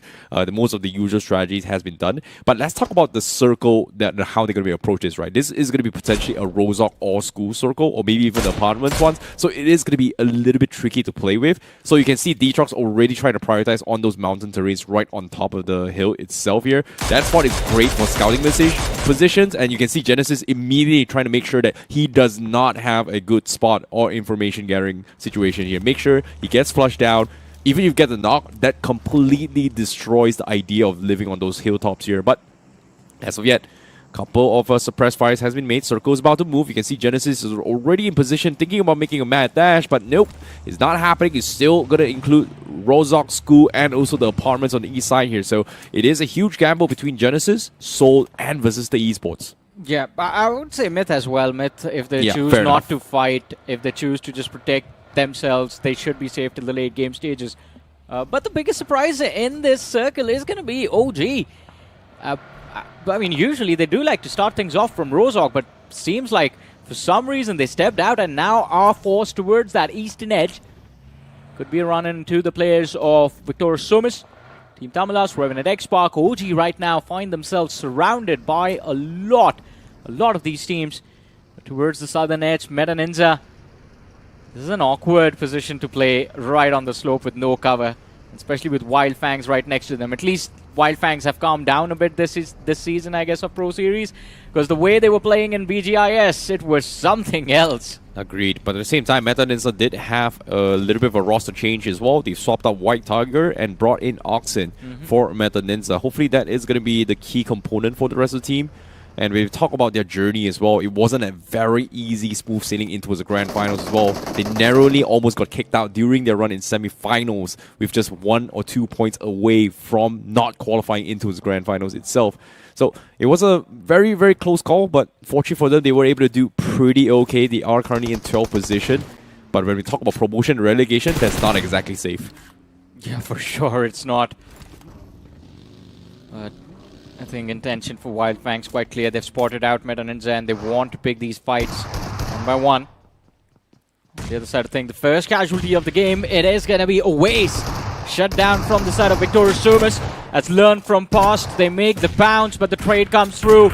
Yash, he has been picked off, and now Max finds himself struggling in this 1v2. Takes out one, almost getting the second man in line as well. Scary George somehow still manages to survive. Victorious Sumus barely in this. He's got to count the lucky stars here for Scary George. That really saved his life. But nevertheless here, they were able to salvage the situation. Learn from past may have dropped the ball. They dropped a ways. They got the great start, but unfortunately just lost the overall team fight. Honey now left to fend for himself. He is going to try and trade things off with a couple of nades through, but seems like there's only so much he can do. Victorious Summers wants to get the reset, and I don't think Honey should be letting this through. He has to make some sort of play, but he's a little bit afraid as he is getting shot from afar. Team Tamilas is the reason why he stopped pushing through. And just like that, Victorious Summers, they get the reset, and now the hunt begins. It is going to be tough for Honey to find his way out of this. He's surrounded from every single direction. The nades being lobbed in his faces should be enough to chip away on his HP. Look at the hunt, as you call, the pile up from the players of Victorious Sumus. The squad wipe comes through and learn from past, push back to the lobby. But on the other side of things, REVENANT XSPARK. Oh goodness, that was a jump scare. Ninja knocked out, doesn't matter. They lost pain early, but do end up taking out the players of Orangutan. Yeah, what just happened though? But now here comes the third parties coming from Wyld Fangs, driving through as well, trying to go for a couple shots. They go in for the run in, they take down Trace, but they're still pretty low weak here for REVENANT XSPARK. They try to go in for the exit, unfortunately it was intercepted, and Wyld Fangs will be playing the clean up crew, and just like that, two teams gets eliminated. And this is exactly what we're talking about in a T1 lobby, right? Yeah. One small little mistake, getting caught out in the open, you immediately get wiped out. And OG, REVENANT XSPARK, they feel they pay the price for this. OG and REVENANT XSPARK, I think both the teams were out into the open towards the eastern edge, but Wyld Fangs making that quick call to go for the third party as soon as the fight concluded between the two giants, that was impressive. Because when we had a look on Wyld Fangs just a few moments ago, it felt like they were very distracted by the presence of ninza on the southern edge. Now, going for this reset, having found those 3 points, the next objective becomes how do you find your way inside the edge of the circle? Yeah, it's going to be a tricky one here, but well, they are going to be playing from the southwest corner. They do have a decent amount of compound here, and this quarter they can actually shut off any rotations coming from south to the west side. But aside from that, can they convert into the later stage here? Because it seems like the circle is going to draw them all out onto the west side of school, out in the open here. So Myth, they will have the south side of Rozok. They are okay in terms of the high ground advantage, but Seoul, they haven't made a move since then. Since the beginning of this game, they've stayed in school for the longest time, so they haven't done too much. But for Godlike, look at this. Sawme here is going to try and capitalize on the pick-off, and that's going to be Spray God getting taken out by him. Yeah, the new man in the roster of Team Godlike, Wyld Fangs. It seems like a mistake being made, as they just wanted to preach inside of the play zone, run into the sandwich of Godlike and ninza. ninza caught off guard by the players of Victorious Sumus, and this is looking very, very dominating from the POV of Victorious Sumus. They take out a few individuals from the side of ninza. Quick reset as Team Tamilas tries to third party from the rear, but they get quickly dealt with. 2 players taken out. Now the nades go flying, and Victor Sumus are going to be kicked back to the lobby. 7 eliminations secured. But Meta Ninja, they do not have enough players remaining to take a fight against Team Tamilas or even Wyld Fangs for that matter. And Shadow's position has also been compromised. This is going to be a quick end to the journey, or at least in this game, for Meta Ninja, as they are about to get finished off with these nades. Yeah, Wyld Fangs' third party has been spot on, but ricochets off. Yeah, how did that actually happen as well? But because of that small little interaction, I think Shadow 7 should be able to pick him up, but he may have overstayed his extension here. Overextended a little bit too much, and now he's gets shot from the back as well. It comes in to the mix. And now Wyld Fangs has no choice but to back out. All those third parties may have paid off with the initial pickoffs, but now they have paid the price. The entire team has been dismantled to 1 player left, while Vasista Esports still gatekeeping the team to the south. They are going to be fighting against Godlike now. Yeah, there's just too much chaos in this match now. Everyone's fighting everyone else. That nade, it just bounces off, takes down Hector. Vasista Esports. So unfortunate, and Godlike just with the utility, able to cause a lot of damage on the players of Vasista. Revives coming through. Another nade lobbed out by S-Power, I believe. But Beast and Hector, they are hoping for a reset, and I believe with the position they are in, they should be able to find it. And they do. Oh boy, tough call here. Vasista Esports getting pinned here. I'm surprised Godlike hasn't decided to go for the push. But considering that they are kind of pinned out in the open themselves here, S-Power's nade has been beautiful, but they just could not convert this. And Nebula from the far horizon is looking to try and chime in, but seems like shots has been made here coming from Seoul inside school. They're making sure that Vasista stays put. And maybe, just maybe, that's the reason why Godlike couldn't push up. It's because of Seoul inside school. Yeah, Seoul is going to dominate the end game of this match if the circle is anywhere close to the school apartments again. Even if it's towards school main building, if it takes a shift towards the northwest, that is, Seoul will have a direct line of fire for anyone trying to make that run towards the school building. So they will start to rack up finishes, but I think that is going to happen in stage 6. Meta Ninja on the other side. Shadow 7, as you mentioned just a few moments ago, got extremely lucky that he was allowed to just move out the way it happened. Wyld Fangs not being able to claim that finish. But Vasista Esports, as they try to make their way, try to breach the circle, try to gain some map control, they are getting shut down by the players of WELT Esports. And even in the next few moments, even Myth Official will have a decent line of fire to completely pick off Vasista. Seems like Vasista has no choice but to push in school. Legit. Wasn't expecting there's aggression here. The rest of Seoul are going to try and chime in as well. The vehicles has been taken out here by the teams outside of school, and Vasista Esports is going to be forced to push inside the swimming pool. Legit now has no cover whatsoever. He's all by himself. He has to try and clutch things big time. Now cooks a nade, hoping to get a lucky knock. Now looking to try and regroup his teammates here. Shots being shot from outside, and the knock comes through. It's going to be Nebula from the far horizon that looks true. Gets the knock through, and Legit is about to bleed out. If Vasista Esports is going to play clean up. The rest of Seoul trying their best to try and pick him up as well. NAKU tries to regroup, and he is going to go in for the tap as well. Is it going to be good enough? That has to be a very, very close call there. Yeah, it really does.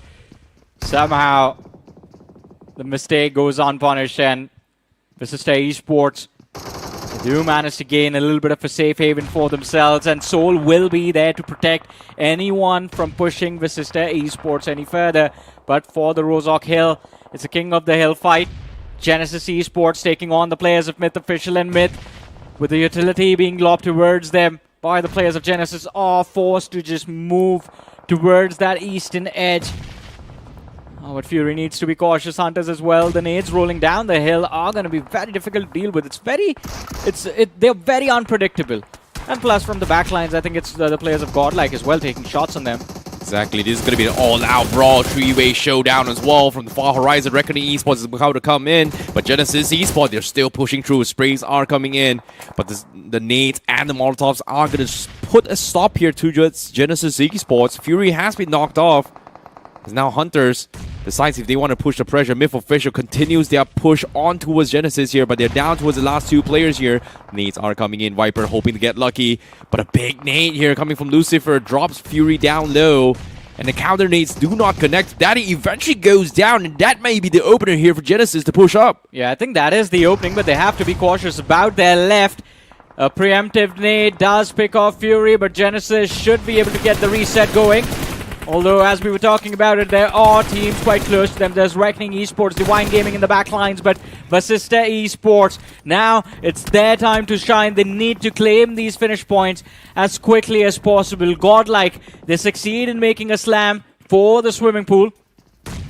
They have made sure that two players are still going to be in this match, although they are very low, and Vasista has a slight bit of edge in this early engagement. Yeah, it's going to be a 2v2 here, down to it's a swimming pool, but there's no reason to fight each other because there's still so many teams outside, so seems like they might actually cooperate before actually figuring things out. Meanwhile, Soul actually pushing out against Nebula here. Goblin pretty much out in the open, gets picked off, loses his trade against Adi, and now Soul, they are in shambles. Joker is the last player that remains. Knuckle is pretty much bleeding out.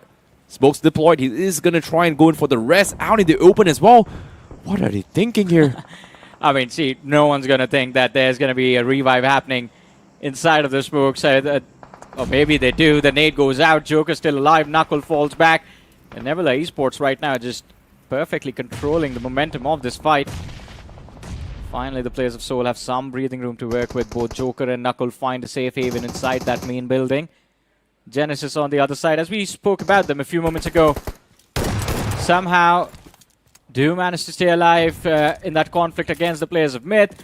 Now Reckoning Esports is trying to pile up on them, but they bring this fight to a 2v2. This should be an opportunity for Genesis to gain a few extra finishes, and as soon as I say that, Pro ends up falling down to his knees, gets knocked out. Levi, the last man left alive, has WELT with his back exposed, can't really do a lot in this fight. Goes prone, stays alive for a few extra seconds, but finally gets finished off. And now I think WELT, it should be easy for them to clean house and claim the position on this Rozhok Hill.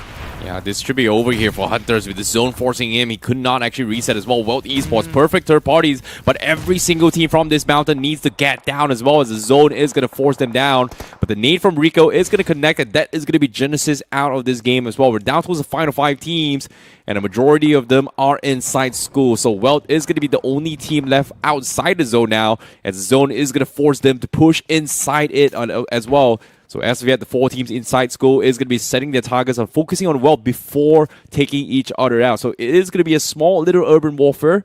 But Nebula holding the cornerstones here. Soul is very, very afraid of them pushing up on them. So this is going to be a very tricky situation here between Soul as well as Nebula. I'm not going to say this.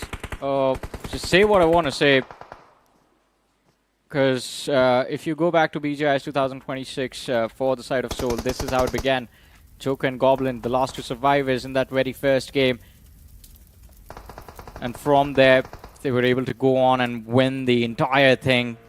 In the grand finals as well, this time around as well. We are already in the top 5. Nakur and Joker, I do not see a way anyone makes this push. Unless, yeah, this happens and this is going to be a mistake. You step in his face and he is going to make sure that he slaps you down to the ground. Nebula Esports, the ball being dropped, and Seoul now have a brilliant opportunity to recover. Such a brilliant job being done by Joker to gather information to see exactly what the players of Nebula Esports are up to.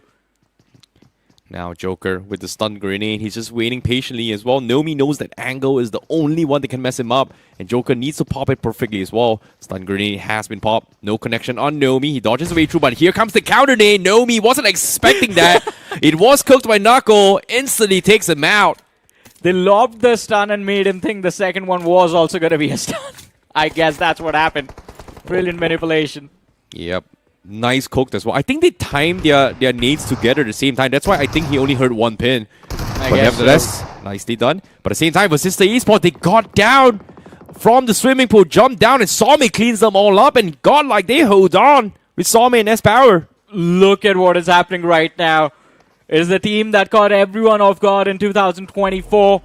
well, the roster at least. Now their name is WELT Esports. And then it's the two titans of Indian esports, Soul and Godlike. Both the teams surviving with 2 players each. And WELT is there with the entire roster still intact. This is going down to the wire. It's going down to that last stage 9 circle. And the players of Godlike, they are just waiting on the sideline. Same goes for Soul. Joker is up front, looking for information. And Dragon, it seems like he has spotted him out. But as of yet, WELT Esports does have the numbers here. They've got the entire outer circle completely locked off, while Soul and Godlike hasn't interacted with each other yet. So Godlike, their first move is going to be running into the main building, which they will collide against Soul. So as of yet, the only way WELT loses this is they actually mistime the timing here. So in this case, Joker is going to try and find an opener, but even then, they need the help of Godlike in order to win this fight. Tricky spot to be in, I would say. But now with the nades coming in, Joker getting shot and out to the open, almost takes him down. Great lockdown here coming from WELT Esports. Joker forced to disengage, only has bandages left, but Godlike hasn't made a single move yet, knowing that there's no knock, not worth pushing yet. And it will come down towards the final zone. Yeah, I think it's already heading there. There's no incentive for Soul or Godlike to engage into this fight. But if it's down to stage 9, I think WELT or Soul, one of these teams ends up winning it. Both of them a little bit closer to the center. Godlike, they are the ones on the edge, so they will be the ones who need to make the move. Actually, I kind of disagree. WELT might actually lose this just because of the fact that the circle is going to end on the outside, in between Soul and Godlike, where the north side of the swimming pool is. So technically, WELT needs to run out in the open, and if they get shot, they're going to be in trouble, at least for WELT Esports. Yeah, they also need to stay on the move, but the only problem is that Godlike is out of options, and the first team they can go towards is going to be the side of Soul, but Knuckle, he needs to survive this. Joker has been taken out, and now Soul is down to their last man. WELT Esports on the way to win the first chicken dinner in their journey in BMPS 2026, as they completely shut down the players of Soul and now know exactly where the last 2 survivors from the side of Godlike Esports are hiding as well. Somme and S-Power alongside with him. Can these two isolate these fights? 2 of the most mechanically gifted players. Players renowned for individual skills, now left to clutch a 2v4. It's going to be a tough one as well, but they need to find the opener. Goku scouts out where S-Power is. It is going to be a 2v4. S-Power cooking up the nade, hoping to get lucky. Unfortunately, doesn't find the angle. WELT is just not making things easy for them. Shriyam and Goku going to be dodging the initial burst. Somi gets hunted down by Dragon OP on top of the roof. Now it's going to be a 1v4. S-Power, him against the world. Can he clutch things out? I don't think so. WELT has got everything completely locked down. They know exactly where he is as well. But seems like the nades, S-Power is able to find Goku. Now he's going to be in a 1v3. He might find the second, but no, he does not connect the second shot. He almost found the second as well. That man was down to his last, I think, 5 HP. But WELT Esports, I think this is the dream start that they wanted as well after reuniting as a team. An impressive winner-winner chicken dinner coming through on the map of Erangel. 10 finishes on the board, 20 points secured off the bat. And again, as I said, a dream start. But it's not just them. I think it's a dream start for us as well. Some of the fan-favorite teams off to the races, with Soul and Godlike finishing in the top 3. Decent number of eliminations on both of them. You had Genesis, Reckoning Esports doing quite well for themselves. Myth Official have returned in the same form that they left in after BGIS. Exactly. Very, very tough circle to actually play as well here. But even then, props towards Nebula Esports on trying to make towards the end game zone. They did really well, but unfortunately got punished by Joker in towards pushing in towards school. But nevertheless, here it was still a tricky game. But Group A, definitely a very, very tough group to actually be playing in here. This is the BGIS Grand Finals for a reason, right? Yeah, I think with a few names being the exception, a few names that can potentially be swapped. And I think even if they do get swapped, it's not like a bad thing for anyone, because the caliber of teams in Pro Series is quite high. I think this might as well be the preview of the grand finals. Yeah, it is definitely a preview here, but obviously we did see a little bit of changes here. I think one of the biggest changes that kind of surprised me has got to be Meta Ninza. I thought they were going to be A-okay, but they got completely messed up. But WELT's performance this game was just phenomenal. Their timings has been very, very on point. I don't know who's going to be taking the IGL. The roster feels like a new team altogether, and I don't know if this is going to be a good pickup or not, but they look good for now. Yeah, they definitely look quite solid. I think the timing of those third parties, because they majorly went for the third party fights, was just perfect. Be it the one they took on Rozok Hill, or be it the push they made on the players of Nebula when they were distracted by the players of Seoul. Because that one play got them close to the school compound, and because they were able to keep the numbers advantage till the very end, the end game became very easy. But we do have our MVP of the game. It is going to be Rico from the side of WELT. And again, impressive performance. 5 finishes secured, 514 damage. Dish out just 86 HP heal. Yeah, and their precision, I think it was just timings, right? They were just capitalizing on people's demise as well. Their push up towards the mountains, destroying both Myth and also Genesis at the same time because the circle kind of forced them out in the open.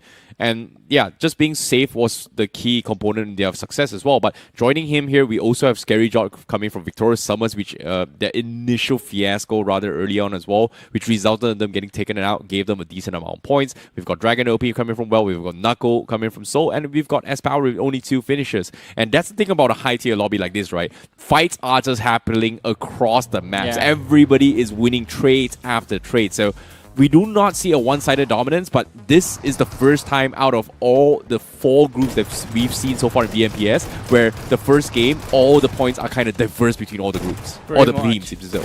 Yeah, I think this is, again, this group is going to have a very close finish. And when I say very close finish, I mean the difference that will be there between the team that finishes on the bottom 4 and the team that will be right above them. It's going to be very closely contested. I think Victorious Sumus, with how Victorious Sumus began a waste loss very early, they did end up claiming like 8 eliminations. So it's not going to be a complete flop of a start from the side of Victorious Sumus, but I love the level of aggression they were able to put on display, because it wasn't like they were waiting for the fights to come towards them. They were the ones making the move. They were the ones looking for those openings. Yeah, and at the same time as well, the stakes here for Group A is very, very simple. Stay out of the bottom 4. Yeah. As of yet, there's no reason to go for top 4. You know, top 4 pretty much secures you, but you're still going to be in Group A, right? So it is going to come down towards the final week where staying in the top 8 is the most important factor coming from Group A as well. So the stakes are a little bit low here, but again, it's pretty easy to just stay in the top 12 rather than being in the bottom 4. Yeah, I think staying in the top 12 is much easier compared to what the other groups have to go through. But the only problem is that, as we say, every single team in this group is stacked, so it's going to be a tough competition as well. Surviving in that top 12 can become a big challenge. But as we talk about challenges, I think things become easier. When you look at the match ranking, you're able to plan out the rest of the day a little bit better. We have WELT finishing with 20 points, Godlike with 12, Seoul with 11, Victorious Sumus 8, all for eliminations, Nebula Esports with 7, Genesis with 7, Vasista Esports with 6, tied up with Reckoning Esports, who end up finishing 8 with 6 points as well. Yeah, this is what I'm talking about, right? Look at how diverse the points here. Except for WELT, who does have this huge lead of finish points and the chicken dinner, everybody else is still pretty diverse. So I would say, as of yet, WELT is sitting very comfortably, but you have to give props towards Godlike as well, because Ninja Jot taking IGLing, you know, and also relying on Some's backup plan, right? He's always been called the super sub for a reason, and he's delivered his results every time he makes an appearance in game. In particular, his journey with Vasista was amazing. Now in towards Godlike, he's delivering his results as well. Yeah, pretty much. I think Some has been consistent apart from that first few weeks when he joined Seoul initially. That is where I think the struggle was. But that was also, to be fair, the first time that we saw him play for the biggest roster in the country. And it takes time to adjust. Now he's used to it. Now he knows how he needs to play when it comes to basically showcase what he's made of, performing with Godlike. And of course, if you have S-Power backing you up, you know the call is just go all the time. So it's a full frontal approach from the side of Godlike. And I would love to see what the end result is, because this was the roster change that was talked about in the country before it even happened. As soon as the first rumor was heard of Godlike and Jonathan parting ways, I think that was the only thing everyone could talk about. I think when we talk about specific players that are categorized in towards the super sub as well here. Salme is one of those players. Hunters is also one of the players as well. And their journey is interesting, right? They've always been subbed out and they've always been learning from the best. And now most of them are now my official enemies. Yeah, that is true. I think Joker also kind of falls in the same category pretty much. We'll have to see how the rest of the day turns out for them. Erangel is done and dusted. We have 2 maps of Miramar remaining. All of that and more, ladies and gentlemen, is going to happen after a very short break. Don't go anywhere. We'll be right back after this.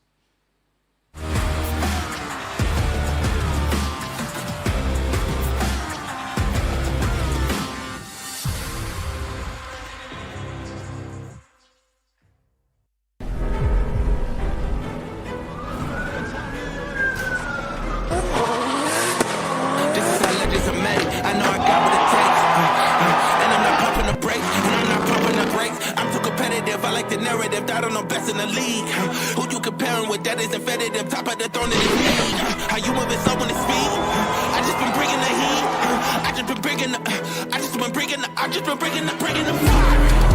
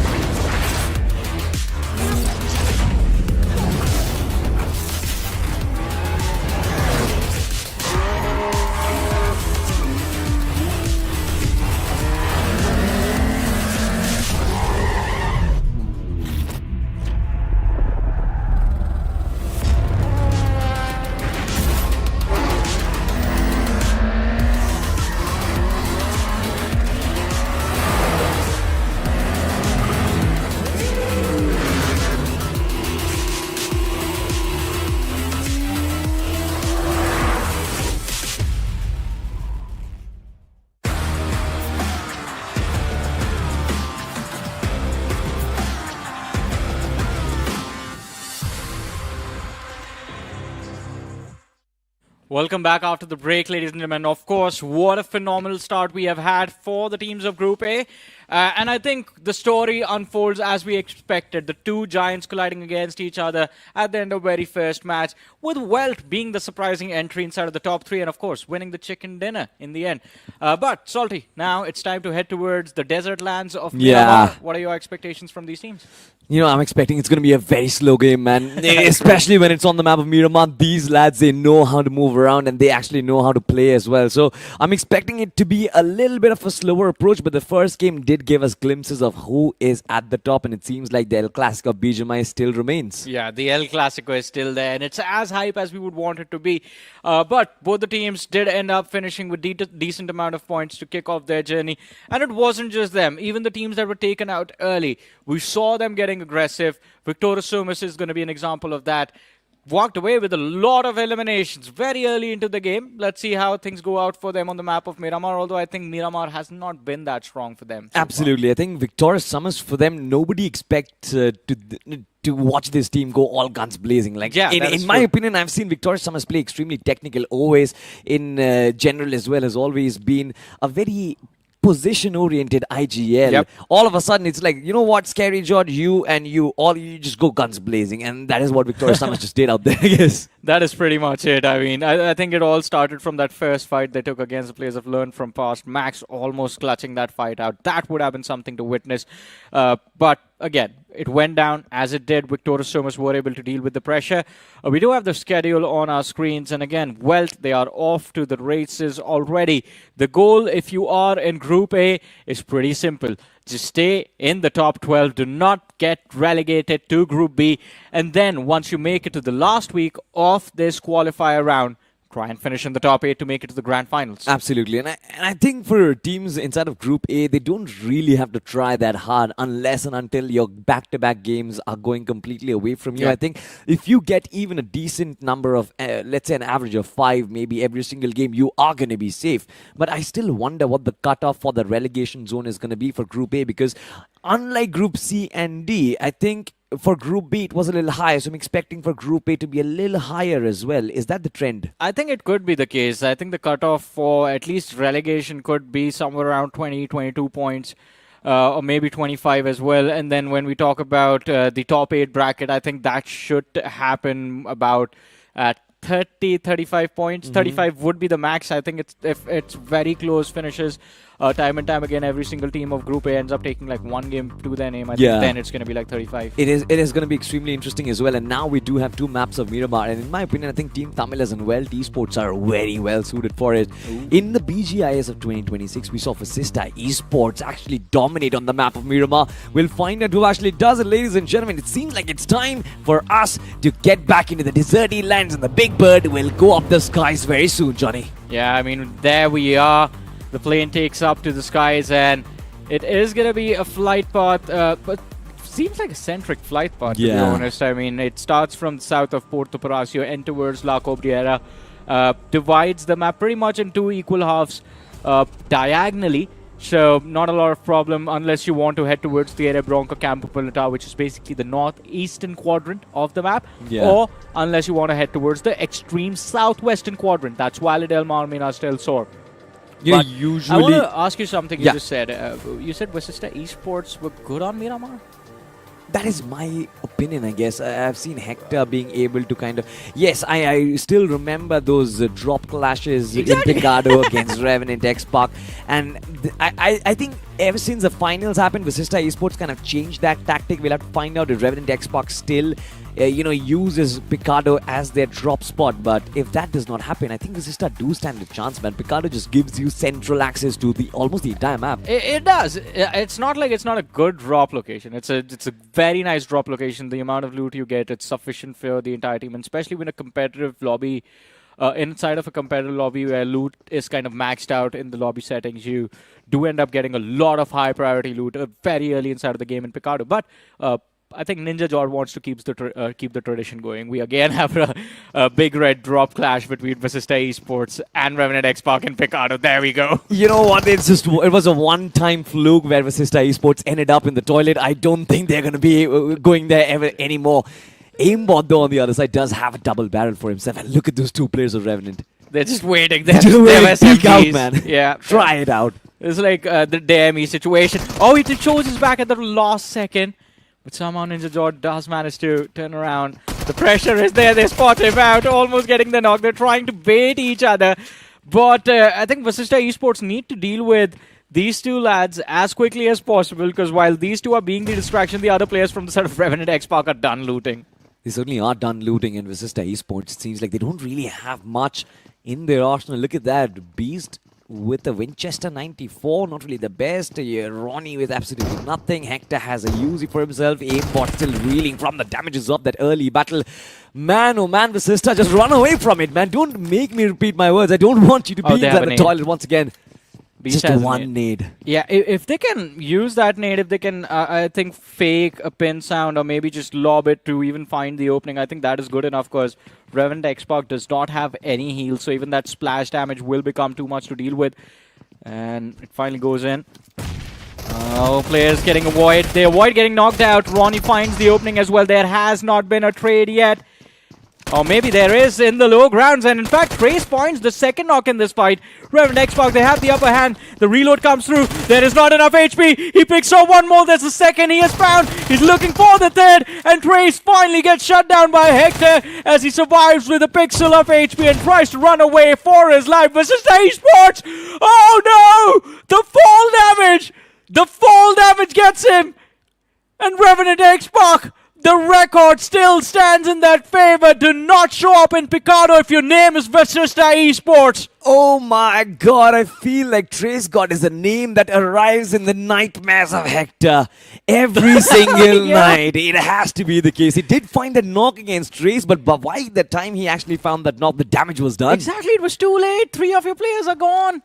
And all you get is a single frag off of it. The best part was Trace had about 15 bullets in that UMP before he actually switched onto that Uzi and got that knock almost instantly. I think this is just goodness on the part of Trace, or just absolute firepower that we get to see. This man was on his tippy toes. But the point is, Revenant XSPARK, at least they're not carrying their crates. yeah, they're paying respects, which is good. I think that is how you really want that to be. You want this to be a gentleman's game, you know? Yeah, pretty much. The now sportsman spirit. Yeah. That was young blood, Trace, and all of these just lads. It's been a few months, by the way. It's been some time, I think. Payne has matured. Payne has grown up. He's now no more 16 years old. He's 16 and a half now. Trace God is also, growing up. He's becoming a man. He's grown a beard as well. So I'm expecting Revenant XSPARK to be a much more, mature lineup. But we'll find out. Enough about them. I think Vasista Esports, they are going to be a little sad with the performance, I guess. They almost had it in the bag, if I must say. Yeah, I think almost being the key word over there. But let's see how the rest of the match also turns out for the players of Revenant XSPARK. Now, they have control of Picardo. They should be able to find decent loot, and it's a decent spot inside of the circle to work with, especially in the early stages. On our screens, though, we have Team Tamilas breaching the western edges of Los Leones, and they will have to share this city with Wyld Fangs, who are playing the eastern edge. There's a lot of area to cover, a lot of terrain to traverse in Los Leones. Urban warfare, not the easiest of things to deal with, but again, I think both these teams are pretty much used to sharing the city with each other.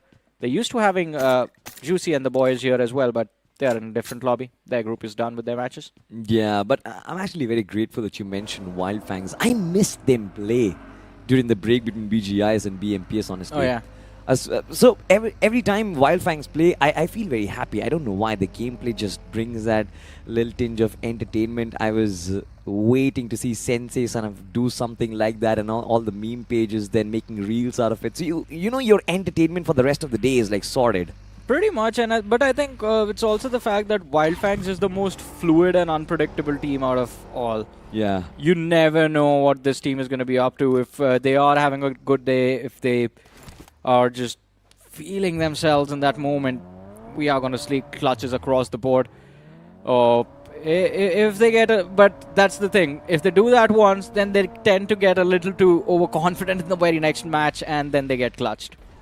Especially on the maps of Miramar. I mean, I've seen Spray God pull 15 finishes all by himself, yes, but then the rest of the team just pulling one together collectively. So anything can happen. This team is a mix of juggernauts at this point. But you know what? I feel like the BGS finals will give them a lot of experience together as a team as well, and they might be able to come back. But you know what a run it has been for Team Soul as well. In the first game of Erangel, they kind of showcased that, you know what, that entire BGS run, it wasn't a fluke. Yeah, pretty much. I think that is going to be important as well, I think, for the players as well to feel confident in their roster. And Wyld Fangs, I think, knowing the boys, they don't really take that much pressure, but being competitive players, if you are not winning, sometimes it just gets to you. And even if they are having a decent performance, even if they end up finishing top 5 in the finals, top 4 in the finals, I think that's going to make them happy. That should keep the team motivated. Yeah. But look at that cluster building up towards the west of Los Leones. There's already Myth, OG moving in, Team Tamilas. They have the compounds on the periphery. Ninza, Reckoning Esports, and Nebula and Godlike way, way west towards the highways, in fact. And they are going to take that early damage from the blue. Yeah, that is exactly what I was pointing with my fingers as well. Godlike, Reckoning, Nebula outside of the circle in a triple threat. Now, anything can happen over there. Reckoning Esports, in the meanwhile, they did find that replacement of GodX. They've gotten Pro in the mix of things. By the way, ladies and gentlemen, this is not the Pro who you usually know used to play for MADKINGS. This is a different Pro. And we'll have to find out how this player can actually pan up inside of the biggest stage of the country right now. Nebula, I think there's going to be a lot of expectations, Johnny. We did not expect to see Adi fall in the grand finals of BGIs the way he did. The inconsistencies, the villain arc, all of those narratives needs to be brought back once again. Nebula and Godlike, I think, certainly have a point to prove in BMPS 2026. Well, let's see. I think I agree with you. Nebula definitely do have a point to prove. And the point is that when it was asked to them during BGIS 2026, what are you doing? They just said that we are prepping for BMPS 2026. Did you forget about that? That's the point they need to prove. Oh, damn. Yes, they did that, actually. Yeah. In the grand finals, the team is in the bottom 3. And, well, it's Nebula Esports. So we had to ask them what is wrong. It was a straight-up answer. Yeah, we are playing for BMPS. Understandably so. And it's BMPS now, so might as well showcase all the homework you've done. Let's just find out, man. So far, 7 points. We'll see how it goes, but currently they're still tailing Godlike Esports right now. They're still going through the blue, making a long rotation because the circle shifted on towards Lost Laners. It's been a hard shift. We'll talk all about that, but as of now, Wyld Fangs, they are in a big hill. Goten takes some shots, but does not connect. Team Tamilas, Justy, it was a very close call, but he gets away. He does manage to get away, and in fact, Team Tamilas use him as bait, find an opening. Sensei knocked out.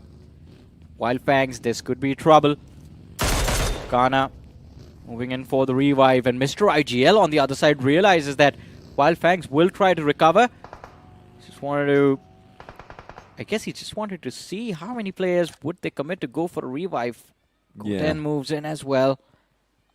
Just a precaution from the side of Wyld Fangs that they do not get overwhelmed by numbers of Team Tamilas.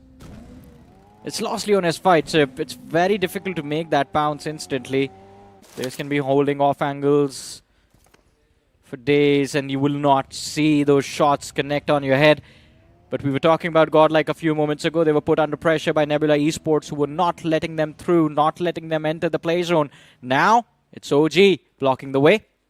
And Nebula Esports, by the way, we have the map with us. So Nebula Esports are right behind. If shots are going to get fired in this fight, Nebula will be able to hear them and will be able to go for a third party. I feel like See them spotted out. I feel like Orangutan needs to reposition as quickly as they can because they are opening. They're kind of holding in the middle of nowhere. They've got not a lot of covers. Yes, there are a few ridges, but knowing Nebula, knowing Godlike, knowing Manya particularly, I feel like they love going in for flanks. And as soon as you have a flank that Orangutan does not have information about, you are going to be exposed. So it's going to be a better decision if Orangutan just focuses, place themselves inside the circle right now. And I think WINDGOD is on his way for that. The rest of the team will have to regroup as well. And Godlike, they're going to be chasing them as well. The circle does shift. Johnny, we are in for an urban battle entirely on top of Lost Leones right now. Yeah, we are in for an urban fight. So, as you said, Salty, at the start of this match, we are in for a very slow game. See, Lost Leones still has a lot of open space available. So, it's not going to be too difficult to find a breaching point for the main city. But OG and Godlike, now this is something else. Look at the formation of Godlike. 3 up front, 1 behind. And Admino can potentially catch one of the players of Orangutan off guard. If he finds a knock, they stop in their tracks to recover. And then Godlike can just turn around and make that sandwich happen. But it seems like, yeah, not going to risk it. Respect being given to the opponents and both the teams just completely back off. It's not about respect. I think it's about finding yourself spots before taking shots at the opposition. Like, you know, ever since, they always say this in a flight, like, if the oxygen mask jumps down, put a mask on yourself first and then on the passenger next to you. It doesn't jump, it drops. Yeah, whatever, man. It can jump, you know, it'll drop and then it'll bounce and ricochet because there's tension in the string. Physics. Physics. I think that's what you're supposed to do when you get taken out inside of the game. So someone finishes you off, man, I don't know, physics. Well, ladies and gentlemen, Godlike in this one. One of the players, Some, was knocked out in that instance. But you know what? I feel like this man is filling in some big shoes. I do not want to be Some if I was in Godlike. Because imagine this. you've got somebody like Jonathan exiting your team, and then you fill in his shoes. It's a legacy that you are trying to, be a substitute for. It is, but I think if you ever wanted to make a name for yourself, this is the exact position you need to be in, and this is the position where you need to perform. I think Somme is one of those rare players now who has been lucky enough to get that spotlight twice on him, where everyone's just waiting to see, will he deliver this time? And if he actually does, it can be something that just makes his career in its entirety. All he has to do is just frag out. First of all, I think it is difficult considering there's S-Power in the same team. So first you have to outfrag S-Power, and in doing so, I think you will be able to outfrag everyone. And then if you can just be the man that leads Godlike to their very first trophy. Think about that for a second. Sounds appealing. But yeah, it's not just going to be a spout. There's going to be Admino as well. But Phoenix, oh my god! 2 shots, 2 pumps, 2 knocks. That is it. Nebula Esports, they kickstart this fight, but they've also got a man down. Adi has been knocked out, but Phoenix still in a great position. He can shut down Victorious Sumus. And it seems like they just have 1 man left alive. Adi has been finished off. 3 finishes in the back for Phoenix, but what exactly happened for Victorious Sumus? Didn't really expect that push. Hey man, I mean, I think it was Maleficent where it showcased what happens when you upset a Phoenix, and this is the same case. Takes down 3 from the side of Victorious Sumus without even breaking a sweat. The flick of the shotgun, absolutely flawless. And it seems like he is trying to go after the last man, Scary Jord as well. I'm going to keep a track on that finish feed to see if Scary Jord does survive, or he falls down to Phoenix from the side of Nebula and gives him that 1v4 that everyone wants to claim. But Godlike, they found more breathing room to work with inside of the city of Los Leones. Although they have to be very cautious. It seems like they have entered the eye of the cyclone now. There's Team Tamilas up north, Myth official present east, REVENANT XSPARK right behind them. Wyld Fangs also in the mix. Look at the cluster on the radar. This is exactly where Team Tamilas shine. Like urban battles, lost in his circles, they know every single nooks and crannies. But what remains to be seen is this is a different look of Team Tamilas. They've got Justy inside, who was playing for WELT Esports inside of BGIS. He was one of those standout players for me alongside of Proton. Proton did get to represent a very massive banner in the form of REVENANT XSPARK. Justy as well for Team Tamilas. This is a very legacy lineup. We'll find out if he can actually make amends. But have a look at this. Goten this time being pressured by 2 amazing assaulters in the form of S-Power and Admino. Somme has been knocked out by Kanya. Wyld Fangs, they certainly are stitching together partnerships. But where are the rest of the lads of Wyld Fangs, and why are they so split up? Yeah, I think they need to group up, but it's impossible for them to regroup. Players a little bit far away. Los Leones has a lot of people in it now. Every single step you take is heard by like 10 people. But at least Goten, he's trying to see if they can capitalize on the opening they found against Godlike, and the answer is yes. Godlike shut down. Unfortunate, both the stars that we were praising are the ones to fall. Somme and S-Power get finished off at the hands of Wyld Fangs.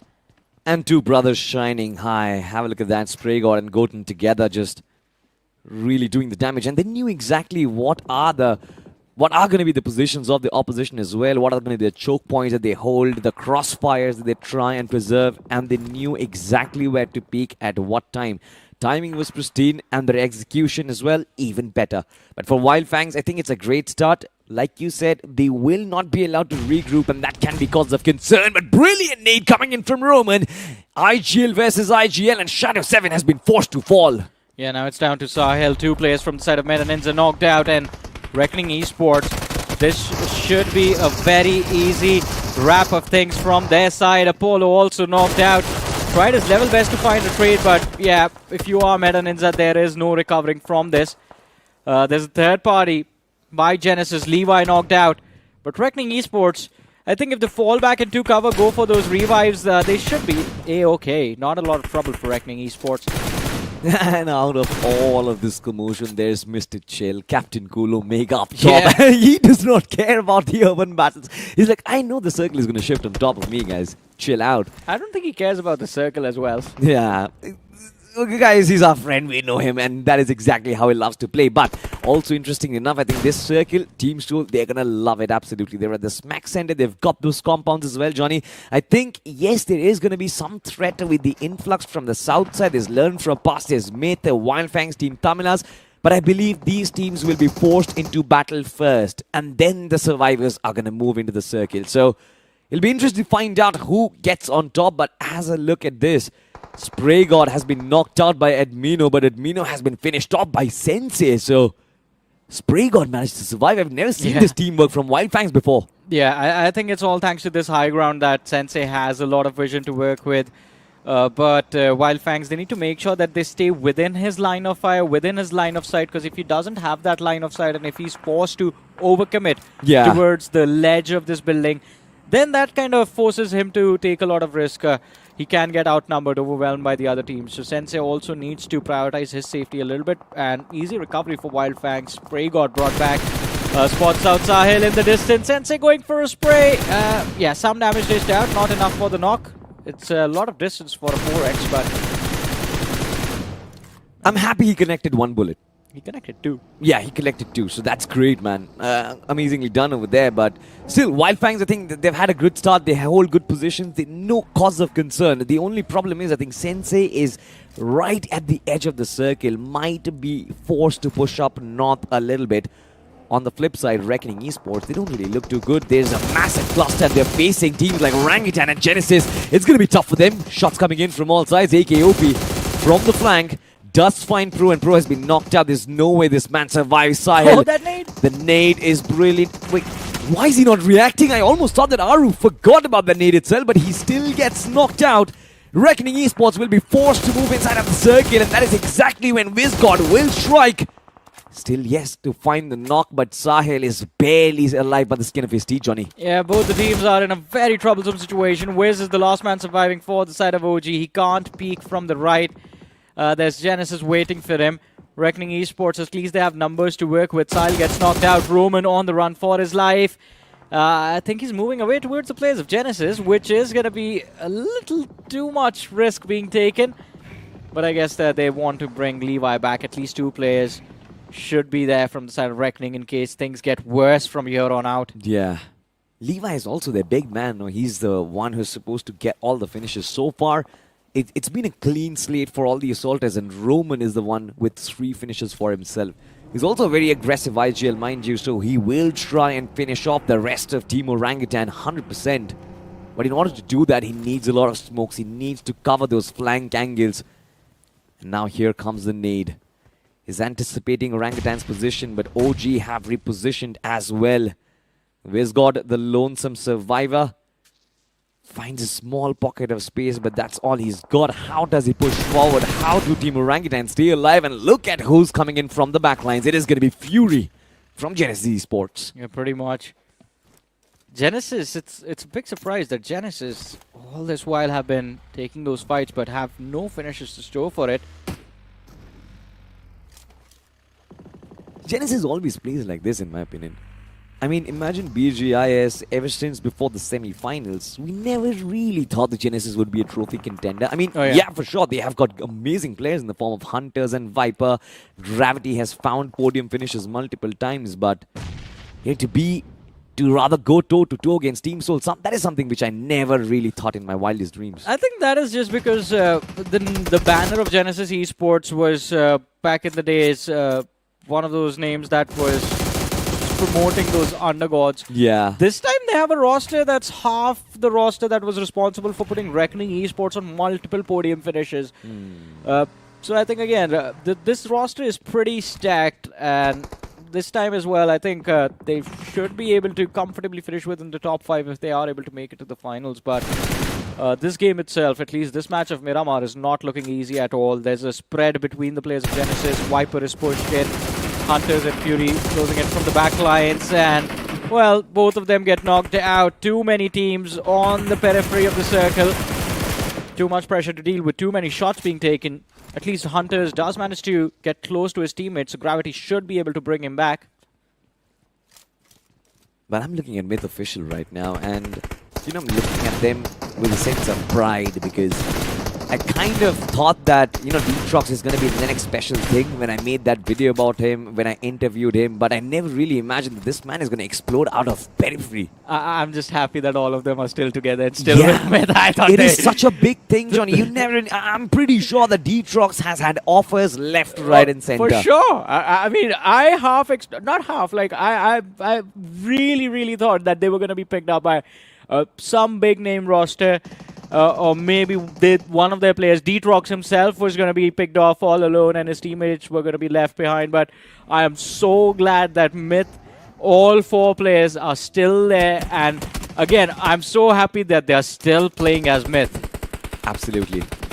Yeah, I mean, you look at Proton, right? He was such a big part of Wyld Esports and their success last season. Justy was such a big part of them. But Wyld Esports was forced to go through a complete overhaul. And that, I think, hasn't really affected their performance so far. They still are at the top, but no matter what, we'll find out what Myth can reproduce. But have a look at this. Reckoning Esports still trying to fight against Gravity, trying to fight against Topography right now, climbing up. Roman has a Pfeiffer for himself right now, but up top are going to be the Goliaths of Nebula Esports, Kratos and Phoenix. Also, by the way, Revenant XSPARK, they were also picked off from this game earlier on. So a lot of big early eliminations in this map. Of Miramar, we have WELT, Godlike, Sumus, Revenant XSPARK. Vasista Esports was the first team to get wiped out. ninza, OG, it seems like, weren't able to find a breaching point inside of the circle. And now I think that just leaves the door open for Soul, Reckoning Esports, and Nebula to catch up. Yeah. Soul again in the prime spot. Smack center. It's stage 7. They are close to the center of the circle. There's no one there to challenge them. It's the edges where the teams are positioned, and it is going to be the edges where the numbers dwindle down to the top 4, I believe. But honestly speaking, Johnny, I do have a thought in my mind, and that is, it might disappoint a certain section of the audience, but I feel like Revenant XSPARK this time isn't really going to make it to the grand finals even. Really? Why? I don't know, man. This team of Assaulters, yes, it did work for Team Soul because they had Knuckle at the center of it.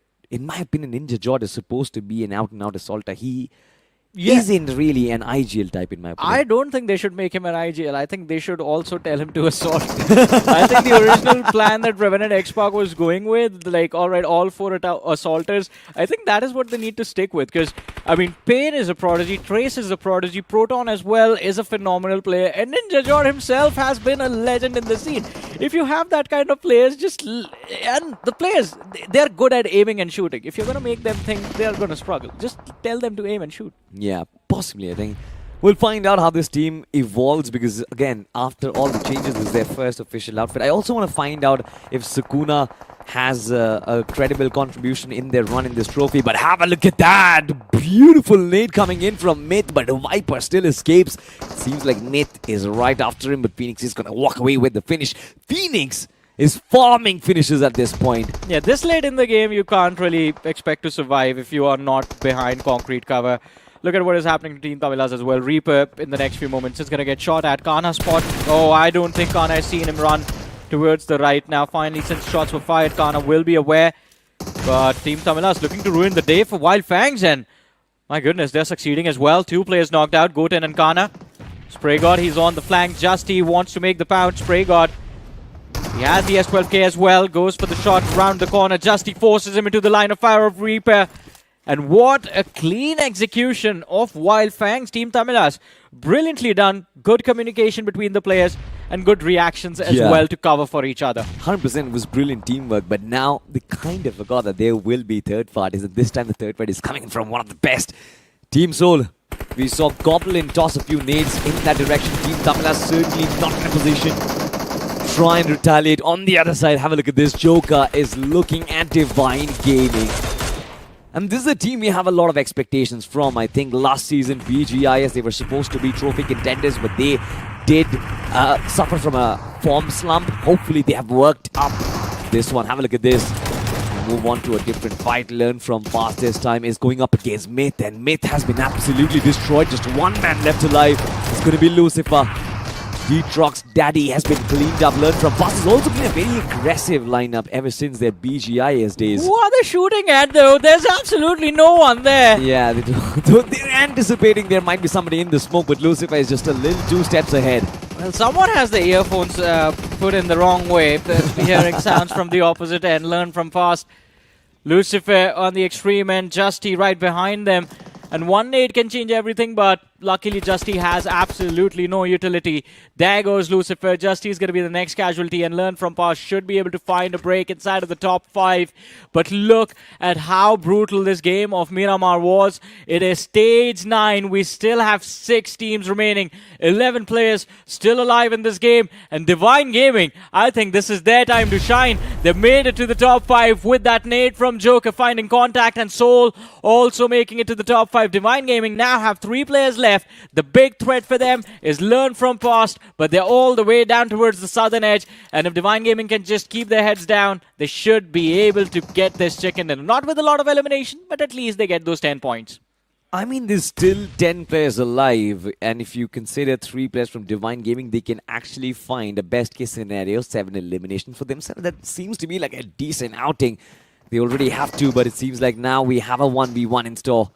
Kratos being challenged by Roman. The footsteps is going to keep you on your toes, and Roman, I just hope he doesn't really walk into a nade itself. Kratos dancing around the door.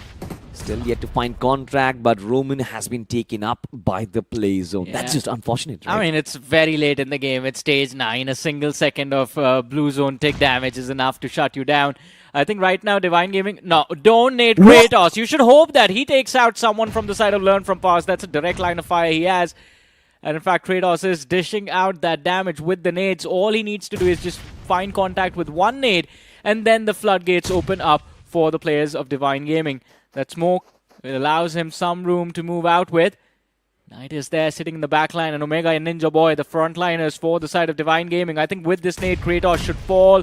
There it is, the finish claimed by Knight. And now this is the end game, the 4 versus 3 that was dreaded by the side of Divine Gaming. Ninja, he dodges the damage, and the opening has been found by Knight. Yet again, it's a 3 versus 3, but no one is guarding Max on that flank. He's been given a lot of room to work with. A little bit of a slip up, and the trades come through. Ninja Boy shut down. Omega needs to find this pick. The damage from the backlines is enough. Yash loses a lot of HP. Knight, he has done it. He has opened the door, and Divine Gaming, with a little bit of divine intervention as well, do end up securing a pretty decent chicken dinner on this map of Miramar. I'm not even surprised. It's Knight once again. This man does not open up doors. He opens up the floodgates. Floodgates of finishes, ladies and gentlemen. 6 finishes in the second match of Group A. And what a performance it has been from Divine Gaming. And you know, when you have a player like Knight in your lineup, you don't really have to worry about finishes if you're an IGL. You just know that you find the final circle. There are going to be 7 to 8 eliminations in my arsenal at least. I think that's why Divine Gaming and this roster, I think with Omega being at the center of it, of course he has the star power of Slug, Ninja and Knight, the prodigies all around him. But it makes their life a whole lot easier. These are the most nonchalant group of players you will run into. They don't stress out a lot in the middle of games. The communication between the IGL and Assaulters is alright. Where do you want to stand and take people out from? And well, they let him know, and he just makes sure that the team reaches where they want to fight from. He gets them to a preferable position. And that is why you usually see Omega leading the charge for the team. Because if anyone is supposed to go down first, it is going to be him. Yeah. If he goes down, the other 3 players survive. And even if they get a few extra frags, that's a few extra points. But yeah. I think Omega surviving alone makes his life a whole lot. He really relies on Ninja, Slug and Knight a lot. I mean, back in the days it was Beast, but that change hit the team pretty hard. But Knight, just being the new addition during BGIS, I think he just fit in like the perfect piece. Yeah, absolutely. I mean, I think Divine Gaming or K9 back in the day couldn't have found a better replacement for Beast. Really. I still remember we used to prepare for, can this young lad fill in shoes of Beast? Because we used to show stats of Beast all around the year. He had 200 plus finishes, and it's like, it's a big responsibility. This trio has been sticking together for almost like years and years, but now Knight coming in, it seems like it's an even better addition. But ladies and gentlemen, let's just talk about the MVP, because it seems like the reigns of Roman is back back, and Reckoning Esports with 6 eliminations. They're looking strong. I mean, it's been a decent start for RGE because last season I did not think that Roman is going to fall down. He's not going to be in the top 5 contention. But now I think with all the grind, he's back up there once again. I think what most people don't realize is that Reckoning Esports as well is a pretty difficult roster to fill in for. As we mentioned, I think 2024, 23 in fact as well, and 25 was a decent season for the side of Reckoning Esports as an organization. They did quite well. And then when that roster change happened, when you lose Hunters all of a sudden, Vipers' shoulders were quite burdened with the pressure of making sure that the team was doing well. He did quite decent in that responsibility. Hunters came back, and then Hunters and Viper both decided to move out, and then Roman had to step in. So there's a lot of heavy lifting. There's a lot of big legacy that they have to live up to. Roman, we know he's a talented player. Yeah. And he's now, I think, finally figured out how to take things forward with Reckoning Esports. Phoenix from the side of Nebula, that early fight that we witnessed from him was just absolutely phenomenal. And again, he is an incredible athlete. It's the era of prodigies, I guess, in 2026. All these young players are too brutal. Absolutely. But since you mentioned about Roman, I think I just would want to add up one more point. BMPS 2025, he was just a few points away from representing the international. He was representing the banner of NoNx. Levi was almost there. He almost snatched away the trophy. Everyone thought that, I think before the last game concluding, everyone thought that it was going to be NoNx that would be moving forward. Yeah. But it kind of changed, and I'm pretty sure that Roman also took that loss pretty seriously as well, and he's got a point to prove in BMPS 2026. But nonetheless, I think there are going to be a few teams who had a rather decent outing, Johnny. I think one of them will be Wyld Fangs, a few finishes under their belt. The teamwork is, or rather looks to be a little solid, and hoping that they can actually continue this throughout the tournament. Yeah, pretty much. I mean, let's see how things turn out for them, but as you said, I think it was an incredible performance from the side of Reckoning, from the side of Divine Gaming as well. We have the highlights of the match on our screens. Learn from past, getting hyper-aggressive, hitting the mid-game stages. And Justy, man oh man, swatting flies mid-air. There is absolutely no answer to that. 2 players run up, both of them jump shot. Justy, and he takes both of them out. That happened twice in this game, I guess. The first time it was Phoenix from Nebula Esports, and then it was this guy, Justy, from Team Tamilas. Ladies and gentlemen, we do have the match rankings, and here we go. Divine Gaming back into the race, 18 points, and they are going to be, in my opinion, in the top 3 at least. Learn from past 13, and Reckoning Esports with 10. There's still no vacuum, Johnny. Look at that. Nebula with 9, Wyld Fangs with 9, Soul with 8. What's up? I think Nebula and Soul from the top of the leaderboard are the 2 consistent teams. Yeah. Because Nebula, even in the first game, were inside of the top 5 with a decent number of eliminations, and Soul was there in the top 3 as well. For everyone else, I think Godlike got taken out very early in this particular match. So I think for them, we'll have to see when they recover. Hopefully in the last Miramar, and WELT was the first team. Well, they ended, not the first team, but they ended with 0 points. So not what we expected from the side of WELT. Godlike got a reset as well. They did not get any points. So from the top of the leaderboard, it's just 2 names. I think everyone else has pretty much caught up, but one more game to go.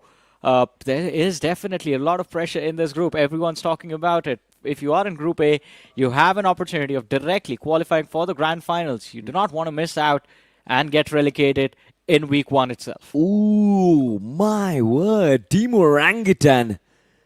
16th position. The team who is sitting at the top of Krafton India Esports leaderboard is actually reeling on the bottom of Group A. By the way, ladies and gentlemen, this is big news. They only have 3 more matches to revive themselves from that situation. Myth Official, Meta Ninza. They're also going to be under a lot of pressure than Genesis Esports. My word, what is happening, Johnny? Yeah, there are 4 more games. So 1 Miramar, there and were 4 more games. 3 tomorrow. So the opportunity is there. I think we spoke about this. 30 points is what you need to stay safe. About 35 points, let's just say, to need safe. And the kind of team that OG is, they can get 35 points in 1 map. Yeah. I hope that map is not Rondo, because I'm pretty sure that's going to be the game plan for every single team that's outside of the top 8 bracket right now in Group A, that, oh yeah, we are going to wait for a Rondo tomorrow and just go berserk. But that should not be the case. I think OG definitely has what it takes to do well on a map like Miramar. They've done well in the past as well, and hopefully in the next one, if the circle is towards the southwest, that's the one scenario that OG wants for themselves. If it's anywhere towards Chumasera, they're going to dominate that game. Yeah, so the way I look at this is every single team inside of Group A does have the potential to actually bag that 35 bomber as well. Yeah. We'll talk about the eliminator for now as well. Look at this man, Dhruv OG, with sitting at the top of the eliminator leaderboard with 25 eliminations. Do you think anybody from Group A can actually match that? Because the lobby is just so much more tougher. Of course, I think they can, but as you mentioned, the only hurdle is going to be everyone else. Yeah, so again, bringing us back to that conversation again, I feel like Group A is going to be a result of minuscules. Every single team does have the potential to get 30 points, 35 points off of a single game, but the point is you don't have a lot of matches. Yeah. You play 6 matches, you miss out maybe on 3 or 4 matches, and all of a sudden you're like in a pickle, and that is exactly what that is going to cause you your relegation. You don't really have the opportunity to be consistent or 12 matches to come back from that slump as well. I think it can, and it's going to make things a whole lot more interesting heading into week 2. I mean, we still have matches left for week 1, but as I was saying, 4 names go out. Who comes in to Group A from Group B as well? How do they end up performing? A lot of questions after the first 2 games are done and dusted. We have 1 more match remaining, but that is going to happen after a very short break. Don't go anywhere.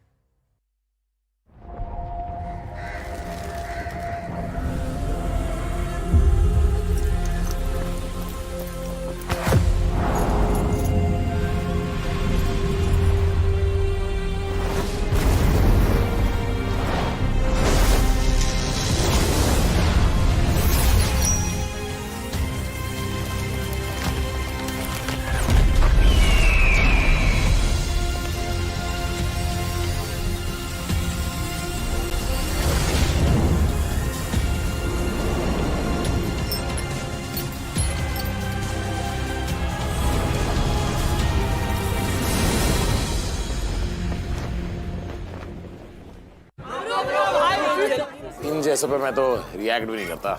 BGMI cricket league का winner है, रोज खेलता है, आप भी try करो। अबे असली का 650 करोड़ देगा फिर भी नहीं करूंगा।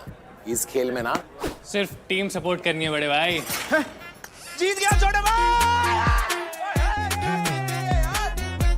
ये देख BGMI पे टीम सपोर्ट करो और ग्लेशियर जीतो। लेफ्ट रहा डे पुश பண்ணுங்கடா। अरे यार कुछ समझ में नहीं आ रहा है, जाना किधर है? वीडियो ना अयो मचा रिवाइव பண்ணு। What revive? I don't understand, bro. No. यार पहली बार कर रहे हो क्या तुम लोग? shoot guys। मचा क्या कर रहे हो यार? நீங்களாச்சும் கொஞ்சம் தமிழ் கத்துங்களேன்டா। अरे कोई ट्रांसलेटर बुलाओ यार, ऐसे कैसे चलेगा? உங்கறானடா தோத்தோம்। क्या करते हो तुम लोग भी? IPL champion of CSK। मास बचा। अयो तला। Yes। Yellow Army, bro. सी language இல்ல CSK இருக்கு மச்சான்। Guys, बंदे Come on। அவன சுடுங்கடா। Come on। Nice shot man। well played guys। Yeah।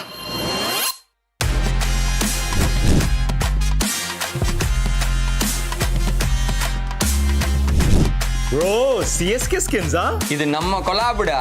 Now we don't need call outs. Just whistle podu. BGMI ஆடு whistle போடு।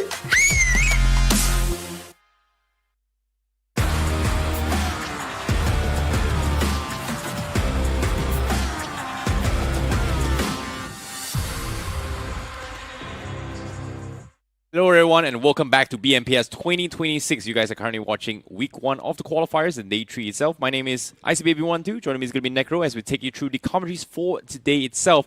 And this one final game is going to decide the halfway point on where each and every single team's standings is going to be looking like here in Group A here. But it seems to me the stakes is not exactly that high as well because a great winner chicken dinner coming in from Divine Gaming. However, what is at stake here, Necro? I mean, nothing, to be exact, for Group A. All they need to do is just avoid the bottom 4. That's it. And I'm pretty sure even if they do get more than 20 points, they've already avoided the bottom 4. But looking at the teams currently inside of the bottom 4, it's quite concerning. OG is also a part of it, and none of us ever thought that. Actually, not just OGs or even Genesis being at the bottom of it as well, considering their amazing journey in the grand finals as well. And when we're talking about consistency, we did show a graphic of how the entire journey from the grind to the qualifiers, the semifinals, the grand finals, and for them to actually drop the ball 2 games back to back, I am actually kind of concerned. Yeah, of course, concerns are going to be there, right? Considering the fact that if they are constantly going to be there in the bottom four, that means tomorrow they're only going to have 3 more games to perform. And if in the 3 more games they do not perform, well, we know they will be relegated down to Group B. And we've already got the promoting teams yesterday from Group B, so things will be exciting.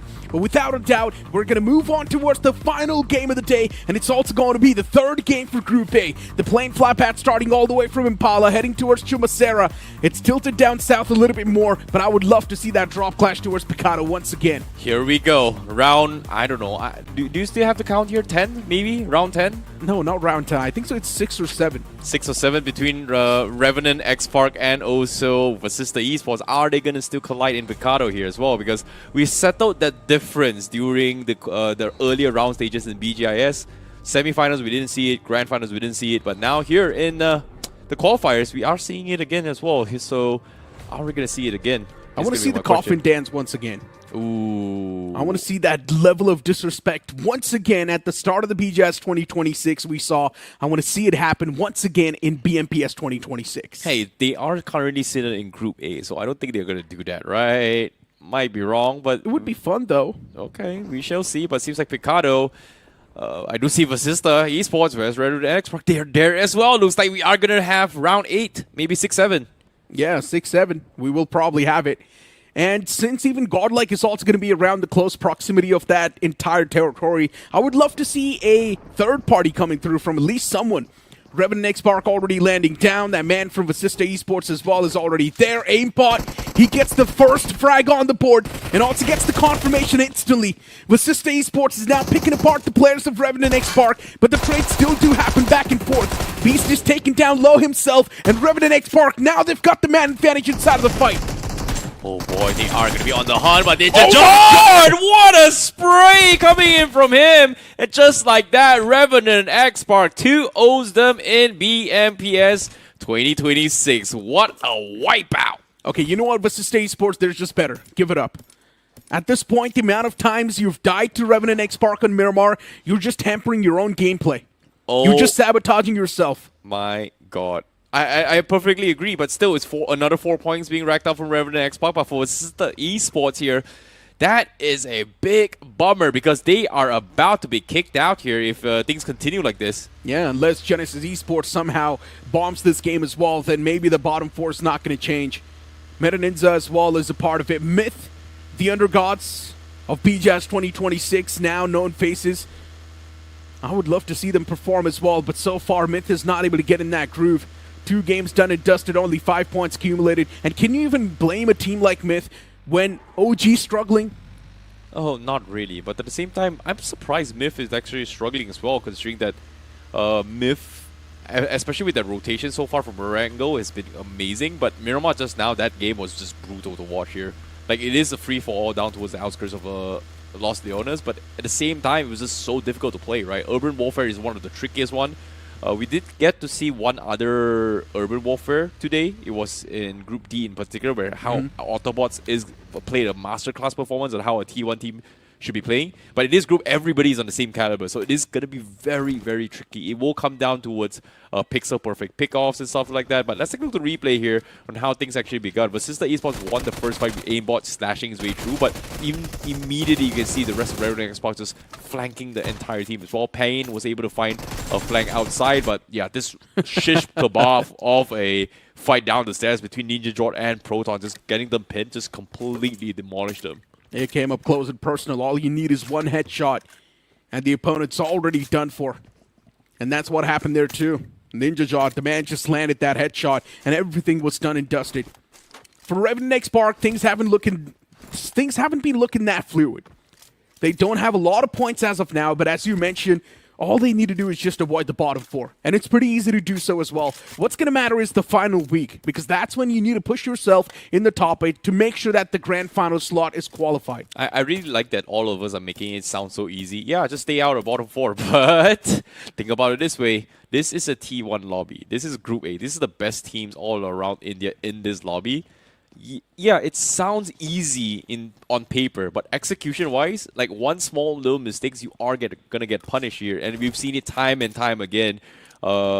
Even in the previous games as well, the map Marengo, you know, one small little drop clash or one small little mistake being caught out in open, you are going to get completely fried. You are expecting third parties to come through as well. But for me, OG, this is the biggest question mark for me. What happened to them? Because it seems like they've not shown any signs of life for the past 2 games. And even the map of Orango, where they've got Rozok to themselves, but instead of staying around Rozok, they actually bailed out, chose a fight, and actually lost that fight. Yeah. I mean, for OG, things have been looking a little bit shaky, at least at the start. 2 games done and dusted, just 2 points, 1 point per game. It's not the average you expect from a team like OG. And let's not forget, recently, even the coach left OG. Yeah. He's not a part of it anymore. So maybe that's also one of those things that's sort of affecting the performance for OG. But you never know what's exactly happening behind the scenes. It's weird, right? Like, OG's journey for BGIS has always been preparation, right? The first few rounds, they were messing up big times. They were trying strategies. And then eventually they showed signs of life of their former glory during BMSD, right? And then they got a top 3 finish at the last moments of Grand Finals. And even throughout the entire BGIS, they were in a rocky shape. And down towards the final days of the Grand Finals is where they actually snuck up and got the podium spot for themselves. So I think consistency has been a big problem for them as of yet. Speaking of consistency, another team that's known for it is also Victoria Sumus. They're quite the defending team. They're quite someone who does not like to be too aggressive. But for Godlike this time, they're definitely getting aggressed on by ninza. S-Power knocked out and confirmed almost. But for ninza, losing out on Shadow 7 is definitely heartbreaking. The confirmation on S-Power is instantly there too, but Godlike, they're just left astonished. What just happened to them? They don't even know what they got hit by. But ninza knows taking this fight is also going to be damage on equal sides. Exactly, but at the same time, being caught out in open like that, this is exactly what I mean, right? The moment you're caught out in open, you are going to get punished for this. And that's exactly what happened to the 2 players who had a little bit run-in against each other, which is the players coming from Godlike, which is S-Power, and also the players coming from ninza. Just like that, they trade 1 for 1, and he immediately says, you know what, it's just not worth taking this head-on fight.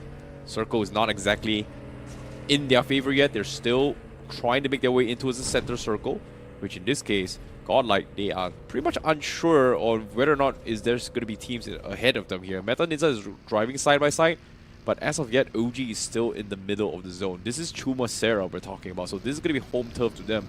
But for Team Tamilas, they have been doing really well for the past 2 games. Team Tamilas, as you mentioned, yes, they have been doing pretty decent. When it comes to survival game, Team Tamilan knows how to survive. But it's all about those fights. And that's where Team Tamilas have always struggled. They're really good at playing the passive gameplay, but the aggression we're talking about, that's always been missing from Team Tamilas. REVENANT XSPARK as of now under heavy fire from Myth Official. The 4 assaulters from REVENANT XSPARK, I really want to see what sort of a tactical approach we're going to see from them. Yes, even though you have firepower, you still are supposed to have some sort of knowledge of where exactly you want to take those pit stops or the good spots on the map. Yeah, it's going to be a little bit of a tough spot here. But as of yet, we did see Manya on the finish feed getting knocked off by OG, so that's going to be another player down here for Godlike, leaving them with only 2 players left. It seems like the circle is going to shift down towards the south side where Minas Devel is going to be like. And it seems like this is going to be a tricky one here. Nebula is in prime position already to try and book it for the center control. Now it's all going to be full defense coming from Nebula Esports. Tricky spot here to actually kind of play, considering that there are just a lot of mountain terrain they have to kind of push up here from teams coming from Chumacera. One from past. Catching a couple of strays. Wyld Fangs as well. No. Same fade returned. The tire's blown up off that buggy, so Sensei does not have maximum mobility. But for Wyld Fangs down there, spot inside of the circle, it's not too bad. They're around the edges. Damn. Team Tamilas, once again, they started. They finally break that silence against Genesis Esports. They've already found the first frag. Team Tamilas now with the man advantage in the fight. Oh boy. Genesis, they are going to be scouting around here. And fortunately for them, this house does have a little bit of a natural terrain from the high ground. So they can actually take this head-to-head fight very, very safely for themselves. But on screen now, we do see ninza Gonna be having a little bit of run in here with Myth. Nades are coming in, flying through to try and catch up D-Trox. D-Trox trying to patch himself up. I don't think he has a first aid kit, so this might be a good opportunity. And now the Nades does clip him, so that's gonna be the knock coming through. But they themselves have lost Oxen. Fierce trying to go for the renade to try to get a second stray. But unfortunately doesn't want to over-aggress this. There are a lot of teams looking through towards this compound, so doesn't want to get picked off from the sides here apparently. Oh, Myth official. I'm liking this aggressive approach. And luckily enough for Myth, Meta Ninja does not even have all the 4 players available. So Myth, they've already got the advantage in this fight. But instead they just back away, respecting the opponents. Myth now knows that breaching through this defense might just be way too tough for them. They just back away. Not sure if it was a good decision or not, but Myth will definitely pay the price for it. They're catching too many bullets from the hilltop. Oh boy. It's like they should be able to get out of safety as well. Team Tamilas was shooting them. Even Nebula as well. So, fortunately for them, they are able to get out of that sticky situation. But seems like on the finish feed, guess what? Godlike has been eliminated. That's going to be I think that's Team Soul. Team Soul that actually takes him out. Yeah, Team Soul eliminating Godlike. They got that one player eliminated. What just happened? They just got picked apart. Yeah. Very unfortunate. They gave points away to pretty much everyone, almost everyone though. Yeah, almost everyone. Reckoning got one, Soul got one, Meta Ninja got one. Who's the other one? Team Tamilas? Yeah, I think it's Team Tamilas. Yeah, probably. Huh. Unfortunate stuff. Let's just hope that they will be able to get things a little bit better in the future. Team Tamilas actually got 1 point from Genesis Esports, so someone else got that point. So it's probably Divine Gaming then. Yeah. But at the same time as well, Circle seems to be favoring onto his Nebula and Soul. Once again, Soul has been getting center control for all past 3 games. Unfortunately, we haven't seen that big, massive game coming from them yet, but they're still top 2, so they're technically still part of the top 12 in Group A. And getting 40 overall points pretty much guarantees you top 4.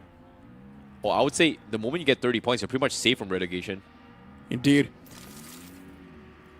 REVENANT XSPARK, all the 4 players just playing in that one single spot pinned down. Maybe they should spread themselves out a little bit more. I don't like the way they're playing. They seem scared. Maybe. Victor Sumus, as of now, they've got their eyes laid out on Divine Gaming, and Divine Gaming is under heavy fire. It's not the best possible spots to be in. It's a lot of problems Divine Gaming is currently facing. But soon, Victor Sumus also needs to move. Even they're not in that good of a spot. This is such a tricky spot here, considering that, again, pushing towards the zone is difficult because naturally pushing out the mountains of Jumasera is going to be hard. Obviously, they have to wide swing their way through to try and find an easy entry point. But for WELT, seems like they're not exactly in the clear. The are going to be having a little bit running here with Learn from Pass. Max now trying to go for the nade. Yash from the side fights one. Now the push comes in from Max. He may have missed his shot. Gets knocked off instead. Now to the rescue here is going to be Yash providing support fire from the far fray. But all this noise are attracting attention here. They're messing up big time in WELT Esports. They're just capitalizing instantly onto it. Rico is taken down low, but Learn from Pass, problems after problems, stacking on top of each other. But now even Team Tamilas, they come through with the third party. Team Tamilas also, they've closed in, but JD Gaming, he refuses to back down, but eventually he gets wrapped up as well. WELT Esports, they come out on top in that fight, but Team Tamilas, they're ready with a quick third party. Yeah, now the resets coming through. Team Tamilas, they don't really want to push down. It's pretty much outside the zone. They're still hesitant as we... Seems like they were able to spot out Genesis on the far horizon, so decides that maybe just not give it to Genesis, I would say. But now another slam comes through from the wrong side. Victorious Summers, they got out of the scuffle from the side. Now pushes into his Divine Gaming. In this case, both sides pretty much needs this compound. As Divine Gaming goes in for the chase. Victorious Summers holding down in the outskirts here. The outside flank comes through. No connections there. Ninja Boy also was caught off by surprise. Away is now trying to go in for the bait. Ninja Boy tries to reposition, but no connection for Victor Summer, so it is still a stalemate from both sides. Owe should have peeked out way before. He could have actually gotten that knock on Ninja Boy since the man was out of position. But now Divine Gaming, they get a second shot at life. And even that second chance gets obliterated. Victorious Sumus, the way they're playing, it's just perfection. Defense on point. They're also catching a couple of bullets from the sidelines. But Divine Gaming now left with just one man, and it's going to be Omega. He tried his best to fight back, but his best was not even close. As Victorious Sumus, they shut down the last remaining man. Beautifully done there, coming from Victorious Sumus. Just wait things out, buying enough time for a third party. And guess what? OG and Soul was the one that helps them pressure on towards Divine Gaming. And just like that, they are able to get the reset, but they're not exactly in the clear yet. OG has pretty much dismantled a majority of those vehicles as the zone is about to move as well. OG decides, let's just back the hell out there. But Genesis, they still have been pinned from the south side. Team Tamilas now on the gatekeep. Viper finds the opener. Now the counter nades comes through, but with the zone pressuring them, they need to make things fast. Nades from Reaper, drops Viper down low. Needs to patch himself up. Unfortunately, wasn't able to do too much. If the nade from Reaper clips on towards Hunters, this is a disaster here for Genesis Esports. Yeah, Genesis Esports in a problematic spot. Hunter's knocked out, and Viper is still up. He's the only person that's currently up. Viper has a lot of task on his shoulders, and Viper is not going to be able to withstand all of that damage. Team Tamilas from the top, they rain down hellfire as Genesis Esports, they get eliminated with 0 points from this game. I guess they're going to be staying in the bottom 4 at the end of today's day. Yeah, what a blunder there coming from Genesis. But even then, WELT also being eliminated, securing the top spot. But as of yet, bowing out rather early in this third game for them. Final game for this day itself. But for Wyld Fangs, seems like scout the remnants of where Team Tamilas is. They have been making a lot of noises. It seems like Reaper actually getting knocked there by Adi. As Nebula goes in for the knock, Sensei secures the finish instead. So that's going to be points stolen in the hands of Wyld Fangs. Yeah, that's a big problem now. And now Team Tamilas, they ram their vehicle straight up towards this warehouse. REVENANT XSPARK and Team Tamilas in a big fight. Who is going to come out on top? But from the back, it's also Nebula Esports constantly knocking, as they've successfully found one knock against REVENANT XSPARK. Problems are just all across the board for all of these teams, and REVENANT XSPARK, they just need to keep their heads down. Revival is important, and that's coming through. And the amount of smokes that are being utilized in this situation, the investment's heavy. Oh my goodness. But even then, Team Tamilas, they want to try and get another knock, and yes, they will find it as well, as Aim God goes for the knock. Proton done. Pain tries to intercept, try and slow down their aggression, but the nades keep coming through. They're pretty much blinded. But Mr. IGL getting shot from the back as Adi takes his own sweet time. The third party, it is Nebula, has been causing a lot of problems from every single team in every single direction as of yet. But in one fell swoop, REVENANT XSPARK, they get taken out. Yeah, they collapsed. Too many teams around them. They found themselves in a big pickle. They should not have backed away against Team Tamilas. They should have fought it out against him. They respected Team Tamilas too much, backed away from that warehouse, and that's why they had to pay the price for that big pinch. Team Tamilas played it well. Sometimes respecting your opponents too much also can make sure that you will be eliminated, so you have to be a little bit egoistic in those moments. Nebula, though, in my opinion, that's a really good spot.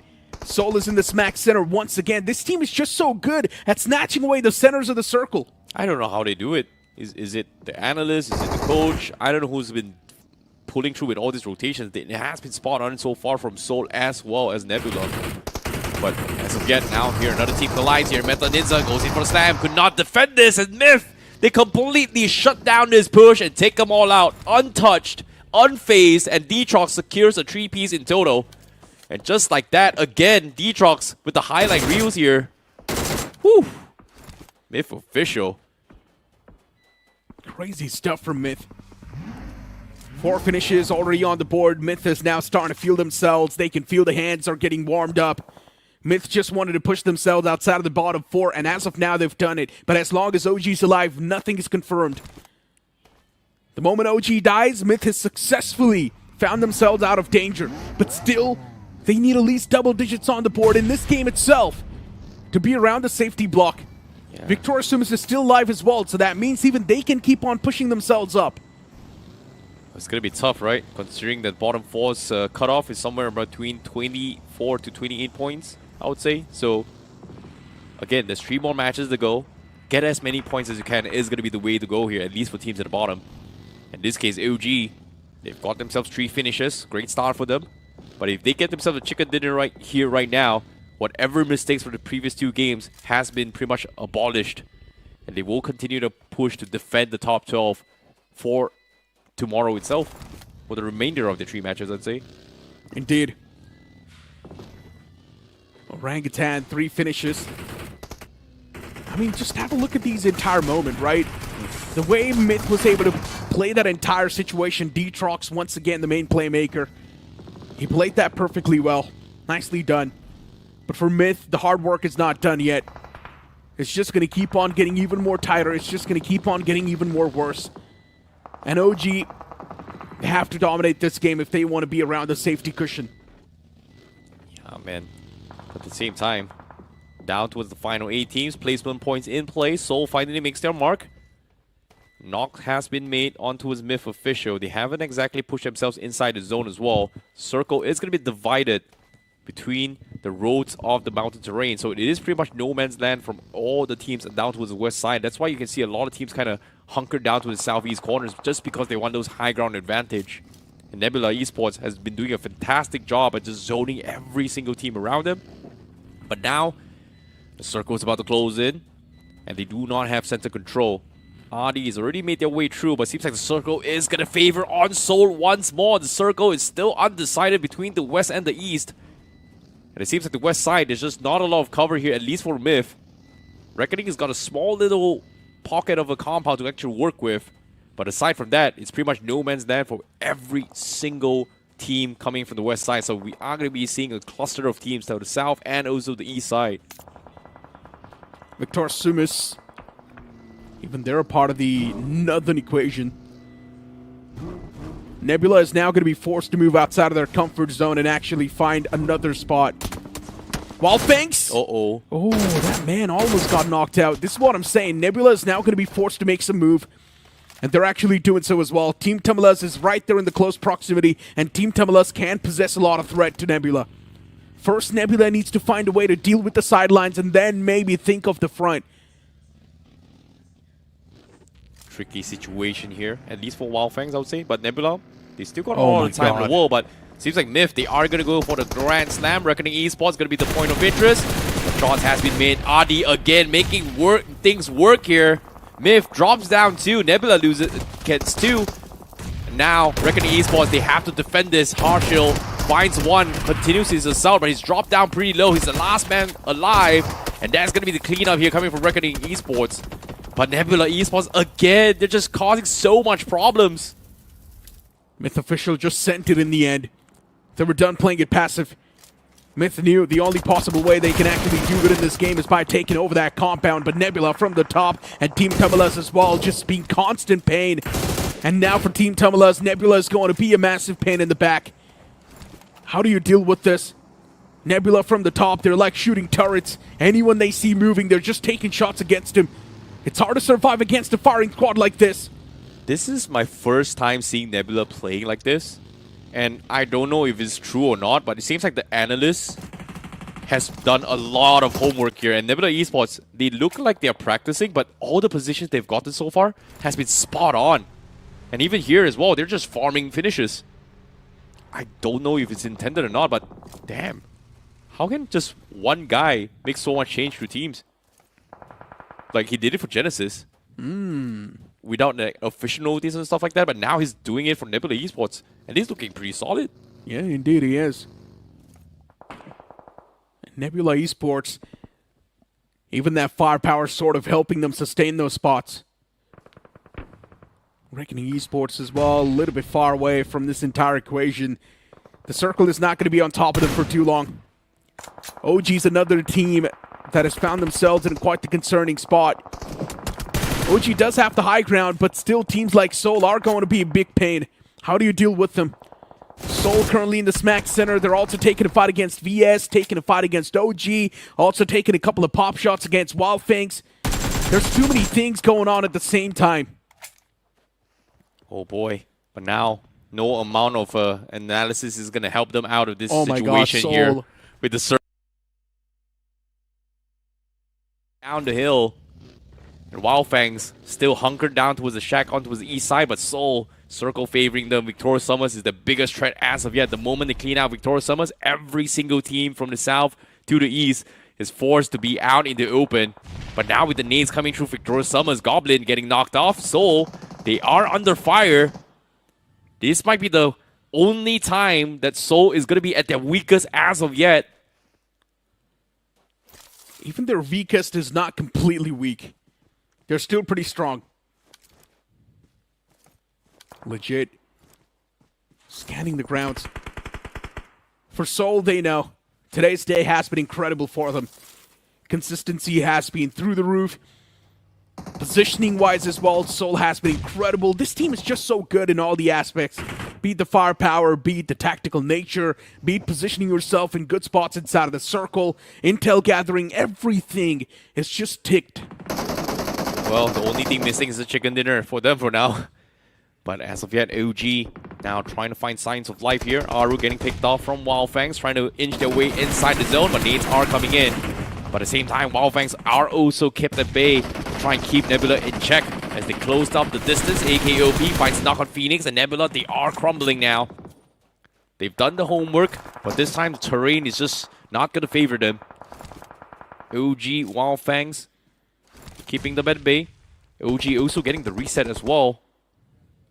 As they try to group up, but Nebula decides to book it for the full set. Nades are coming in. Aru still down in the ground, wants to be picked up. Nebula Esports did not spot this. And they finally pick him up. Actually, barely. He is actually going to bleed out with the zone forcing them. They are actually going to abandon ship and try to make a run for it as well. As Wyld Fangs gatekeep them. OG pretty much pinned, pretty much stuck out in the open. Atenki in the smoke. Wyld Fangs can't seem to find him. Eventually takes him out. And OG loses the entire main force to the zone and to Wyld Fangs. Oh no, OG. Seems like they're still going to be down in the slumbers. Just 3 finishes and 2 placement points. They're still at the bottom in the overall standings. That is going to hurt them a lot. And Wyld Fangs, as of now, yes, just 1 casualty. That was Kana. But even that player's back up on his feet. And look at Sensei charging forward. He knows Nebula's hurt. And those elimination points might just be free to pick apart. And that's what he was doing. Wyld Fangs can easily get the recovery too from that fight, so it's all good. They did take some sort of damage, but that is not enough to make sure that Wyld Fangs will crumble. But from the side, someone's making a move. It's Reckoning Esports. They crawl up that terrain, and they too get a knock. Wyld Fangs in problematic grounds. Kana eliminated from the game. 3 players still standing for Wyld Fangs. It means the chance for Seoul to get a chicken dinner, they just strengthen even more. Yeah, but it's going to be tough as well because Wyld Fangs currently has the high ground somewhat. Reckoning is down though. Seoul also trying to inch their way inside the zone. It seems like they should be able to close the distance as well because Reckoning, they're not focusing on them. And like you said, they should be able to get it as well. Legit. Now gets the knock. Wyld Fangs, they're hurting. They may have made a mistake as well. Goten now pretty much stranded with the nades coming through. Legit knows exactly where they are. They're pushing along the lines of the zone. Legit. Time. Playing against time is what he's doing as he tries to cook up some points. Seoul looking for their first chicken dinner here in BMPS 2026. I like the confidence coming through from Legit. Pushing all by himself with his teammate Knuckle, but the first man is already down. Knuckle taken care of. Godin is not a person that loses one-on-ones. Seoul, be careful. Never give a 1v1 to Godin. He never loses those. And now up against that man, Legit himself. Can Godin surpass Legit? And yes will be the answer. Godin never loses a one-on-one. Godin now in problematic grounds as he's got the low ground and the opponent has the high ground. But Godin instantly pushes once again. Another 1v1 being offered to Godin, but Godin knows the backlines are not too clear. He can be shot at from the back.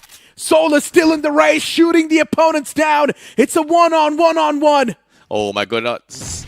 And now Joker has the line inside. Levi cleans out Goten, and now Joker will clean him up as well. Patience from him. He won't snatch the chicken dinner away, and just like that, Seoul will secure the winner chicken dinner. But what a fight it has been here between Reckoning as well as Wyld Fangs. A massive game between these 3 teams as well to try and push out of the bottom 4. I know, right?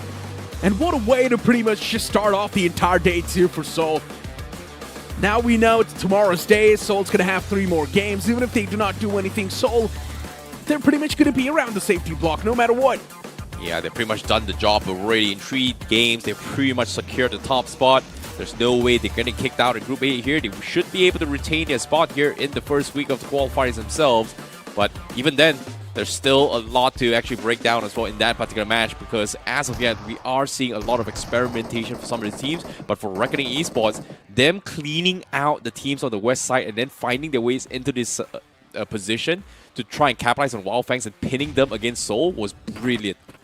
I guess for me, the biggest surprise inside of this entire group has to be Genesis Esports and OG just underperforming like that. Ninza somewhere down line, we've always known that this lineup has been inconsistent in some scenarios.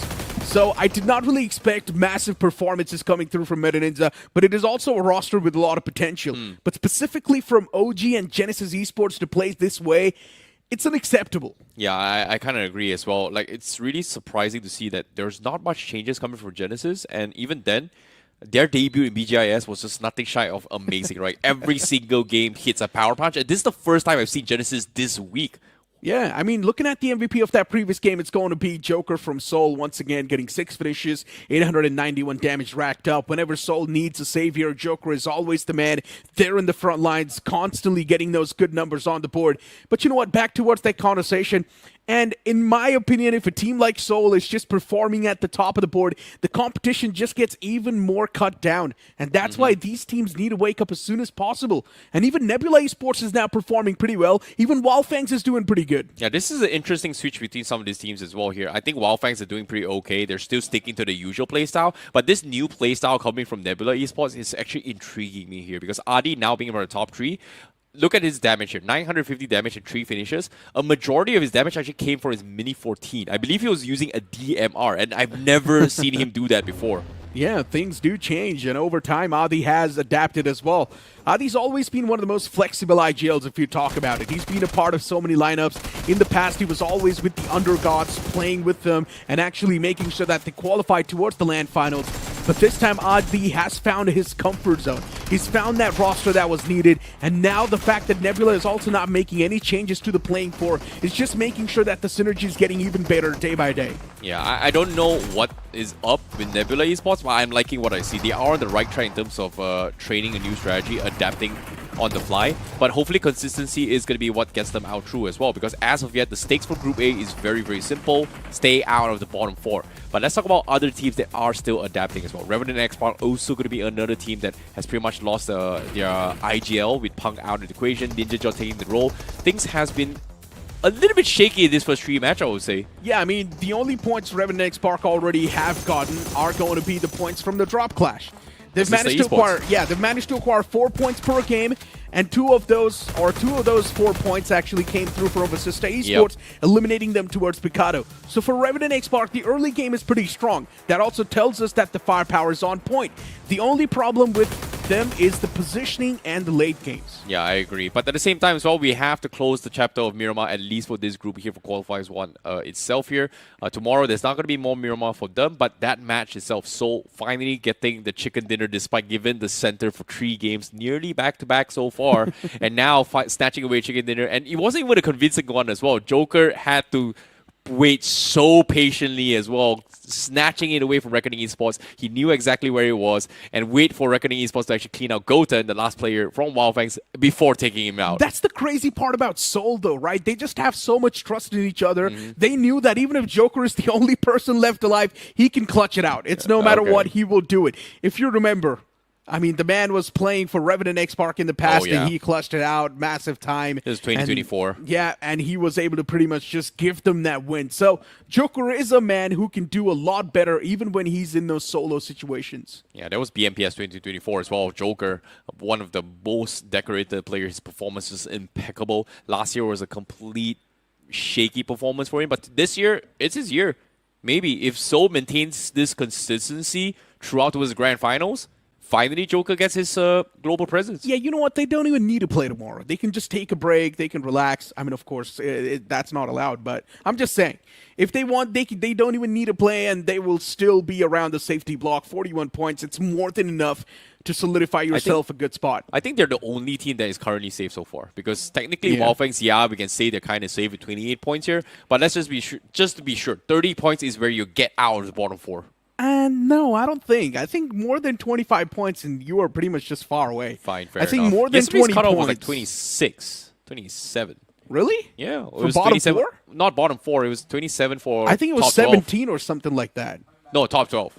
Okay, well, so I personally still do think that the moment you get more than 21 or 22 points, you will be fair around enough. the safety cushion. So these teams don't need to try that hard. And as you mentioned, right, not a lot of incentives to actually go for the fight, not a lot of motivating factor for these teams. But maybe for teams like REVENANT XSPARK, a newly formed roster, they should try and practice new things, try and understand what sort of strategies they can execute in a lobby like this, since it is the best lobby we've got to offer.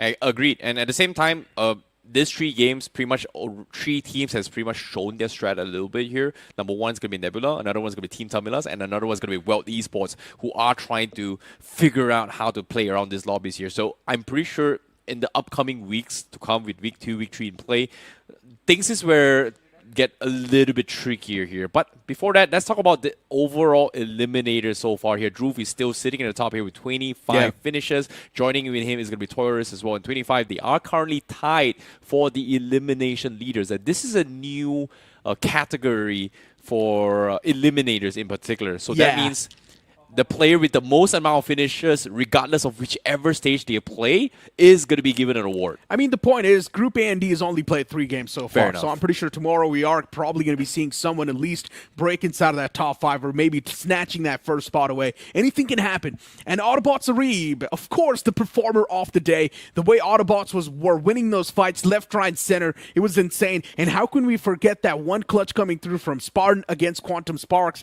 He was able to single-handedly shut down the entirety of Quantum Sparks, 1v4ing them. Agreed. But at the same time, so it makes a lot of sense why the performer of the day is going to be coming from Group D, right? The stakes are so high here coming from Group A. It's so difficult to actually farm finishes, and you can see every single team. Like, if you get a knock, you are instantly get traded as well. So I wouldn't be surprised to see nobody from Group A actually makes it to Eliminator, but only time will tell, you know, as the game progresses as well. But let's talk about the day summary for this match as well. So getting 22 points. They've gotten the most amount of points out of all the 6 matches that has been played in today's game. Yeah, sure, buddy.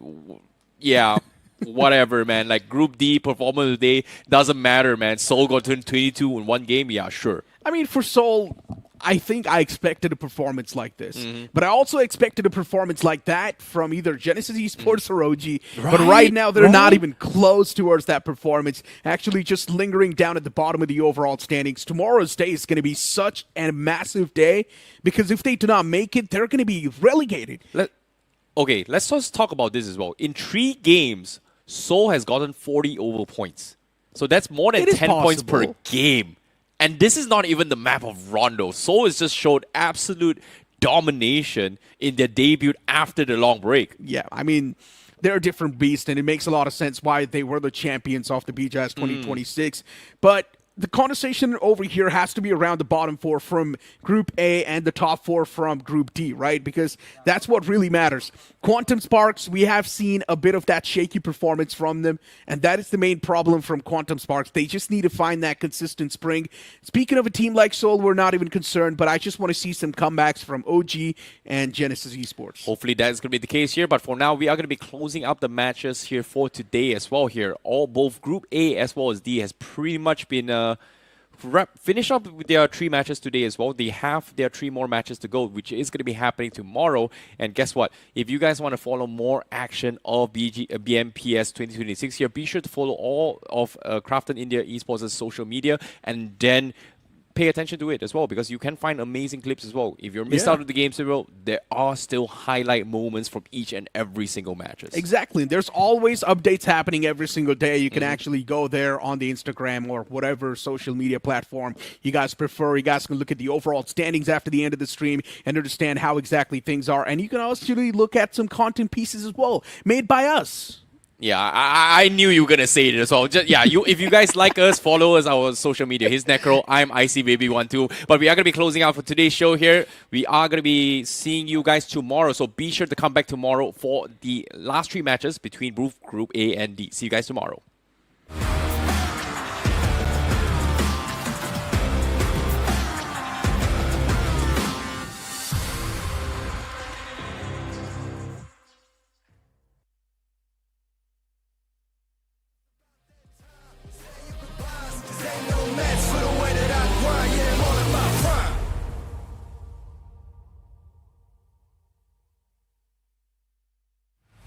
Let me tell them one time, I've been on the grind, this my prime. Let me tell them one time, I've been on the grind, and this my prime. Yeah, sorry for the wait, didn't think I'd come up, y'all just need a little faith. I've been patient, just waiting on the river with an ace. Gotta move real careful, we coming surveying the place. I touch down in your city, that's a rival. Y'all got one thing on your mind, it's survival. But if you wanna take a shot at the title, call the medic, we checking your vitals. Let me tell them one time, I've been on the grind, this my prime. Let me tell them one time, I've been on the grind, and this my prime. Let me tell them one time. Set them all in my prime. Let me tell them one time, I've been on the grind, feeling real good, yeah, all in my prime. It's about that time, say your goodbyes, cause ain't no match for the way that I grind, yeah, I'm all in my prime. Prime time, we mile high, the gate closed. Same city as voice and I mean woes. It's flat bets for the checks, that's a bank rolls. I've been killing it, I'm guilty, case closed. Yeah, y'all are too basic, my reputation, borderline amazing. Good things coming, they just need a little patience. Ready for whatever, all you gotta do is say when. And my eyes on the rise, I visualize. I ain't ever taking a break, you taking 5. Even if I ain't got it, know that I make the time. On my next move by the time that the ink will dry. Let me tell them one time, I've been on the grind, this my prime. Let me tell them one time, I've been on the grind, and this my prime. Let me tell them one time. Set them all in my prime. Let me tell them one time, I've been on the grind, feeling real good, yeah, all in my prime. It's about that time, say your goodbyes, cause ain't no match for the way that I grind, yeah, I'm all in my prime.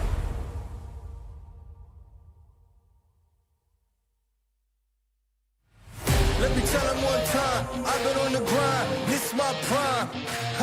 Let me tell them one time, I've been on the grind, and this my prime. Yeah, sorry for the wait, didn't think I'd come up, y'all just need a little faith. I've been patient, just waiting on the river with an ace. Gotta move real careful, we coming surveying the place. I touch down in your city, that's a rival. Y'all got one thing on your mind, it's survival. But if you wanna take a shot at the title, call the medic, we checking your vitals. Let me tell them one time, I've been on the grind, this my prime. Let me tell them one time, I've been on the grind, and this my prime. Let me tell them one time. Set them all in my prime. Let me tell them one time, I've been on the grind, feeling real good, yeah, all in my prime. It's about that time, say your goodbyes, cause ain't no match for the way that I grind, yeah, I'm all in my prime. Prime time, we mile high, the gate closed. Same city as voice and I mean woes. It's flat bets for the checks, that's a bank rolls. I've been killing it, I'm guilty, case closed. Yeah, y'all are too basic, my reputation, borderline amazing. Good things coming, they just need a little patience. Ready for whatever, all you gotta do is say when. And my eyes on the rise, I visualize. I ain't ever taking a break, you taking 5. Even if I ain't got it, know that I make the time. On my next move by the time that the ink will dry. Let me tell them one time, I've been on the grind, this my prime. Let me tell them one time, I've been on the grind, and this my prime. Let me tell them one time. Set them all in my prime. Let me tell them one time, I've been on the grind, feeling real good, yeah, all in my prime. It's about that time, say your goodbyes, cause ain't no match for the way that I grind, yeah, I'm all in my prime.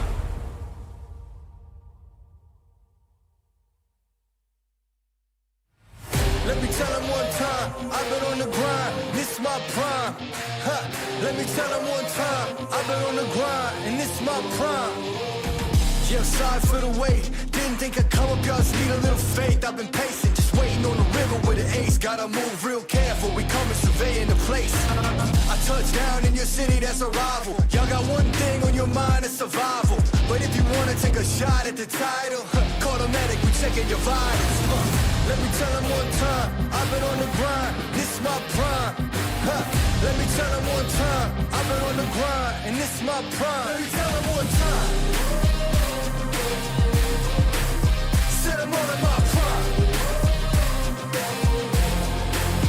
Let me tell them one time, I've been on the grind, feeling real good, yeah, all in my prime. It's about that time, say your goodbyes, cause ain't no match for the way that I grind, yeah, I'm all in my prime. Prime time, we mile high, the gate closed. Same city as voice and I mean rolls. It's flat bets for the checks, that's a bank rolls. I've been killing it, I'm guilty, case closed. Yeah, y'all are too basic, my reputation, borderline amazing. Good things coming, they just need a little patience. Ready for whatever, all you gotta do is say when. In my eyes, when I rise, I visualize. I ain't ever taking a break, you taking 5. Even if I ain't got it, know that I make the time. On my next move, by the time that the ink will dry. Let me tell them one time, I've been on the grind, this my prime. Let me tell them one time, I've been on the grind, and this my prime. Let me tell them one time. Said I'm all in my prime. Let me tell them one time, I've been on the grind, feeling real good, yeah, all in my prime. It's about that time, say your goodbyes, cause ain't no match for the way that I grind, yeah, I'm all in my prime.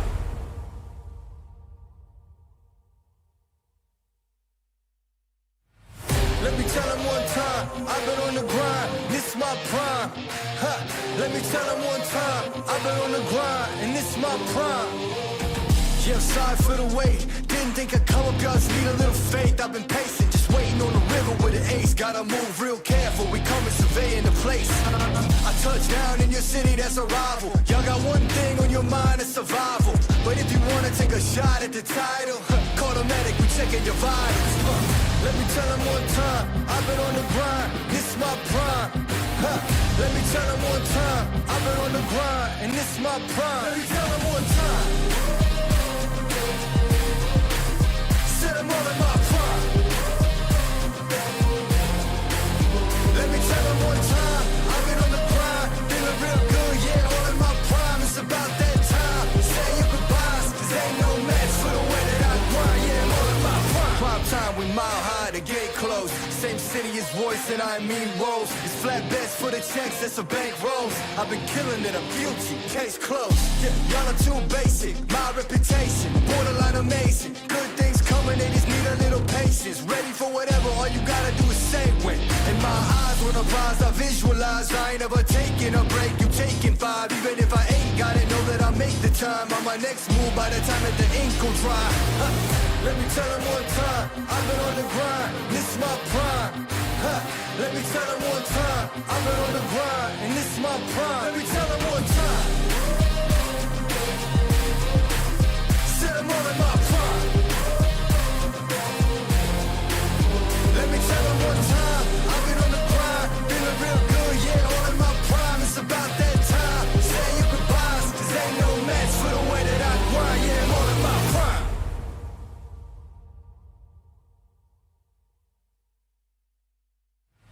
Let me tell them one time, I've been on the grind, this my prime. Let me tell them one time, I've been on the grind, and this my prime. Yeah, sorry for the wait, didn't think I'd come up, y'all just need a little faith. I've been patient, just waiting on the river with an ace. Gotta move real careful, we coming surveying the place. I touch down in your city, that's a rival. Y'all got one thing on your mind, it's survival. But if you wanna take a shot at the title, call the medic, we checking your vitals. Let me tell them one time, I've been on the grind, this my prime. Let me tell them one time, I've been on the grind, and this my prime. Let me tell them one time. Said I'm all in my prime.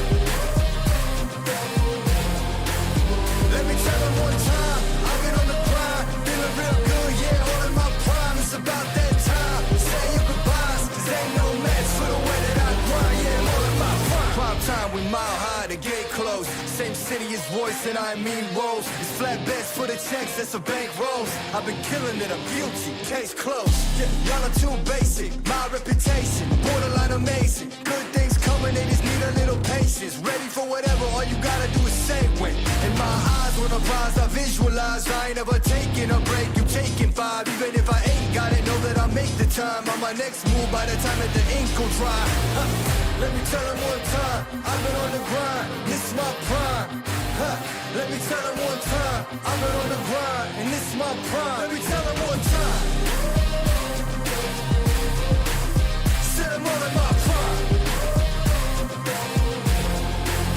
Let me tell them one time, I've been on the grind, feeling real good, yeah, all in my prime. It's about that time, say your goodbyes, cause ain't no match for the way that I grind, yeah, I'm all in my prime.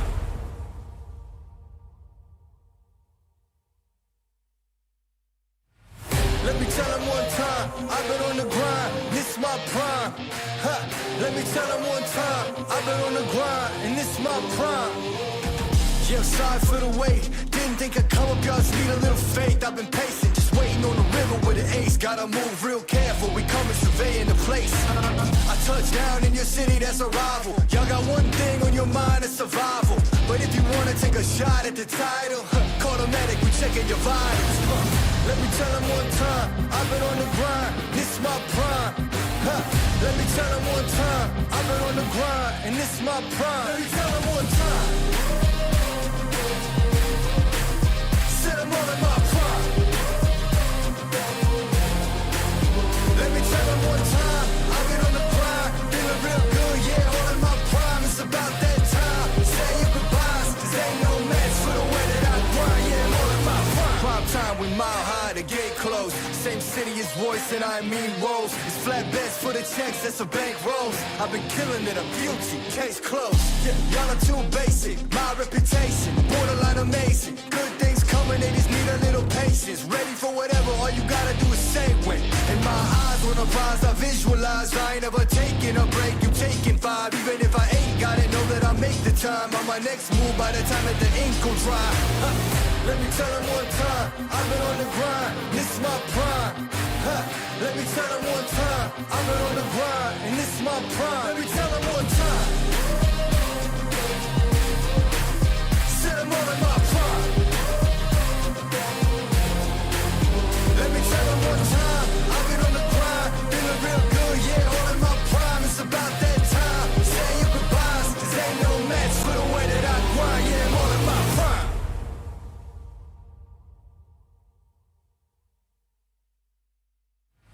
Let me tell them one time, I've been on the grind, this is my prime.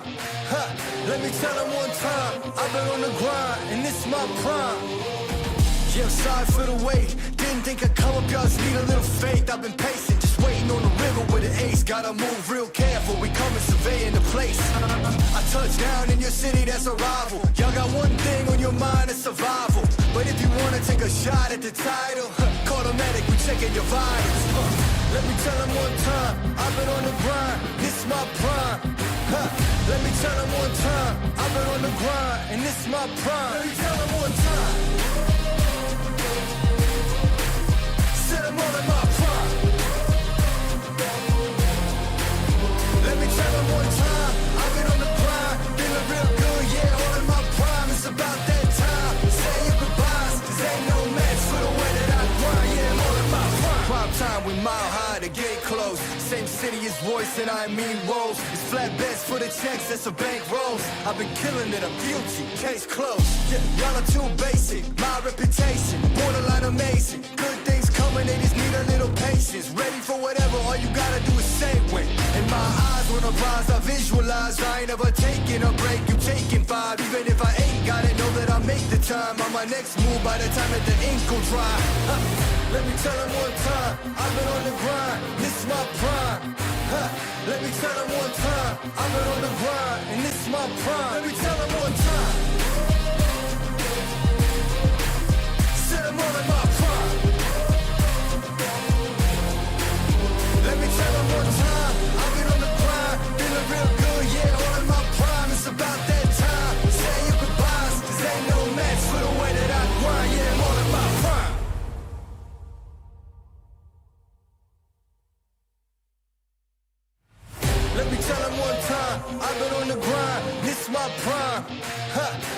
tell them one time, I've been on the grind, and this my prime. Yeah, I'm sorry for the wait. Didn't think I'd come up, y'all just need a little faith. I've been patient, just waiting on the river with an ace. Gotta move real careful, we coming surveying the place. I touch down in your city, that's a rival. Y'all got one thing on your mind, it's survival. But if you wanna take a shot at the title, call the medic, we checking your vitals. Let me tell them one time, I've been on the grind, this is my prime. Let me tell them one time, I've been on the grind, and this is my prime. Let me tell them one time. Set them all in my prime. Let me tell them one time, I've been on the grind, feeling real good, yeah, all in my prime. It's about that time, say your goodbyes, cause ain't no match for the way that I grind, yeah, all in my prime. Prime time, we mile high, the gate closed. Same city as voice and I mean rolls. It's flatbeds for the checks, that's a bank rolls. I've been killing it, I'm guilty, case closed. Yeah, y'all are too basic, my reputation, borderline amazing. Good things coming, they just need a little patience. Ready for whatever, all you gotta do is say when. And my eyes on the prize, I visualize. I ain't ever taking a break, you taking five. Even if I ain't got it, know that I make the time. On my next move by the time that the ink will dry. Let me tell them one time, I've been on the grind, this is my prime. Let me tell them one time, I've been on the grind, and this is my prime. Let me tell them one time. Set them all in my prime. Let me tell them one time, I've been on the grind, feeling real good, yeah, all in my prime. It's about that time, say your goodbyes, cause ain't no match for the way that I grind, yeah, all in my prime.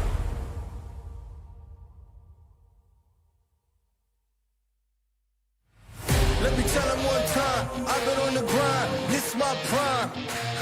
Let me tell them one time, I've been on the grind, and this is my prime. Yeah, I'm sorry for the wait. Didn't think I'd come up, y'all just need a little faith. I've been patient, just waiting on the river with an ace. Gotta move real careful, we coming surveying the place. I touch down in your city, that's a rival. Y'all got one thing on your mind, it's survival. But if you wanna take a shot at the title, call the medic, we checking your vitals. Let me tell them one time, I've been on the grind, this is my prime. Let me tell them one time, I've been on the grind, and this is my prime. Let me tell them one time. Set them all in my prime. Let me tell them one time, I've been on the grind, feeling real good, yeah, all in my prime. It's about that time, say your goodbyes, cause ain't no match for the way that I grind, yeah, all in my prime. Prime time, we mile high, the gate closed. Same city as voice and I mean rolls. It's flatbeds for the checks, that's a bank rolls. I've been killing it, I'm guilty, case closed. Yeah, y'all are too basic, my reputation, borderline amazing. Good things coming, they just need a little patience. Ready for whatever, all you gotta do is say when. And my eyes on the prize, I visualize. I ain't ever taking a break, you taking five. Even if I ain't got it, know that I make the time. On my next move by the time that the ink will dry. Let me tell them one time, I've been on the grind, this is my prime. Let me tell them one time, I've been on the grind, and this is my prime. Let me tell them one time. Set them all in my prime. Let me tell them one time, I've been on the grind, feeling real good, yeah, all in my prime. It's about that time, say your goodbyes, cause ain't no match for the way that I grind, yeah, all in my prime.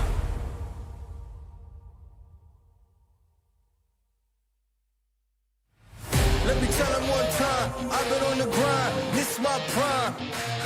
Let me tell them one time, I've been on the grind, and this is my prime.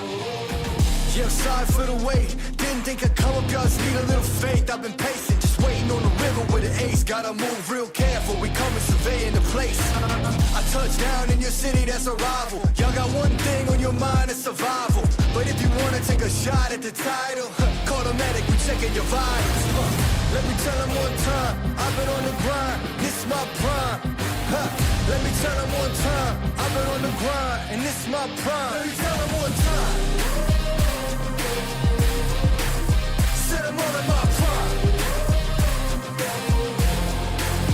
Let me tell them one time, I've been on the grind, feeling real good, yeah, all in my prime. It's about that time, say your goodbyes, cause ain't no match for the way that I grind, yeah, all in my prime. Prime time, we mile high, the gate closed. Same city as voice and I mean woes. It's flatbeds for the checks, that's a bank rolls. I've been killing it, I'm guilty, case closed. Yeah, y'all are too basic, my reputation, borderline amazing. Good things coming, they just need a little patience. Ready for whatever, all you gotta do is say when.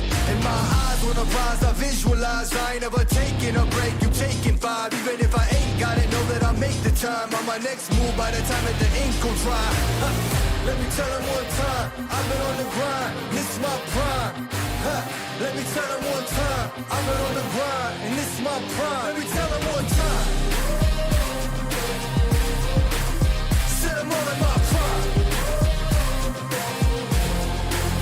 Let me tell them one time, I've been on the grind, feeling real good, yeah, all in my prime. It's about that time, say your goodbyes, cause ain't no match for the way that I grind, yeah, I'm all in my prime.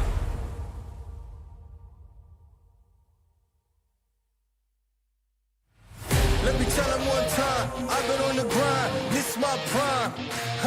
Let me tell them one time, I've been on the grind, and this is my prime. Yeah, I'm sorry for the wait, didn't think I'd come up, y'all just need a little faith. I've been patient, just waiting on the river with an ace. Gotta move real careful, we coming surveying the place. I touch down in your city, that's a rival. Y'all got one thing on your mind, it's survival. But if you wanna take a shot at the title, call the medic, we checking your vitals. Let me tell them one time, I've been on the grind, this is my prime. Let me tell them one time, I've been on the grind, and this is my prime. Let me tell them one time. Said I'm all in my prime. Let me tell them one time, I've been on the grind, feeling real good, yeah, all in my prime. It's about that time, say your goodbyes, cause ain't no match for the way that I grind, yeah, I'm all in my prime. Prime time, we mile high, the gate closed. Same city as voice and I mean woes. It's flatbeds for the checks, that's a bank rolls. I've been killing it, I'm guilty, case closed. Yeah, y'all are too basic, my reputation, borderline amazing. Good things coming, they just need a little patience. Ready for whatever, all you gotta do is say when. In my eyes, when I rise, I visualize. I ain't ever taking a break, you taking 5. Even if I ain't got it, know that I make the time. On my next move, by the time that the ink will dry. Let me tell them one time, I've been on the grind, this is my prime. Let me tell them one time, I've been on the grind, and this is my prime. Let me tell them one time. Said I'm all in my prime. Let me tell them one time, I've been on the grind, feeling real good, yeah, all in my prime. It's about that time, say your goodbyes, cause ain't no match for the way that I grind, yeah, I'm all in my prime.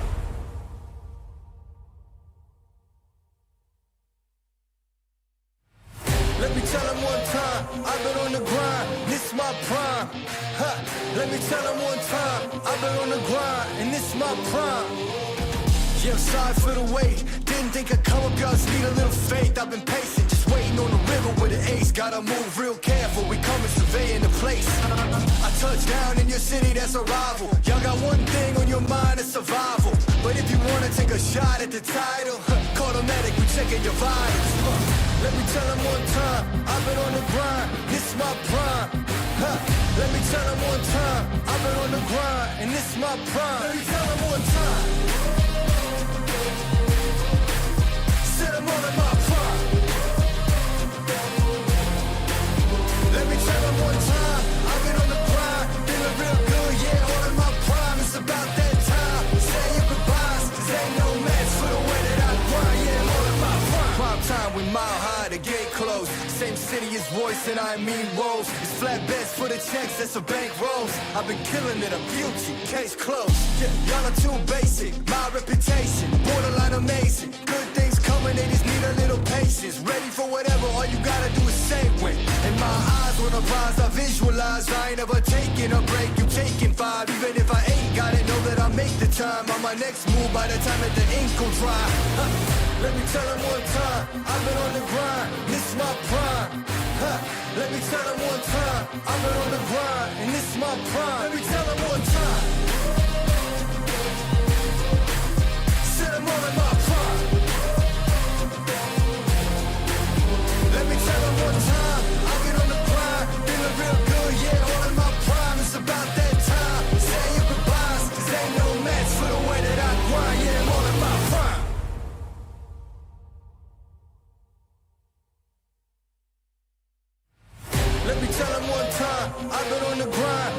my prime. Huh. Let me tell them one time, I've been on the grind, and this my prime. Yeah, I'm sorry for the wait. Didn't think I'd come up, y'all just need a little faith. I've been patient, just waiting on the river with an ace. Gotta move real careful, we coming surveying the place. I touch down in your city, that's a rival. Y'all got one thing on your mind, it's survival. But if you wanna take a shot at the title, call the medic, we checking your vitals. Let me tell them one time, I've been on the grind, this my prime. Let me tell them one time, I've been on the grind, and this my prime. Let me tell them one time. Set them all in my prime. Let me tell them one time, I've been on the grind, feeling real good, yeah, all in my prime. It's about that time, say your goodbyes, cause ain't no match for the way that I grind, yeah, I'm all in my prime. Prime time, we mile high, the gate closed. Same city as Royce and I mean Rose. It's flatbeds for the checks, that's a bank rolls. I've been killing it, I'm guilty, case closed. Yeah, y'all are too basic, my reputation, borderline amazing. Good things coming, they just need a little patience. Ready for whatever, all you gotta do is say when. And my eyes on the rise, I visualize. I ain't ever taking a break, you taking 5. Even if I ain't got it, know that I make the time. On my next move by the time that the ink will dry. Let me tell them one time, I've been on the grind, this my prime. Let me tell them one time, I've been on the grind, and this my prime. Let me tell them one time. Set them all in my prime. Let me tell them one time, I've been on the grind, feeling real good, yeah, all in my prime. It's about that time, say your goodbyes, cause ain't no match for the way that I grind, yeah, I'm all in my prime.